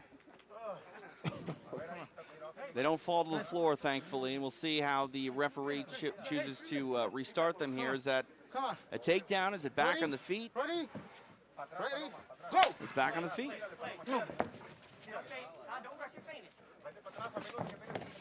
Palmares trying to get that takedown again, but he's got to make sure he doesn't get caught with a punch here from Jimenez. But the problem with his takedown is he's standing so tall that it's easy to see him change levels. He needs to be able to bend his knees a little more, then it's harder to see him change levels. Coming alive here is Jimenez. It looked like Palmares actually disengaged a little bit, and Jimenez never broke his forward posture. And these guys are getting after it, maybe even when they're not supposed to. Yeah, I almost think now they're just playing. Under 2.5 here in round number 3. There may be some anger between these two gentlemen at this point. Yeah, at least some frustration. See Palmares starting to backpedal a little bit more than he was earlier in the fight. I think he's feeling the wind a little bit, but still game, and Jimenez has been trying to turn up the volume here. Nice right hand finds a home. Yeah, and I think Palomares had more success when he was shooting takedowns. I mean, but he's got to set him up a little bit better. Like he's just like, he's standing so tall, and then he's just running at Jimenez. Got this takedown here in the corner. He's attempted. Jimenez shutting it down. Nice knee to the body. Now trying to shuck Palomares off. Back at space. Spinning attack there by Palomares. That was a good right hand. Yeah, Jimenez, I think Jimenez found, I think he knows what he wants here. I think that, well, I'm surprised he got taken down so easy there. It seemed to be he just gave that up. But, you know, he was doing well on his feet. I think that's what he should have stayed. He should have stayed with that. I don't know why he just kind of fell down there. I think he should have fought that takedown a little harder. I think Jimenez may have been a little bit concerned about where he was positionally against the ropes and whether or not he was going to go through the ropes. I mean, that will play with your mind when you've gone through the ropes a couple of times. Granted, nothing bad has happened, but, you know, you definitely can think about that when you've gone for a ride a little bit a couple times. Yeah. I think, yeah, you're right. Maybe it was just safer for him to fall in the middle. And I also think he's confident with his wrestling ability and scrambling ability. He's been able to induce the scramble and get out of situations, but you never want to rely on it if you don't have to. And now he's forced to deal with Palomares on his back. Referee going to restart them here in the center. Palomares did have one hook in. And they're starting even before the referee, and that's right into a rear naked choke. Yeah, he definitely grabbed onto that fast. Dying seconds here of the fight. And there's the tap. My goodness, some controversy here in San Carlos. You see Jimenez immediately complaining. We were in the dying moments of the fight, but the submission goes the way of Daniel Palomares. Wow. Yeah, I thought that might have been unfair. We picked the best night possible for a regulatory analyst in Sean Wheelock, pulling double duty tonight. You see the corner there complaining to the referee, Sean. I think they're doing justifiably so. TJ, I agree with you completely. Anthony Jimenez was completely on the bad end of a decision there. Go back to what happened. Servando Lecano orders centering restart. Before he tells the fighters to go, he's looking at position. Palomares jumps the referee. There's no call from Lecano. He lets it play out right into the rear naked choke. You could see that Jimenez was holding on, and he simply couldn't. That's a tap or nap situation. I had Palomares winning round number 3, but I would have had him losing 29-28. Palomares was quick, and I think that Jimenez absolutely has the right to be furious in that situation. I mean, you made a fantastic argument for a rematch. I know that Icon is coming back here later this year. Maybe we will see these guys settle the score then, but tonight belongs to Daniel Palomares, the corner justifiably upset of Anthony Jimenez. And while we'll get a result tonight, it is not without controversy. For our official decision and the time of the stoppage, here's Jeff Houston. Ladies and gentlemen, this fight comes to an end at 4 minutes, 56 seconds into round number 3. For your winner by tap out by way of rear naked choke, Daniel Palomares. Daniel Palomares getting it done, rear naked choke victory as he gets it. Maybe with the help of the referee, it's up to interpretation, but Anthony Jimenez obviously upset with the Dean. I'd love to see these guys go to fight again. And I think that's the only thing that you can really do in a situation. I mean, the ref made a mistake, but refs make mistakes. I mean, it wasn't like he did it intentionally. I mean, it was kind of one of them things where, you know, he just, okay, start, and then Palomares just jumped the position, and it happened. I thought it was unfair, but it just happened. I think it's just a rematch is warranted. We'll take a look at the replays here, and I think this would have been a tough fight for anybody to officiate because these guys were going after it, and there was a headbutt in this fight, Dean. They were upset with one another. Oh, yeah, and here we see Jimenez getting that takedown. I mean, he was just totally dominating in them first 2 rounds, and I thought he should have stayed with that, but you know, he allowed Palomares back in the fight, especially when we talked about earlier, he kind of fell down in that 3rd round. And here we see there goes that headbutt right there. It wasn't too damaging, but I mean, it was definitely something that that happened out of just being a little too anxious. I mean, definitely got in the mind of Jimenez there. It looked like he was very upset by it. And, you know, if you can get a fighter off their game, they become a lot less lethal when they become more emotional. Yeah, and I think that may be one of the things, and probably part of the reason why they kept falling out of the ropes, just so emotional, just unaware of where they were at times in the fight, and just saying, you know what, I'm just fighting with emotion. And I think that played to his disadvantage in this fight for Jimenez. All the makings of a great rivalry between Palomares and Jimenez. We'll see them maybe down the road, but tonight belongs to Daniel Palomares getting the rear naked choke victory in round number 3. More action headed your way tonight here in San Carlos. Coming up next, it is a catchweight contest between Syndicate MMA's Johnny Parsons. He trains everyone in the fight capital of the world with his Muay Thai skills. We saw those skills on display just 28 days ago in Biloxi, Mississippi, when he got the win over Tyler Hill. Tonight he takes on the man they call Tyson in Ramon Grano. Catchweight contest tonight. Grano is 31 years old, 2 years the elder of Parsons. It is Grano that stands a few inches taller, 6'1" to 5'9", and then there is the catchweight 194.5 for the Mexican, 191.8 for the American. It is Grano with the 73-inch reach, the advantage to that of the Parsons 69-inch reach. For our introductions, as we welcome our first fighter to the ring, here is Jeff Houston. Ladies and gentlemen, please welcome to the ring, Juan Ramon Grano Medina. They call him Tyson, and we had a chance to speak with him yesterday, Dean. And we said, well, why do they call you Tyson? He said, because I look like a criminal. He said I kept getting in trouble. And he's got some hands on him. I shook his hands. I felt like I was holding a cactus. Yeah, a construction worker. I mean, this man is the epitome of what you expect someone to make a living with their hands feels like. It engulfed your hand, it enveloped your hand. Yeah, I was like, and I noticed it even prior to it. I said, look at the size of his hands. And they were just like big and rough. Yeah, I mean, this guy, and he says he's gotten fights in the street all the time. And they said, why don't you get paid to do this? So this is where he is. Talking about his background, he spent some time in Albuquerque. He said he trained with John Jones during John's training camp for Oven St. Preux. He says he's a purple belt in Brazilian Jiu-Jitsu and really wants to make a statement. He hasn't fought for a couple of years. A lot of fights, he said, that he's had aren't on his record, and tonight he would like to stop a surging prospect in Johnny Parsons. Johnny, again, just 28 days ago, made a huge name for himself on UFC Fight Pass with the stoppage of Tyler Hill, and Tyson wants to steal that buzz tonight here in San Carlos as he's ready to go to work inside the Icon ring. And now, please welcome his opponent, Johnny Parsons.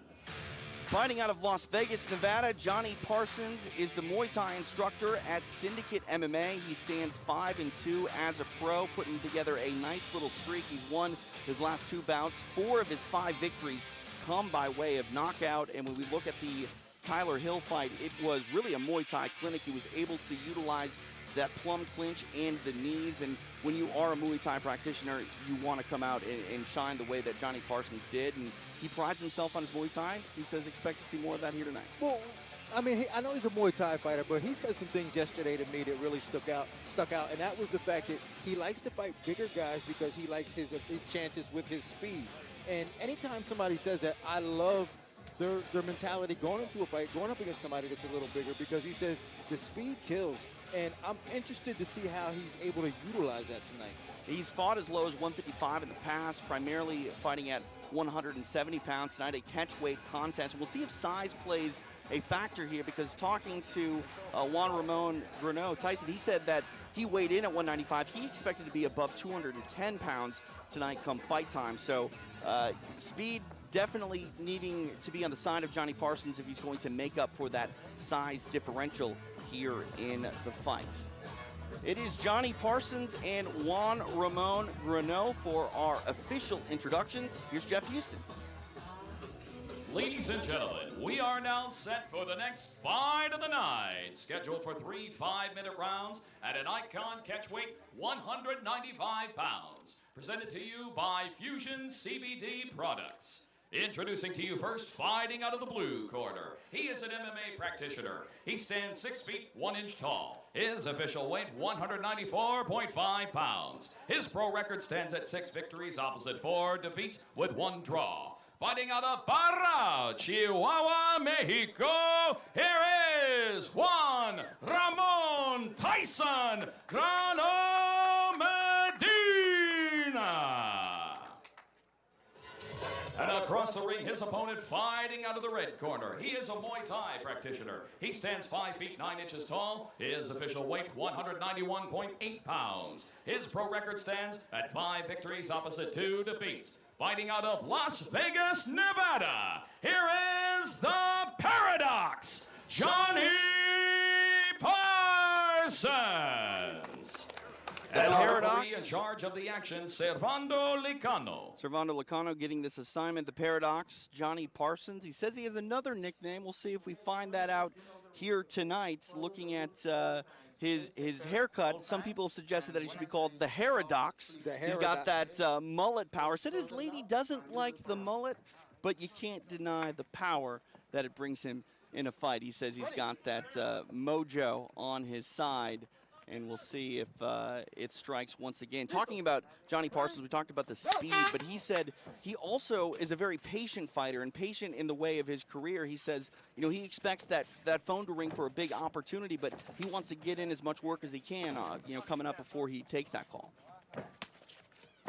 Answers the call of that kick there by staying in the fight. That one, if it landed a little bit cleaner, might have been in some trouble there. Yeah, I mean, that was a great kick by Tyson.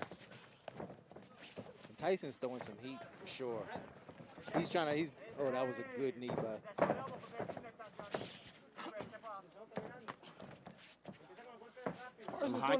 Parsons doing a good job of just keeping his eyes open and not letting anything slip through. I mean, especially when you're fighting bigger guys, you can't let anything slip through. And again, like he's just being patient and timing them shots.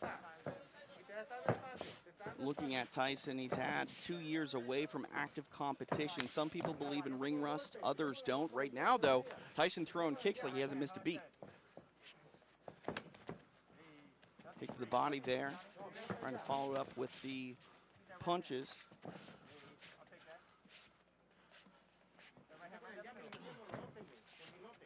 You see Parsons, we're trying to figure out the timing here, I think, of Tyson early. Yeah, just not, he doesn't want to make a mistake. You see he's keeping his hands nice and high, not allowing Ramon to kind of sneak anything in there. Like, you can't do that with a bigger guy. Like, I think he's fighting the right type of fight. You see the difference in kicks there. Parsons attacking that lead leg of Tyson, really digging in with his shin. Oh, hard body shot. That was a great body shot. You hear the impact there, and Tyson trying to follow up to that liver side with a kick, but now in the clinch. It was a nice trip. Good use of off balance to get Tyson to the ground.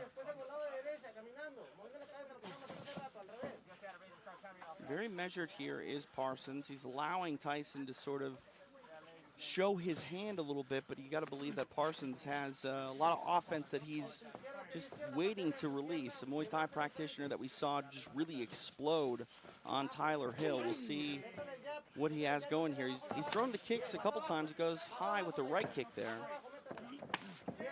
But he's doing a great job defensively and not getting carried away, and that's what you need to do. And he's doing the right thing, and he's creating angles when after he's punching. Like, say he throws a punch and it just kind of comes up on the side of him, doesn't really give Tyson anything to hit.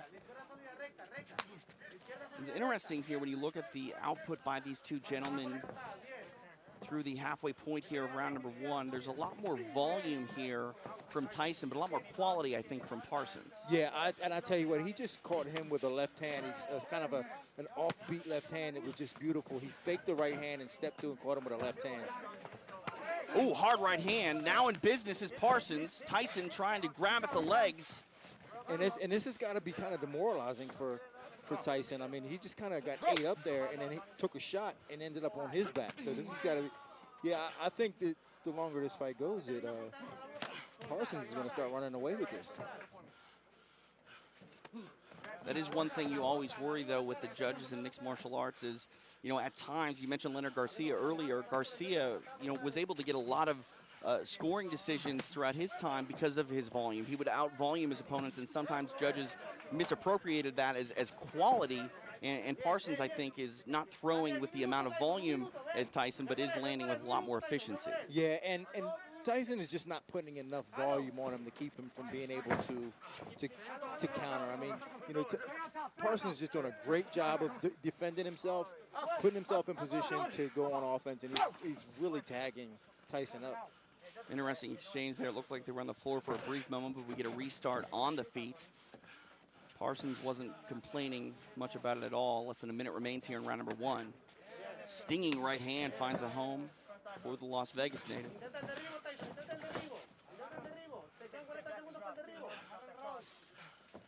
You can see some big breaths here from Tyson. Yeah, I mean, it may not look like it, but he's really kind of getting beat up here. I mean, he's taking some big shots. Really selling out on that takedown is Tyson. Sprawling out of it, though, is Parsons. Back at space. Yeah, again, like Parsons is extremely accurate with them shots. I mean, he's not wasting much energy. He's just defending himself and countering beautifully tonight. Like, his technique is really on point. You can see the confidence growing a bit here with Parsons, who's really in control. Nice combination of punches there, finds the chin of Tyson. 5 minutes in the books. Solid round there by Johnny Parsons. Tyson very game, very aggressive, but I think we just saw the quality of striking ability by Johnny Parsons. Oh, absolutely. I mean, he was on point with almost everything he did, especially going up against a taller, longer fighter who wanted to use his size against him. He was able to defend himself. He didn't get caught with anything stupid or silly, and was able to be very accurate with his shots. I mean, he was just on point. Sean Wheelock, we're talking a lot about quality and quantity. Your thoughts after round number 1? You guys are absolutely correct. Under modern judging, and John McCarthy has been the leading advocate of this when he was still reffing and judging and teaching the top seminars in the world, it is quality over quantity. There's this obsession in all combat sports with counting strikes.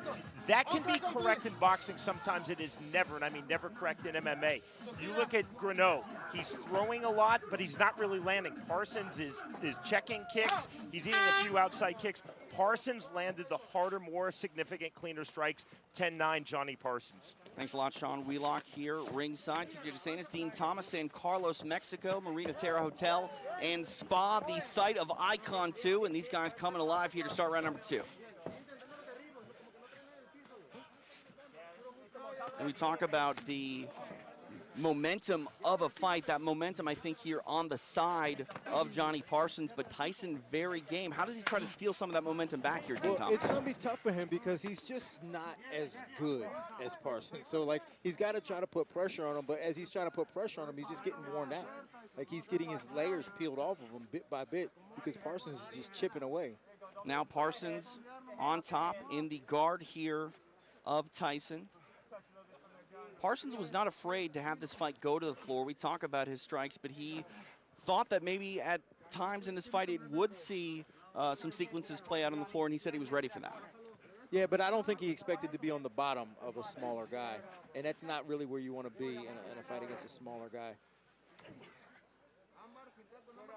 Wrapped up here in the guard of Parsons. Hard to rain down the type of ground and pound that we saw earlier in the night, from Pedro Rodriguez, but Johnny Parsons still very dangerous. We talk about Muay Thai; they're known for their elbows. Can we see some elbows here from Johnny Parsons? Well, you see the problem is you see how far back he is. Mm-hmm. Like his head is over the top of the stomach of Tyson, which is why he can't really get good shots off. Tyson has a long torso, so it's going to be hard to really get his head over top of his head. So he has to advance his position. He has to get past at least one leg, step over in a half guard where he can then go head over head, create some space and start throwing punches. But as long as he stays in the full guard, he's not going to be able to get good shots off. We'll see how long Parsons wants to stay here, because that's one thing too. He can't really just stand up and get away all that easily. He's fighting a guy with very long legs who fancies himself a purple belt in Brazilian Jiu-Jitsu. If Parsons wants to disengage, he needs to do so wisely. Half butterfly here for Tyson. Now trying to step over there in the half. And that's where he needs to be. If he wants to establish himself in a position where he can do some damage from top, he needs to be there. You see, just like stepping over that leg, his head gets closer to Tyson's head. and that's what he needs. He needs to be head over head. See some blood there on the face of Tyson, so some damage coming down here from Johnny Parsons, halfway point of the fight.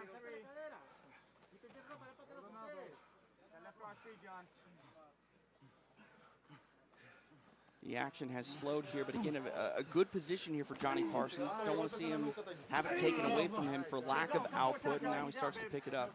It also gives him a good chance to kind of rest and catch his breath a little bit. But I do think that he's got much more success on his feet of getting Tyson out of there.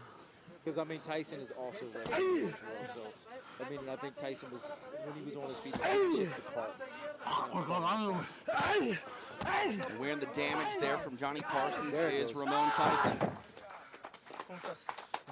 Not exactly sure what the stoppage was there, but that's a wrap. Did you see what caused the stoppage there, Dean Thomas? I think the ref just thought he had enough. All right, wow. Johnny Parsons victorious, picking up the 6th win of his professional career. It is the ground and pound that gets it done, stopping Juan Ramon Tyson Greneau. The Paradox putting on a show. We saw the strikes 28 days ago on the feet in Biloxi, but tonight in San Carlos, it's ground and pound that gets the job done. Yeah, I mean, he looked good. I mean, he looked good everywhere. I didn't think he would be able to get the stoppage from the top, but he did. I mean, he looked solid. The Paradox getting it done, bringing back another win to Syndicate MMA in Las Vegas. Johnny Parsons putting on a nice little run here, winning his 3rd straight fight in a row. We're going to chat with him here in a little bit, but you got to be excited about this prospect. He's, fighting out of his weight class, but he wants to stay active, wants to constantly and consistently get better until the call comes, and so far so good for the Paradox. Yeah, he looked good all around. I mean, like I said, his technique was on point. His ground game, he displayed some great ground and pound. He didn't really have to have the opportunity to do any jiu-jitsu or anything like that, but his ground and pound stopped the fight. I mean, it was very effective. I mean, we got a prospect here. Johnny Parsons victorious, now 6-2 as a pro. For the official time of the stoppage, here's Jeff Houston. Ladies and gentlemen, our referee in charge, Servando Licano, steps in and calls a stop to the fight at 3 minutes, 12 seconds into round number 2. For your winner by TKO, the Paradox, Johnny Parsons. Johnny Parsons getting it done, now 6-2 as a professional. Ground and pound, the method of victory tonight as he stops Juan Ramon Tyson Greneau. As I mentioned, this on the heels of his stoppage of Tyler Hill just 28 days ago in Biloxi. You got to believe that Johnny Parsons is a real problem for a lot of people at a variety of weight classes. Normally at 170 pounds tonight, taking a fight at 195 pounds. When you look at his opponent, he was bigger, but Johnny Parsons was simply better. Taking a look at the action here from tonight's contest, Tyson was game early, attacking the body, but Johnny Parsons showing off his dynamic striking attack. Also his defensive skills on display as he was able to weather the attack of Tyson, but coming back with a variety of strikes, that head kick on point. And Johnny Parsons doing big things here tonight in San Carlos, and we see another level of his game as he gets the takedown inside the guard here of Tyson and really making him wear that damage, bunching up some punches, making him very uncomfortable. And there was the tap. It was a tap submission by Tyson, and it's official. Johnny Parsons getting the 6th win of his professional campaign here tonight in San Carlos. The Paradox getting it done. Sean, I was actually a bit surprised by the stoppage here because I didn't see the tap, but obviously the referee was wise to it, and it's been quite a night to have you here. Mixed martial arts growing and evolving here in the state of Sonora, and it's really great to have your intelligent education. Why don't you tell people a little bit about your background, because you're more than just a commentator. We saw you tonight with the Roy Jones Jr. Boxing, but in Kansas you have a prominent role working with our commission as well. TJ, I appreciate that, my friend. I started in all of this craziness when I was 22 as a pro boxing referee. I still referee occasionally, and 6 years ago I was appointed as a commission member for the Kansas Athletic Commission. I'm not the executive director. Being a commission member is my lucrative non-paying job. That's the job where people are usually angry at me, but we try to get past all of that. but I love this sport. I love all combat sports, and it's allowed me to get very deep into rules and the regulations. I have a role on the ABC's National Rules and Regs Committee for MMA, and it's something I'm very passionate about. I'm so happy to see the Sonora Athletic Commission. You know, we've had a few criticisms here. One of the rounds I wasn't thrilled with on the judging, Servando Licano, there was controversy 2 fights ago. But overall, this is a young, emerging commission. They're doing a really good job. What I encourage all commissions around the world to do is to talk to other commissions. We need a unified rules set. You and I talked about this before. We have the disunified rules of MMA right now. The last count, there are 7 different interpretations just in the United States of the grounded fighter rule. The U.S. has to come together and the world has to come together. On that last fight, Servando Licano did do an excellent job. He saw the tap, the rare submission due to strikes, but he was 2 punches or elbows away from Parsons from ruling the TKO. You know, you mentioned the division, but still being called the unified rules. Teamwork makes the dream work, and that's true in mixed martial arts and combat sports as a whole. And, you know, we look at Sonora. They're going to get a lot of MMA and a lot of boxing here in San Carlos with Keith Veltri and RJJ and Icon Fighting Federation. And I think that while there have been some criticism, you have to have some rough patches at times to evolve and to get better. And I think we've already seen that throughout tonight a little bit, where you have to have bumps in the road before it's a smooth sail. There's no question about it. I'm really proud of my Kansas Athletic Commission. The 6 years I've been involved with our executive director, my good friend, someone you know very well through working all the fights in Kansas for Invicta, Adam Rohrbach. We're getting better as a commission. No commission is perfect. California is outstanding. Mohegan with Mike Mazzulli is outstanding. I'm very proud of what we do in Kansas. You're never going to have a perfect night, just like a fighter. The whole key is to aspire to be good and understand that this is a rapidly evolving sport. Sean, appreciate you being here tonight. All right, Dean Thomas is now with our winner, Johnny Parsons.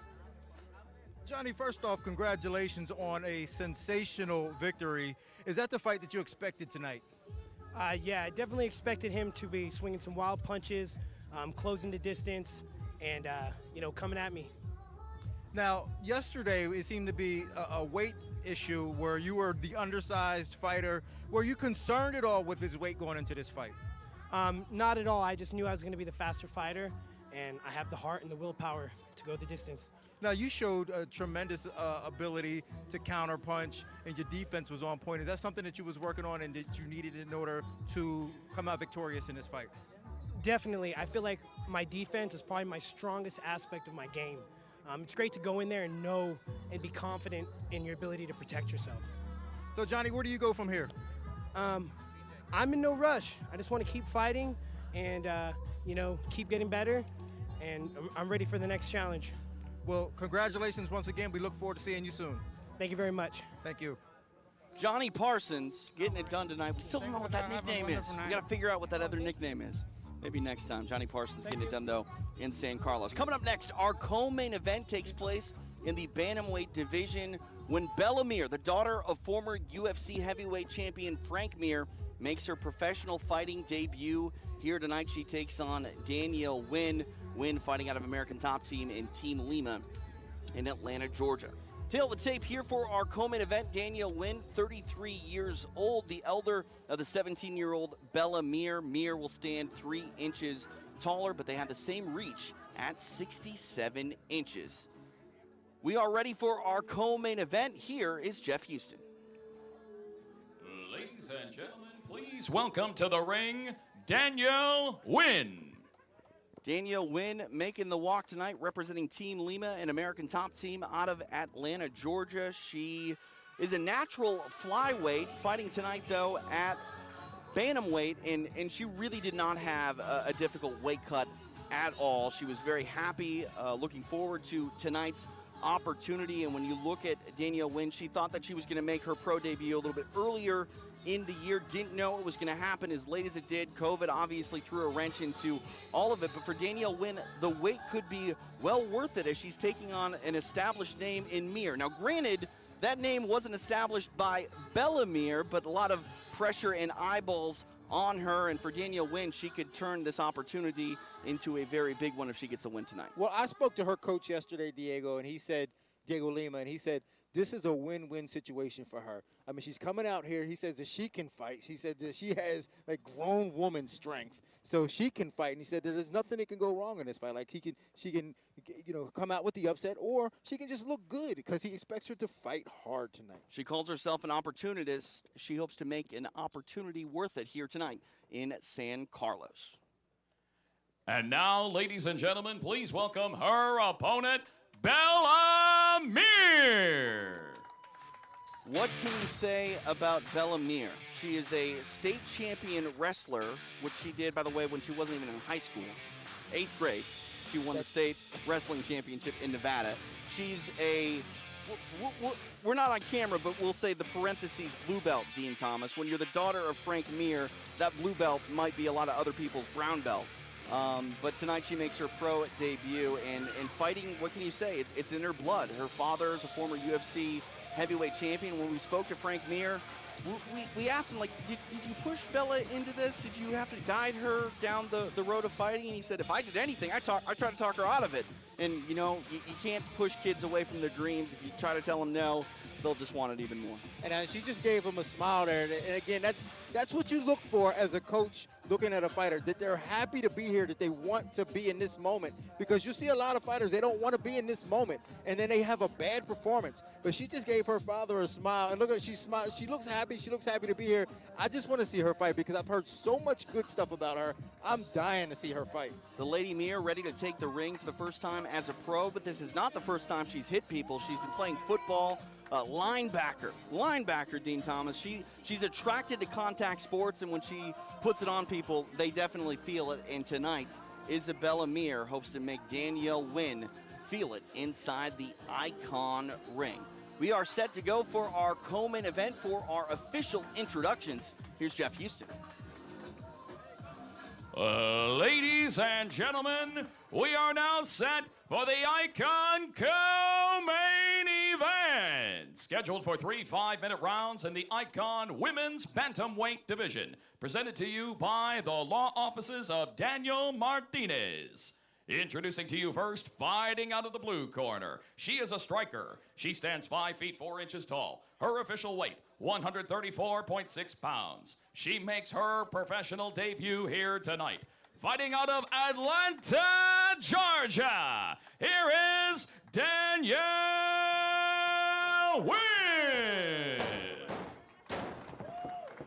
And across the ring, her opponent fighting out of the red corner. She is a longtime practitioner of Mir Jitsu. She stands 5 feet 7 inches tall. Her official weight, 136.8 pounds. Tonight, she makes her highly anticipated professional debut alongside her father and lead trainer in her corner tonight, two-time UFC World Heavyweight Champion Frank Mir. Fighting out of Las Vegas, Nevada, here is Bella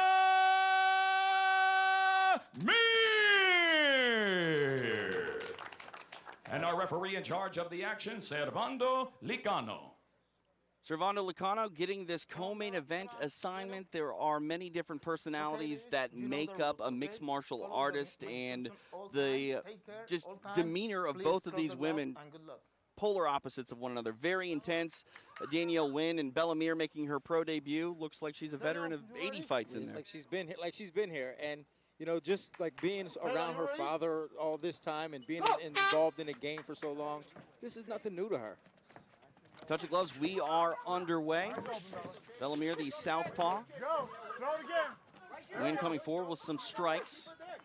Trying to throw the kick there, but caught by Mir. And now on the floor, full guard here for Danielle Wynn.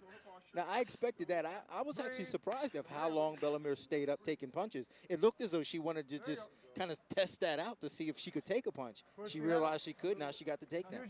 Mir has some aspirations, obviously, in mixed martial arts, but believes that she can wrestle all the way to the Olympics. And you want to set a goal for yourself. She's definitely aiming high. She wants to be an Olympic-level wrestler. Yeah, talking to her, I mean, it was some blood there. Looks like Bella Mir might be cut. Not sure where that happened, if it was on the feet or maybe clash of heads. I mean, feet getting held to the fire early, pro debut already cut. Yeah, and I'm sure she loves every minute of it, because she seems like this is what she was born to do. Somebody's cut pretty bad. I mean, you can't really see who or where it is, but you can see the blood underneath the head of Danielle Wynn. I believe it is on the forehead, maybe of Bellamere. We'll find out eventually, but it's not inhibiting her at all. Going to work in the guard here with some right hands. Welcome to the fold, Bellamere. Already bloody, but still working here inside the guard of Danielle Wynn. Let's go inside the corner of Bellamere, Frank Mir. Perfect. Step that turf. Turf. You got to battle that underhook now. Turf. There you go. Keep the underhook. Turf. There you go. Create space right here now. Okay, you're not in full. There you go. Got to create space. That's all right. You're good. Keep your left Frank Mir in the ear of his daughter, Isabella Mir. When you look at it now, I mean, no crowd here. You can really hear everything in Bellamere, especially tuned into her father's advice. Yeah, and this is a perfect case scenario to be making your debut, especially for someone so young and just getting started to not have a crowd and have your father here, who is such an icon. Yeah, I mean, she's got to be feeling really good right now. Icon, I see what you did there. You see what I did? Right. Halfway point here of round number one. You know, when you talk about fighters getting cut from top position, I remember Sean Shirk fighting Kenny Florian, where it was Shirk that was cut, but the way he was bleeding, it was actually worse for Kenny Florian, who was on bottom, forced to deal with the bleeding of Sean Shirk. And, that's a pretty bad cut for Bellamere, and Danielle Wynn's kind of suffering some of the consequences of that on the bottom. Oh, absolutely. It also happened when I was in the house of the Ultimate Fighter with Edwin DeWeese. He was bleeding on top of Gideon Ray, trying to hold the cut back, but it was still getting in the mouth of Gideon Ray. Believe it or not, Dan Hardy called that out on Fight Island last week. Edwin DeWeese getting multiple shout-outs in a week's time in 2020. Now back on the feet, Bellamere trying to initiate another takedown, but Wynn able to stuff it for the time being, now putting Mir into the corner. Touch over 90 seconds here in round number one. It looks as though it was the nose of Bella. That's pretty impressive for the amount of blood that we saw. I thought we were going to see a cut that she had to deal with, but as you mentioned, the nose bloody there of Bellamere, and now Wynn trying to take over here. Yeah, and this is exactly what Diego was talking about yesterday, just saying, she's got nothing to lose, she's not afraid, she's going to fight hard, and it looks to be she's doing a good job now of nullifying Bellamere and taking some of that steam away. When we talk about the composure of Bellamere, Danielle Wynn was very comfortable with this entire process, virtually no weight cut for her, and the opportunity is very big for her taking on someone with a name like Bellamere, but you couldn't tell if there were any nerves leading up to this fight. And now we're in the final 45 seconds of round number one, and Wynn trying to take over a little bit to make the case for this round. And now we see Mir back into the clinch. Turner, you're fine. Go. Jack that underhook hard. Jack it hard. Go. Don't wait. I need you to fight right here. You can hear the coaches mention Frank Mir in the corner of Bellamere, also in the corner of Danielle Wynn, UFC fighter, and Diego Lima. The amount of tutelage in the corners here, it's a high-level fight for a variety of reasons. Yeah, and Danielle Wynn did a great job of keeping her hips away from Bellamere, and that's got to be kind of frustrating for Bellamere because she really needs to get this fight back on the ground. Referee trying to, not exactly sure what he's saying there. Time expires. Maybe an issue with the wardrobe. Sean Wheelock, did you see what was happening there? Yeah, that was a moment of modesty for Servano Licano trying to do a favor to Danielle Wynn. Her fight top actually came up exposing her breast, and Servano Licano being a gentleman there. No complaint from Bellamere in that situation. That is so incredibly awkward for a referee. Unfortunately, Elizabeth Phillips had that situation in the UFC. There have been rare cases of that, and usually the referee is going to fall on the side of modesty, on the side of discretion. Technically, the referee was wrong. I think that's the correct thing to do from Servano Licano. 100%. No arguments here. You always want to make sure that everything is where it needs to be during a fight, so it doesn't actually inhibit the result of the fight. But time does expire. The first professional round in the books for Bellamere. Bella Mir, Dean Thomas. Yeah, and I think that was a tough round for her. I mean, I think that was, I'm sure she wasn't underestimating her opponent, but that was a very tough round for her. Round 2 underway. Bella Mir, Danielle Wynn, both ladies making their professional debuts here tonight. We'll see how long Bella Mir wants to exchange here on the feet. She was able to take down multiple times in the first round. Mentioned her wrestling pedigree, state champion in Nevada. Now in on that takedown, but Wynn able to stuff it early, trying to sprawl out of it, but Mir stays with it and able to get the takedown. Now, you know she's just going to close and tie you up, so frame and breathe. Frame. There you go. Get your hand in her forehead, her face. Frame up. There you go. Just keep hitting landing shots. Just mark. The dulcet tones of Frank Mir in the corner of Bella Mir. Very calm, cool, and collected. They have a game plan, and they're definitely sticking to it. Body, head. Working just holding on. the left side of the body with some punches is Bella Mir.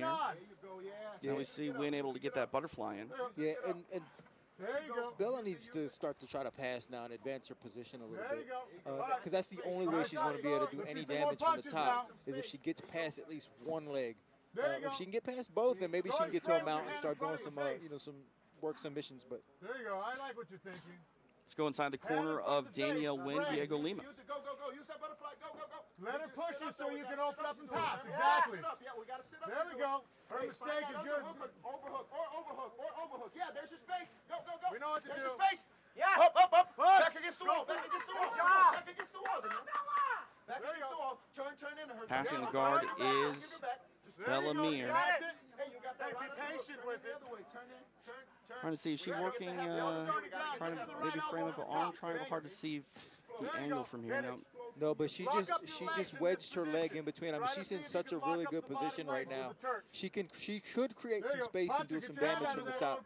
But I mean, Bella's fighting an extremely sophisticated fight for a young lady here. Just, especially after the first round she had, it was tough. I mean, she's really still in this fight, like really fighting a very smart and patient and mature fight.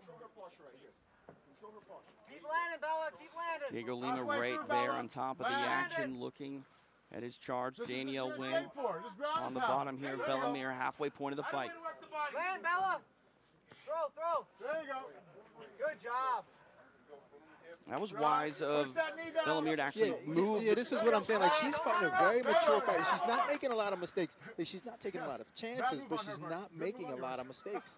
And that's something that you don't expect from young fighters. You expect young fighters to be more reckless. I asked her if everything went right, does she want to get in and out and make it a quick night? And she said, sure, I'd love to have, my first win come that easily. But she also, alluded to the fact that she just wants time to work. This is not just her pro debut. This is her fighting debut. She's done a bunch of Brazilian Jiu-Jitsu competitions, but this is a fight. This is unlike really any other experience she's had thus far. And when you want to go out there, especially at a young point in your career, you just want to get some time in. Yeah, and she's definitely getting time in, and she looks good doing it in terms of decision making. And that's one of the hardest things for young fighters to do, is to make good decisions. They make hasty decisions and do it just. And she's fighting a really mature fight.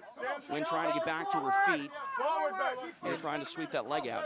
And for as mature of a fight as she's fighting, Danielle Wynn is hanging in and giving her the fight that she wants.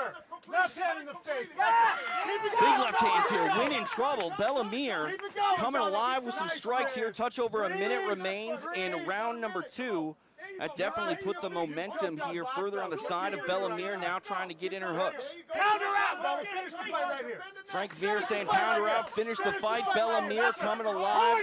Not the hardest shots, but they are bunching up. Wynn trying to roll into her, able to do so.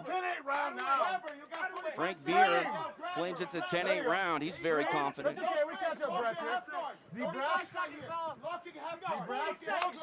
Danielle Wynn was able to avoid the stoppage. She was very close to possibly getting stopped. Now Bella Mir trying to come alive once again. Gus is looking at it. I don't think those shots are really hard enough to stop it. She's not really taking a lot of damage, but it just looks a little rough. Frank Mir getting the best look in the house. Bella Mir coming alive. 20 seconds remain. Watch the up kick. There you go. Up kick. She didn't like it. Go. Up kick. Yeah, now this is where it's difficult for Danielle Wynn because like, she has the up kick, but she can't really get the space or the angle because of the fence or the ring. Come on. Same position. She has to be on her back. You're still in the guard. There you go. 10 minutes now in the books. Sean Wheelock, Frank Mir dubbed that a 10-8 round. Do you agree? Absolutely, I agree. And that's a modern 10-8. 5 years ago, that would have been a 10-9. That's a modern 10-8. So 2017 Bellemere, you look at round 2, the 3Ds for a 10-8. Damage, domination, duration, all three were present. 100%. I think, you know, as you mentioned, Sean, 10 years ago, you had to basically knock someone out to get a 10-8 round. And in 2020, we see the evolution and the change in that. We'll see if the judges side that way.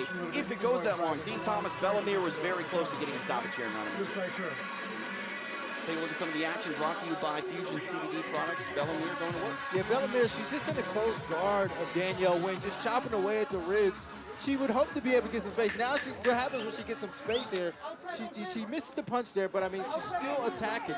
I mean, she's doing a good job of doing everything that she wants in this fight. She's got good ground control, good ground and pound, and I think now she's gaining the confidence. And she just, I mean, look at her demeanor now. I mean, she's walking out to the center. I mean, she's a consummate professional. Her dad's not even out of the ring yet, and Bellemere's trying to take the center of the ring. I think she definitely knows that the end could be near. We'll see if she's as aggressive here in this third round, immediately in on this takedown. Look at Huge that. takedown here for Bellemere, Danielle Wynn. That's okay. She fleed, but she has to go right back to guard now in the middle. Deep breath. Hey, beautiful. Trying to get a restart here in the center of the ring. Look at the mouth open, Bella. Look at that. Frank Mir essentially is saying that Danielle Wynn is pretty much broken and defeated. We'll see if Bellemere can put the finishing touches here. This round just underway. And I think so, too. I think Danielle Wynn right now might be a little broken and defeated because she didn't fight that takedown as hard as she could have or as hard as she did to some of the earlier ones. And that's normally a sign of defeat. You're doing what you love. And now what it comes down here is Bellemere's offense. While it hasn't been the most powerful of shots at times, the stoppage comes down to whether or not Danielle Wynn is intelligently defending herself. And if the punches are adding up, maybe not you know, as much as damaging as you would like. If there's no defense there, the referee's going to be forced to intervene, and Danielle Wynn is definitely going to have to do something here to delay what could be the end of this fight relatively quickly. Look like me. Look at me. Look at right on the hook. Come on. Keep going, Bella. Now Frank Mir just literally showing her how to do elbows. Go, Bella, go, Bella. Bella, come on, baby. Busy, yeah. Good job, kid. Pass the guard now. Frame. There you go. Yes, Bella. Pass. We talked about the half guard, ground and pound position earlier. That's where Bellemere is now. I wouldn't be surprised if she gets a finish somewhere in this fight. I would not be surprised. Armbar maybe upcoming here for Bellemere. Belly down. Danielle Wynn in some trouble. Needs to try to fight that extension of that left arm. Able to do so for the time being. Now extending more and more. Frank Mir saying, take it home with you, break it. I think that it looks as though the elbow is out. I can't really see it from here, but Wynn definitely being calm here. She's in a precarious situation, but as you mentioned, Dean, I believe that elbow may have passed the point of danger. But if anybody can readjust, it will be Bellemere. Halfway through, Bella. Yes, go. Yeah, she's going to transition into something else, maybe a triangle here. All right, we got to move. Now for the first time we see Bellemere working on the floor from her back. Watch what you're doing. You got 2 minutes right here, okay? Get up. Come on, posture up. Well, she's not hitting. I guess I told her they're going to start you up. Hands off the floor. There you go. go. Overhooks. Look at that. Short elbow, Show short her what elbow. you were feeling. Hands off the See floor. if Danielle Wynn can make the most of this She's not doing anything. position. Frank Mir arguing the case that maybe there needs to be a stand-up because Wynn's output is essentially non-existent at this Get point. your hands off the floor. Put it on her. I need your short punches. Go. Right there. Nope. Work it up You again. see Wynn Nice. conservative here with her output because she can't make a mistake. Yeah, I think she feels the guard of Bellemere. Like you see how Bellemere is working her legs. Wynn feels that it's like, you know what? I don't want to move too much. If I move too much, she's going to cover the space and attack. Right there. Again. Go. She didn't like it. Go with the Short big little elbow shots now. here from Danielle Wynn. Not a lot on them, but allowing her to maintain this position. Touch over 90 seconds here left in the fight. Control the arm. Don't pay to see it. Get your arm back. Get your And you can see Bellemere trying to maybe pass that There you go, again. right Come on, arm come on. Make of it Wynn for a Hey, you got triangle, but it's not there minute 20 anymore. work, a minute 20.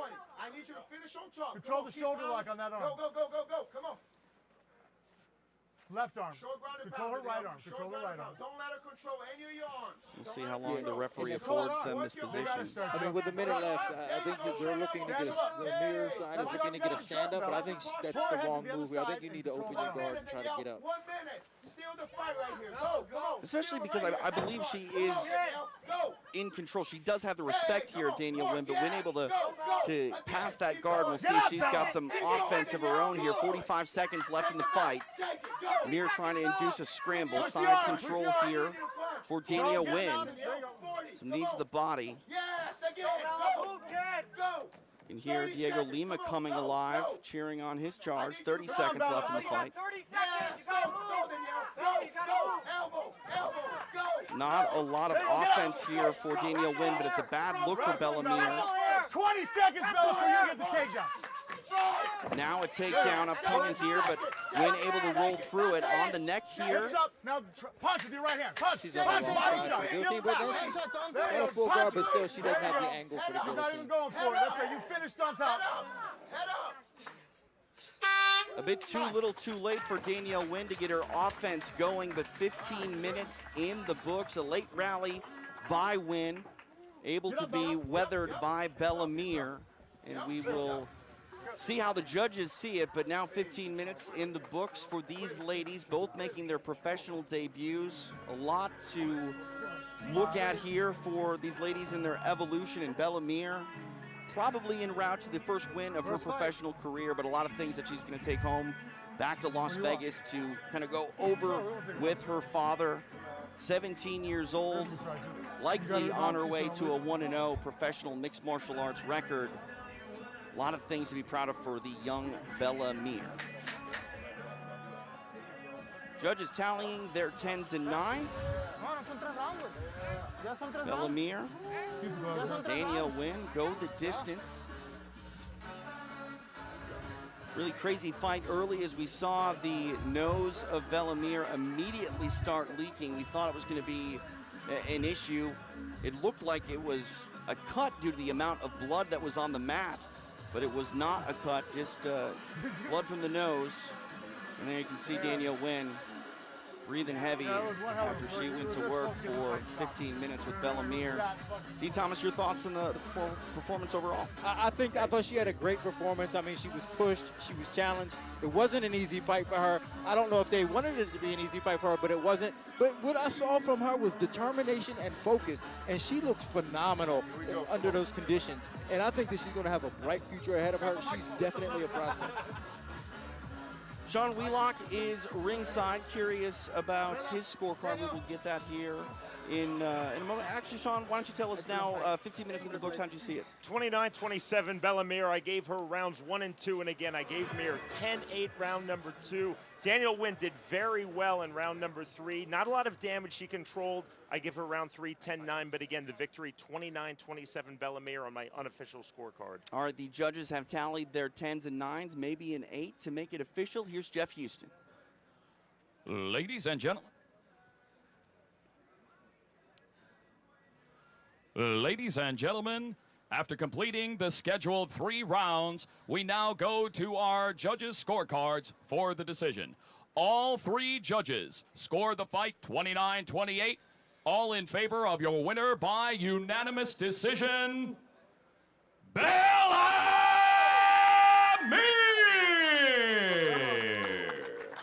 29-28 across the board for Bellemere, so not all that far offline from our unofficial scorecard with Sean Wheelock. The main difference, none of the judges gave a 10-8 round here. But you did, Sean, and again, you know, I have you here ringside. Let's talk about the future of Bellamere, because tonight, I think this was a really good fight for her in a lot of ways. It's her pro debut. It wasn't a cakewalk by any means, but it was a tough enough fight for her to call upon all of her skills. She had to fight, on the feet, in top position on the floor, and even on bottom. Yeah, Danielle Wynn was a very tough opponent, like Bellamere making her pro debut. Danielle Wynn showing a lot of character, coming back. Again, as the three judges had it, so did I, giving Danielle Wynn round number 3. Bellamere, I think the best thing for her was to have a tough game opponent like this. I don't know that Frank Mir would want his 17-year-old daughter to win in a squash in 30 seconds. That really accomplishes nothing. Danielle Wynn showed a good top game, good pressure, but Bellamere, such class, so technical. What would you expect in anything else from Frank Mir's daughter? Her top control, her wrestling, when she hit the whizzer in round number 2. So smart, so poised at 17 years old, such a bright future. And I think you hit the nail on the head, too. A 30-second squash match does nothing really for a budding fighter looking to gain experience. That's what you want every time out in a fight. You want to be better for having the fight. Yes, it makes a good highlight reel, but if you go out there and win relatively easily, it doesn't really do anything for your growth and evolution as a fighter. I think one of the great things about MMA over boxing, two sports I love dearly, we don't have the record obsession, thankfully, in MMA that we do in boxing. In boxing, if you lose 5 of your first 20 fights, you're not going anywhere in your career. Whereas in MMA, to start 15-5 is phenomenal. You almost look skeptically if you start 20-0 as though you're being set up to win squash after squash.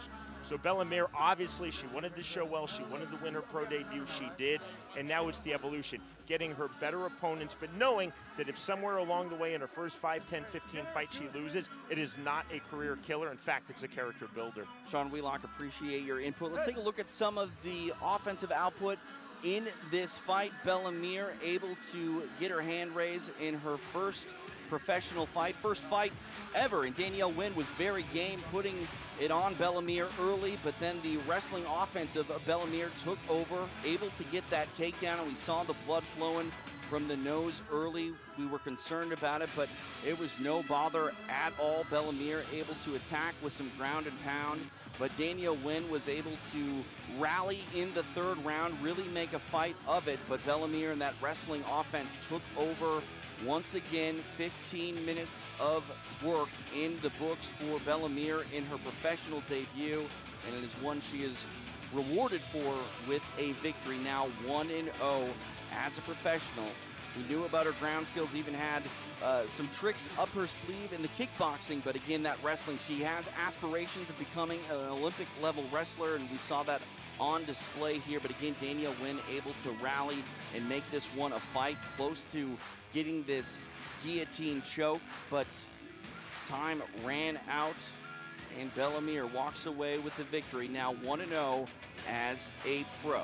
Bellamere will now speak with our Dean Thomas. Congratulations on that win. What does it mean to you to have your first win? I mean, that was such a mature performance from you. What does this win mean to you?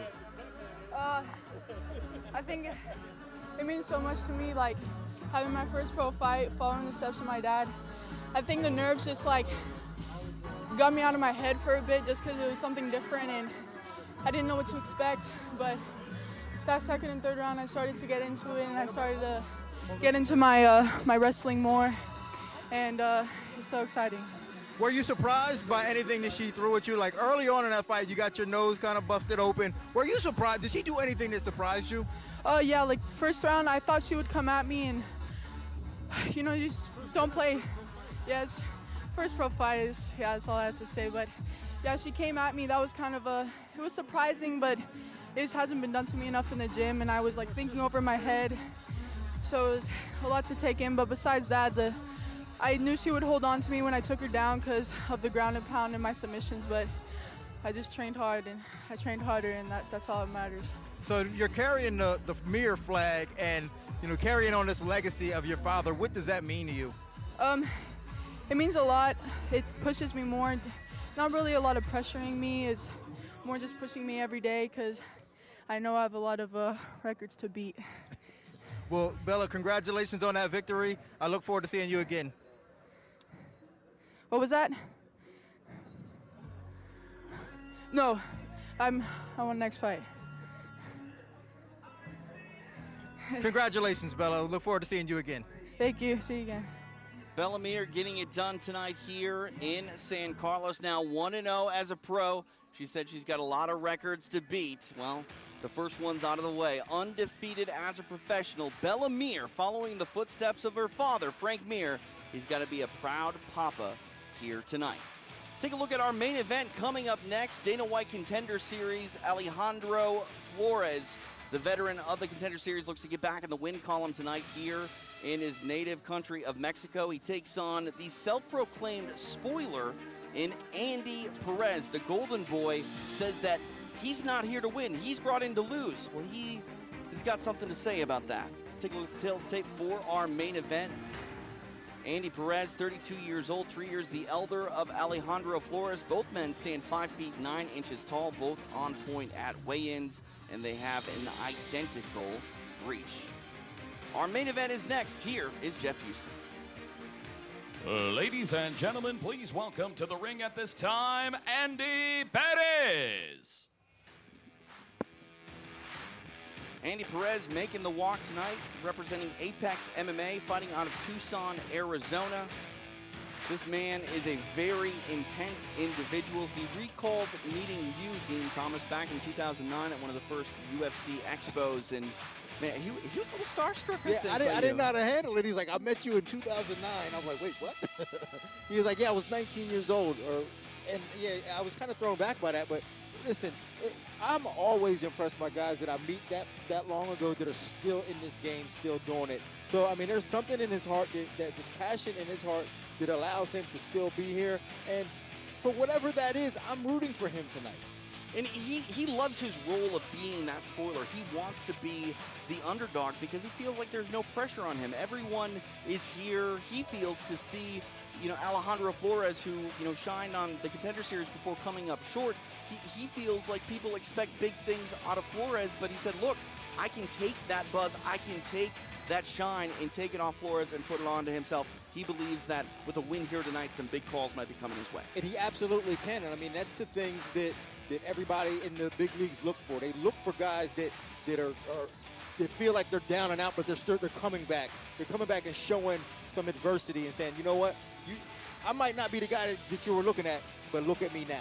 He's trained with some very talented fighters that he's been in the room with: Henry Cejudo, Dominic Cruz, Justin Gaethje in the past, and he wants to strive to follow in some of their footsteps and really put Tucson, Arizona on the map. And you got to believe that a win here tonight over a highly touted Alejandro Flores would do just that for him and his gym. Coming off a win in Wyoming in a bare-knuckle mixed martial arts fight. We hear a lot about bare-knuckle boxing, not a lot about bare-knuckle MMA, though, in 2020, but Perez did it, and he won.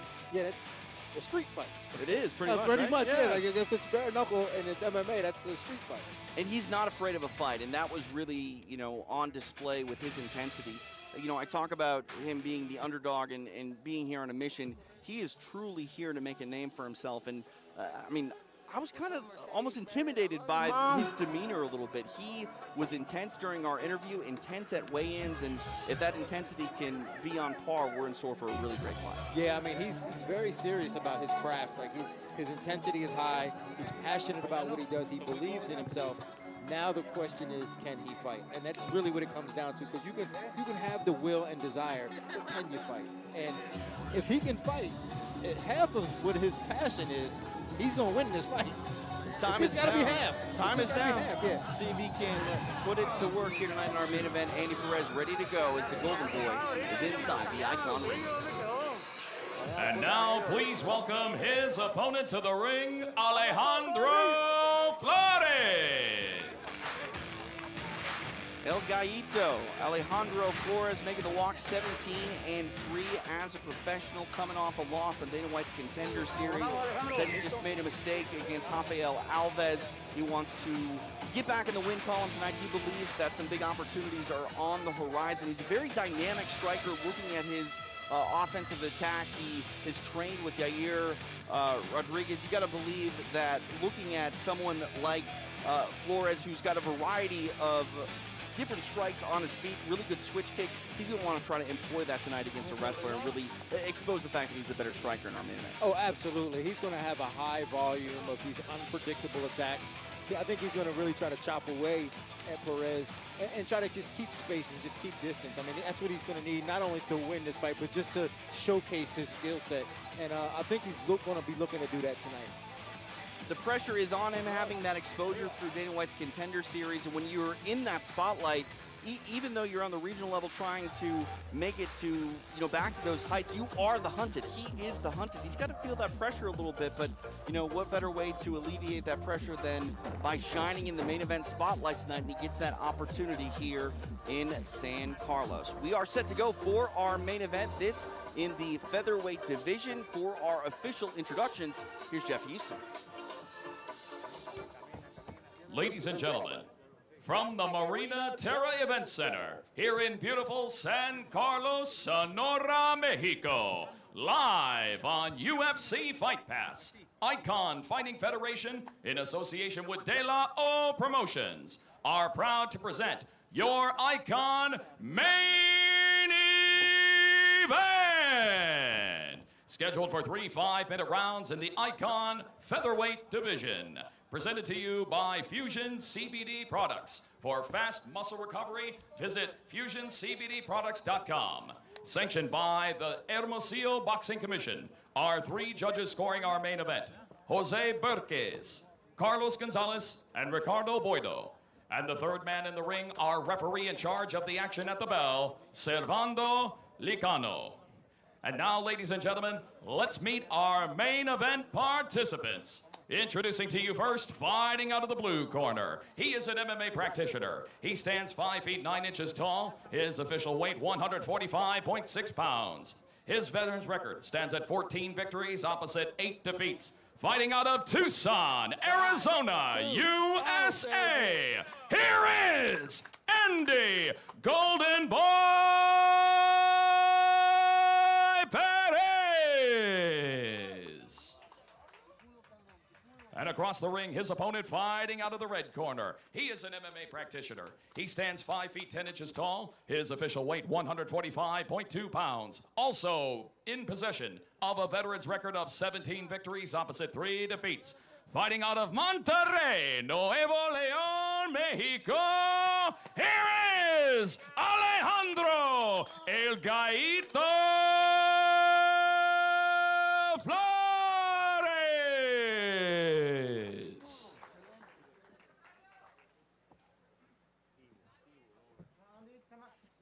Alejandro. Okay, gentlemen. ¿Es todo? ¿Listo? ¿Aquí se acaba? Sí, aquí. Arre. Okay. Ya conocen las reglas, señores. Guapa, vámonos, tren. Raza, es todo. ¿De dónde? Okay, ¿De dónde? gentlemen. ¿De dónde, güey? Mexicano. Mexicano, 100%, cabrón. Aquí nos vamos a dar. Vámonos, tren. Vámonos. ¿Por qué fuiste a Vámonos, Chicago? tren, güey, aquí es. Cama. Vámonos, güey. Vámonos. Vámonos, cabrón. 100% mexicano, cabrón. Vámonos. Yo también, sangre. Arre, vámonos. Okay, you know the rules, okay? Go. Okay, that's referee instructions. I absolutely love this. How can you not love this? Are you fired up or what? I'm These fired guys, up. oh I'm my fired goodness. Up. Andy Perez, Alejandro Flores, and we are underway.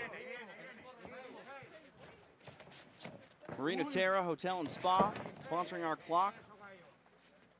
Our destination here in San Carlos for Icon 2. Andy Perez in the gray and the red, Alejandro Flores in the gold.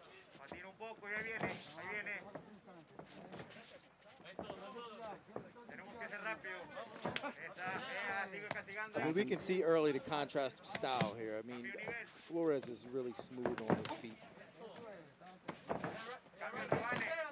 Perez, who may have eaten a knee to the head there, but the referee doesn't intervene. Hard to see where it landed. It was very, very quick. And that would have been an illegal knee. Perez not deterred, though, trying to get this takedown. Hard to say it was intentional. Slapping shots to the ear, though, by Flores. And that can really discombobulate you. Perez should have went to the single leg there. Like, he had that double leg and his arms were just too far apart. He should have went to the single leg. Now he's in trouble of getting anaconda choked here.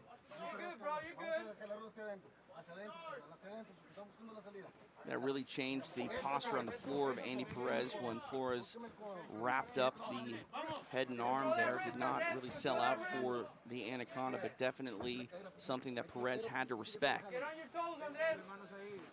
Trying to throw a knee to the body there is Flores. Control that wrist. Still in control here of that head and neck, Dean. What are the options here for Flores? Well, Flores, what he's doing is he's either going to work for a Darce or an Anaconda. Yeah, now it looks like he's just opts to stand up. Perez forced to sort of shell up and respect that offense. That's the worst position that Perez could be in, is trapped in the corner against a dynamic striker who can throw at different angles. And talk about the differences between a ring and a cage. You can really feel helpless in that corner if you can't get out and you're sitting in front of a dynamic striker like Alejandro Flores. Oh, that was a nice right hand. Or left hand, I'm sorry. Exchange of kicks there.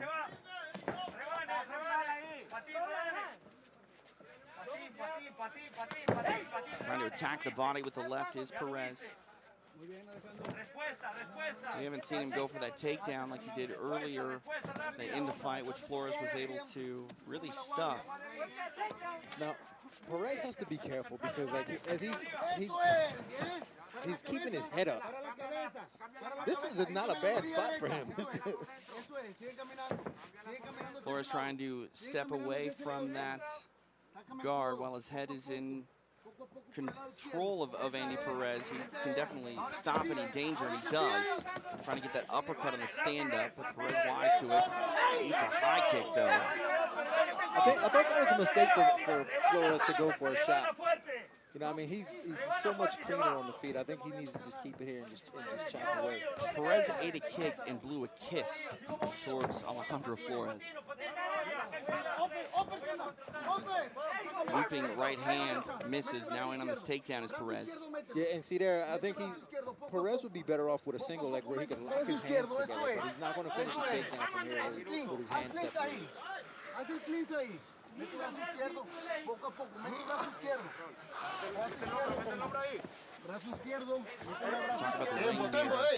Flores able to sprawl out of these takedowns and not have to contend with the fence. His feet will go right through the roof. Yeah, and that's what, so like the ring, it just gives you different options, and like sometimes it works in your favor, sometimes it doesn't. The wrestler really has to work more for those takedowns. Hard right hand, raising it looked like from Flores.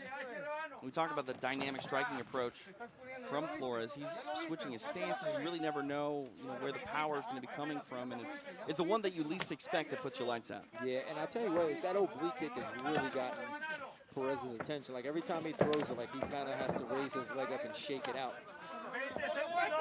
Working this low single is Perez. Referee intervening.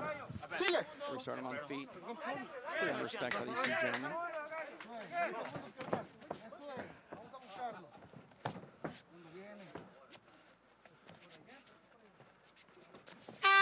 Five minutes down here in our main events. Featherweights inside the Icon ring. Alejandro Flores and Andy Perez. Action was fast and furious after one of the most intense pre-fight instructions I think I've ever seen in combat sports. Oh yeah, that was intense. I was fired up. I didn't understand a word of it. Me neither. I was just like, you can read the body language, and that was it. That's all you needed to know was what their body language was saying. Sean Wheelock, you are ringside here. We saw a questionable knee early. It looked like Perez was maybe a grounded opponent. What did you see? I saw Andy Perez up. We're going to get a second look at this, but keep in mind, Alejandro Flores can target the chest, and that is what he did. On the replay, I can see that Perez is grounded clearly, but Flores is targeting the chest. Again, it's high risk, high reward, because if he lands it to the head, that's a possible 2-point deduction or even a disqualification. Appreciate it, Sean Wheelock here ringside, our regulatory analyst, and he has been busy at work here tonight. Round 2 underway in our main event. Alejandro Flores, the Dana White Contender Series veteran, taking on Andy Perez. We are live tonight in San Carlos, right outside the Marina Terra Resort and Spa. Icon Fighting Federation number 2. We see Andy Perez in on this takedown here to start round number 2. Oh yeah, I mean, and he even had his hands locked on that one. I mean, that's going to be discouraging for him. He was in deep, had his hands locked, and he still couldn't finish that takedown. Really trying to stick with this takedown is Perez. And Perez did a good job there of trying to use his legs. I mean, that's what he's going to have to do, is to attack his upper body with his upper body and then use his legs against Flores' legs. Good knee by Flores. Really attacking with his right hand. Perez trying to stay with his takedown, but eating a lot of punishment for it. Now, almost a plum clinch there, but Perez saw it and almost kind of grounded himself. And really kind of diving through the legs here. Sign of desperation with the wrestling takedown there by Andy Perez, but Flores able to step through and now back on the feet. Really overhand, looping overhand right, answered by a left hand from Perez. Perez making a statement. I think, the longer this fight goes, I'm giving Perez more of a chance. I mean, because the longer the fight goes, Flores is kind of wearing down. Perez seems to be getting a little stronger. The more I think this fight can become gritty and grimy, it does favor the wrestler in Perez, because, these quick shots on the outside and the dynamic striking offense of Flores, it's good, but can he keep that up for 15 minutes? We'll see. Very difficult. So he's got a Darcy now, so I mean, it's going to be very...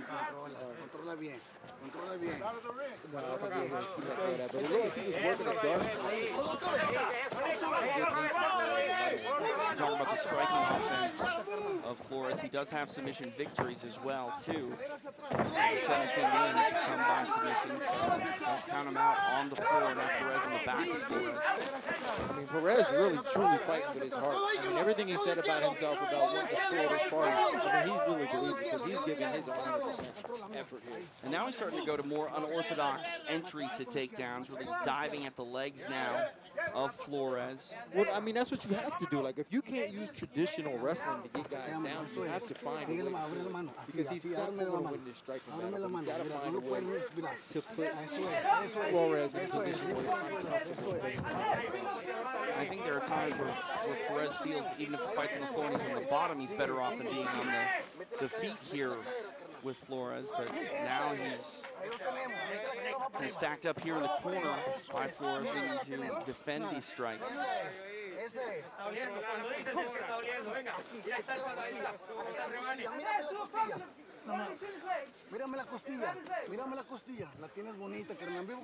Not a great spot for Andy Perez to be in. Flores disengages.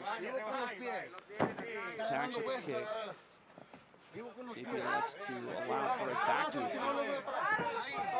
Referee intervenes and allows him to get back standing. 90 seconds left here in round number 2. TJ DeSantis, Dean Thomas, Sean Wheelock here in San Carlos, Sonora, Mexico. Icon Fighting Federation number 2. Appreciate you joining us live on Fight Pass. Our main event underway here is Andy Perez and Contender Series veteran Alejandro Flores fighting with 1 minute remaining here. Touch over that in round number 2. Hard kick there. Andy Perez just doing whatever he can to stay into this fight. I mean, he's outgunned technically, but I mean, he's doing whatever he can to stay, just sure willpower. And we knew that coming in. His mindset was not really ever going to accept defeat. Now, he may come up short in this fight. There are reasons that, Flores has been able to control this pace, but it's not for lack of effort, not for lack of heart. Andy Perez is going to fight until he can no longer fight. Yeah, and it seems that way. I mean, he's still coming forward, still doing the best that he can, but he's just really kind of outgunned here. I mean, Flores is just on another level in terms of striking. You can see the confidence growing for Alejandro Flores. See if he's got something up his sleeve here to throw at Andy Perez as we are in the dying moments here of round number 2. Ooh, hard shot to the body there. Perez in some trouble, covering up, dying seconds of the round. Can Perez survive? I mean, he's as tough as they come. I mean, he was hurt, still cheering him on. He was still egging him on. I mean, you will have to stop Andy Perez from fighting to get him to stop fighting. I mean, it's as straight and simple as that. he just gave us a look over here. Instead of going to get water and instruction, he came over and gave us a look of determination. I mean, he came to fight. Anything can happen in mixed martial arts, and we'll see some of the action here as we're 10 minutes through this one, our main event. Alejandro Flores and Andy Perez walk us through some of the action. And that was he caught him with a body kick. It looked like he was trying to go high at first, then it came down to the body. Yeah, a nice little combination by Flores there. And that was the body shot that hurt him right in the liver. I mean, as Perez was coming in, Flores caught him with a left hook to the body, and it really hurt him. And that's what really kind of changed his tone. He can take them shots to the face, but them body shots will change your tone. Headed into our third and final round. Sean Wheelock, how do you have this after 10 minutes? 2018 Alejandro Flores, TJ, 2 clear-cut 10-9 rounds. Andy Perez still very much in this one. He doesn't care what anyone's scorecards say. He's going to try to take it, and we see Flores with a spinning attack. This is exactly what you want out of main event fighters. Both these men have come to fight, and while Flores has sort of dictated the pace throughout the 10 minutes and change here, Dean, I can't say enough about the heart, desire, determination of one Andy Perez. Yeah, I mean, that's, sometimes they say, heart wins fights, and I mean, I don't know if he still could win this fight. It's not over yet, but I mean, it's certainly keeping him in this fight. Alejandro Flores would like to get back into the Contender Series or take an opportunity to get into the UFC should they need someone, and tonight he's showcasing a variety of his skills on the floor, on the feet. We've seen him frame up that choke a couple of times. We'll see if he can make something happen here to get a stoppage in round number 3. And, for as good as Flores is on his feet, Perez is just making it hard for him because he's so unpredictable, and he's not falling for some of the feints, and he's like very awkward. So it's very hard for Flores to actually set him up and get the shots off that he wants. Because he looks so smooth and clean on his feet, but he's not getting the shots that he wants because Perez is just so unorthodox. And while Perez may, have some unorthodox entries and may at times even look sloppy, that doesn't mean that Flores can get too aggressive, because if you make one mistake, all of a sudden you're losing. Yeah, you're going to, and Perez, he came to win, so Flores can't make a mistake. See some big movements here from Flores. He's attacked with some running jump knees in this fight. We'll see if he tries to go back to that well. Some looping shots, not finding the mark from Andy Perez.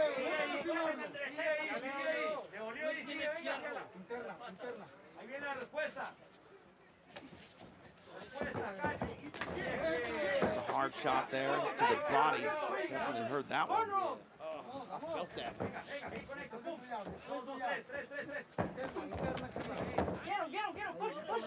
It's a unique It's timing. great movement by Flores, just moving by inches and getting out of the way.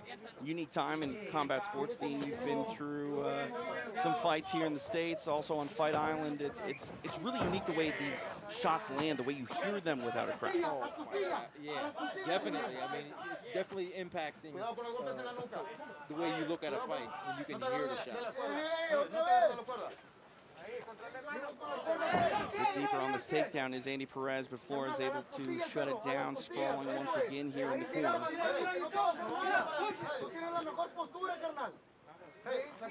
Perez not letting up, though. Referee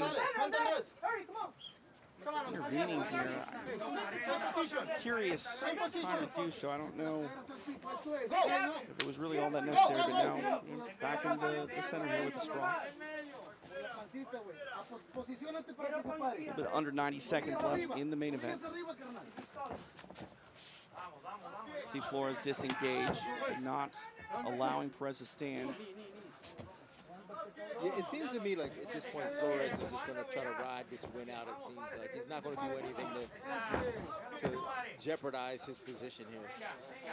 Just take his time. I mean, he might go for the kill here, but I don't think he's going to do anything crazy. Takes the body, finds a home. Flores tries to go high with it. Less than a minute left for Andy Perez to pull out something big. He wanted to be the spoiler tonight here in San Carlos. find something that might be a bit of a miracle. Less than 40 seconds remain here in round number 3.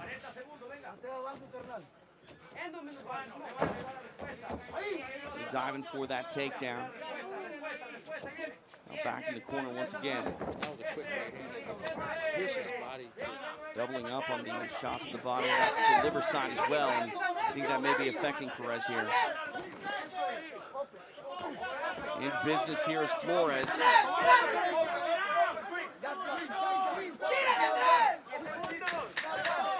Final 10 seconds left in the fight.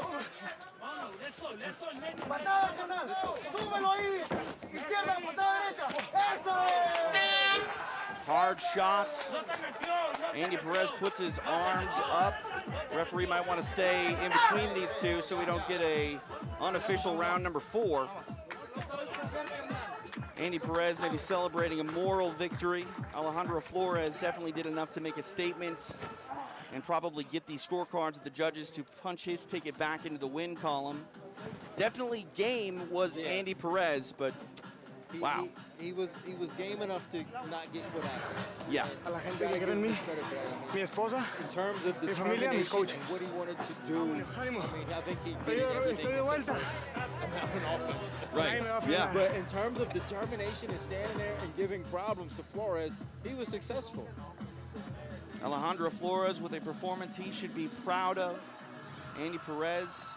Andy Perez will fight another fight tonight, I think. Yeah, So. I mean, he's still fresh. Yeah, yeah. I mean, take a look at some of the action here from our main event. It went the full 15 minutes.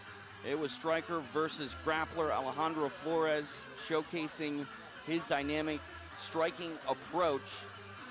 Nice knee there. And Perez, the grappler at heart, really trying to get this fight to the floor. I think a pretty performance from Flores for a variety of reasons. He doesn't get the stoppage, but he really showed all of his skills. He showed 15 minutes of just flash, and he looked great. I thought he looked great. I thought he was on point. He was sharp, especially for the type of fighter he was fighting. Sign of respect here between these two gentlemen. Can't discount the heart of Andy Perez, but tonight should belong to Alejandro Flores. Judges have tallied their 10s and 9s and make it official. Here's Jeff.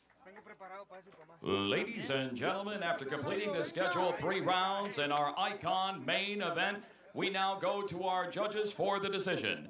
All 3 judges score the fight 30-27 in favor of your winner by unanimous decision, Alejandro El Gallito Flores. No shock there. Unanimous decision goes the way of El Gallito Alejandro Flores. Now back in the win column following his stint on Dana White's Contender Series.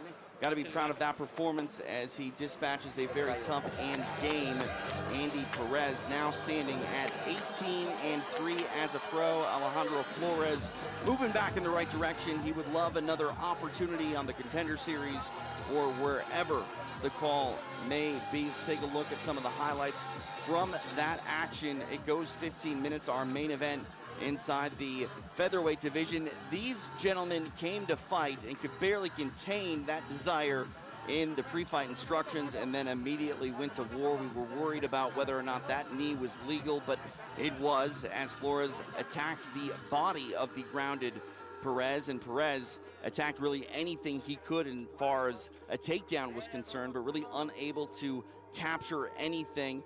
Was able to survive this striking clinic by Flores, and you can't discount heart, but heart doesn't always win fights. It definitely allowed him to survive in round number 2. Perez was in a ton of trouble, and he was even waving Flores on, and Flores was game, definitely wanted to try to get back in the win column in a big way, and while he doesn't get the stoppage, he does show why he has tremendous ability and skill in the striking department and overall well-rounded mixed martial arts game. Alejandro Flores, a featherweight to keep your eye on, and I'm pretty sure they would do it again if we allowed them here tonight, but not necessary.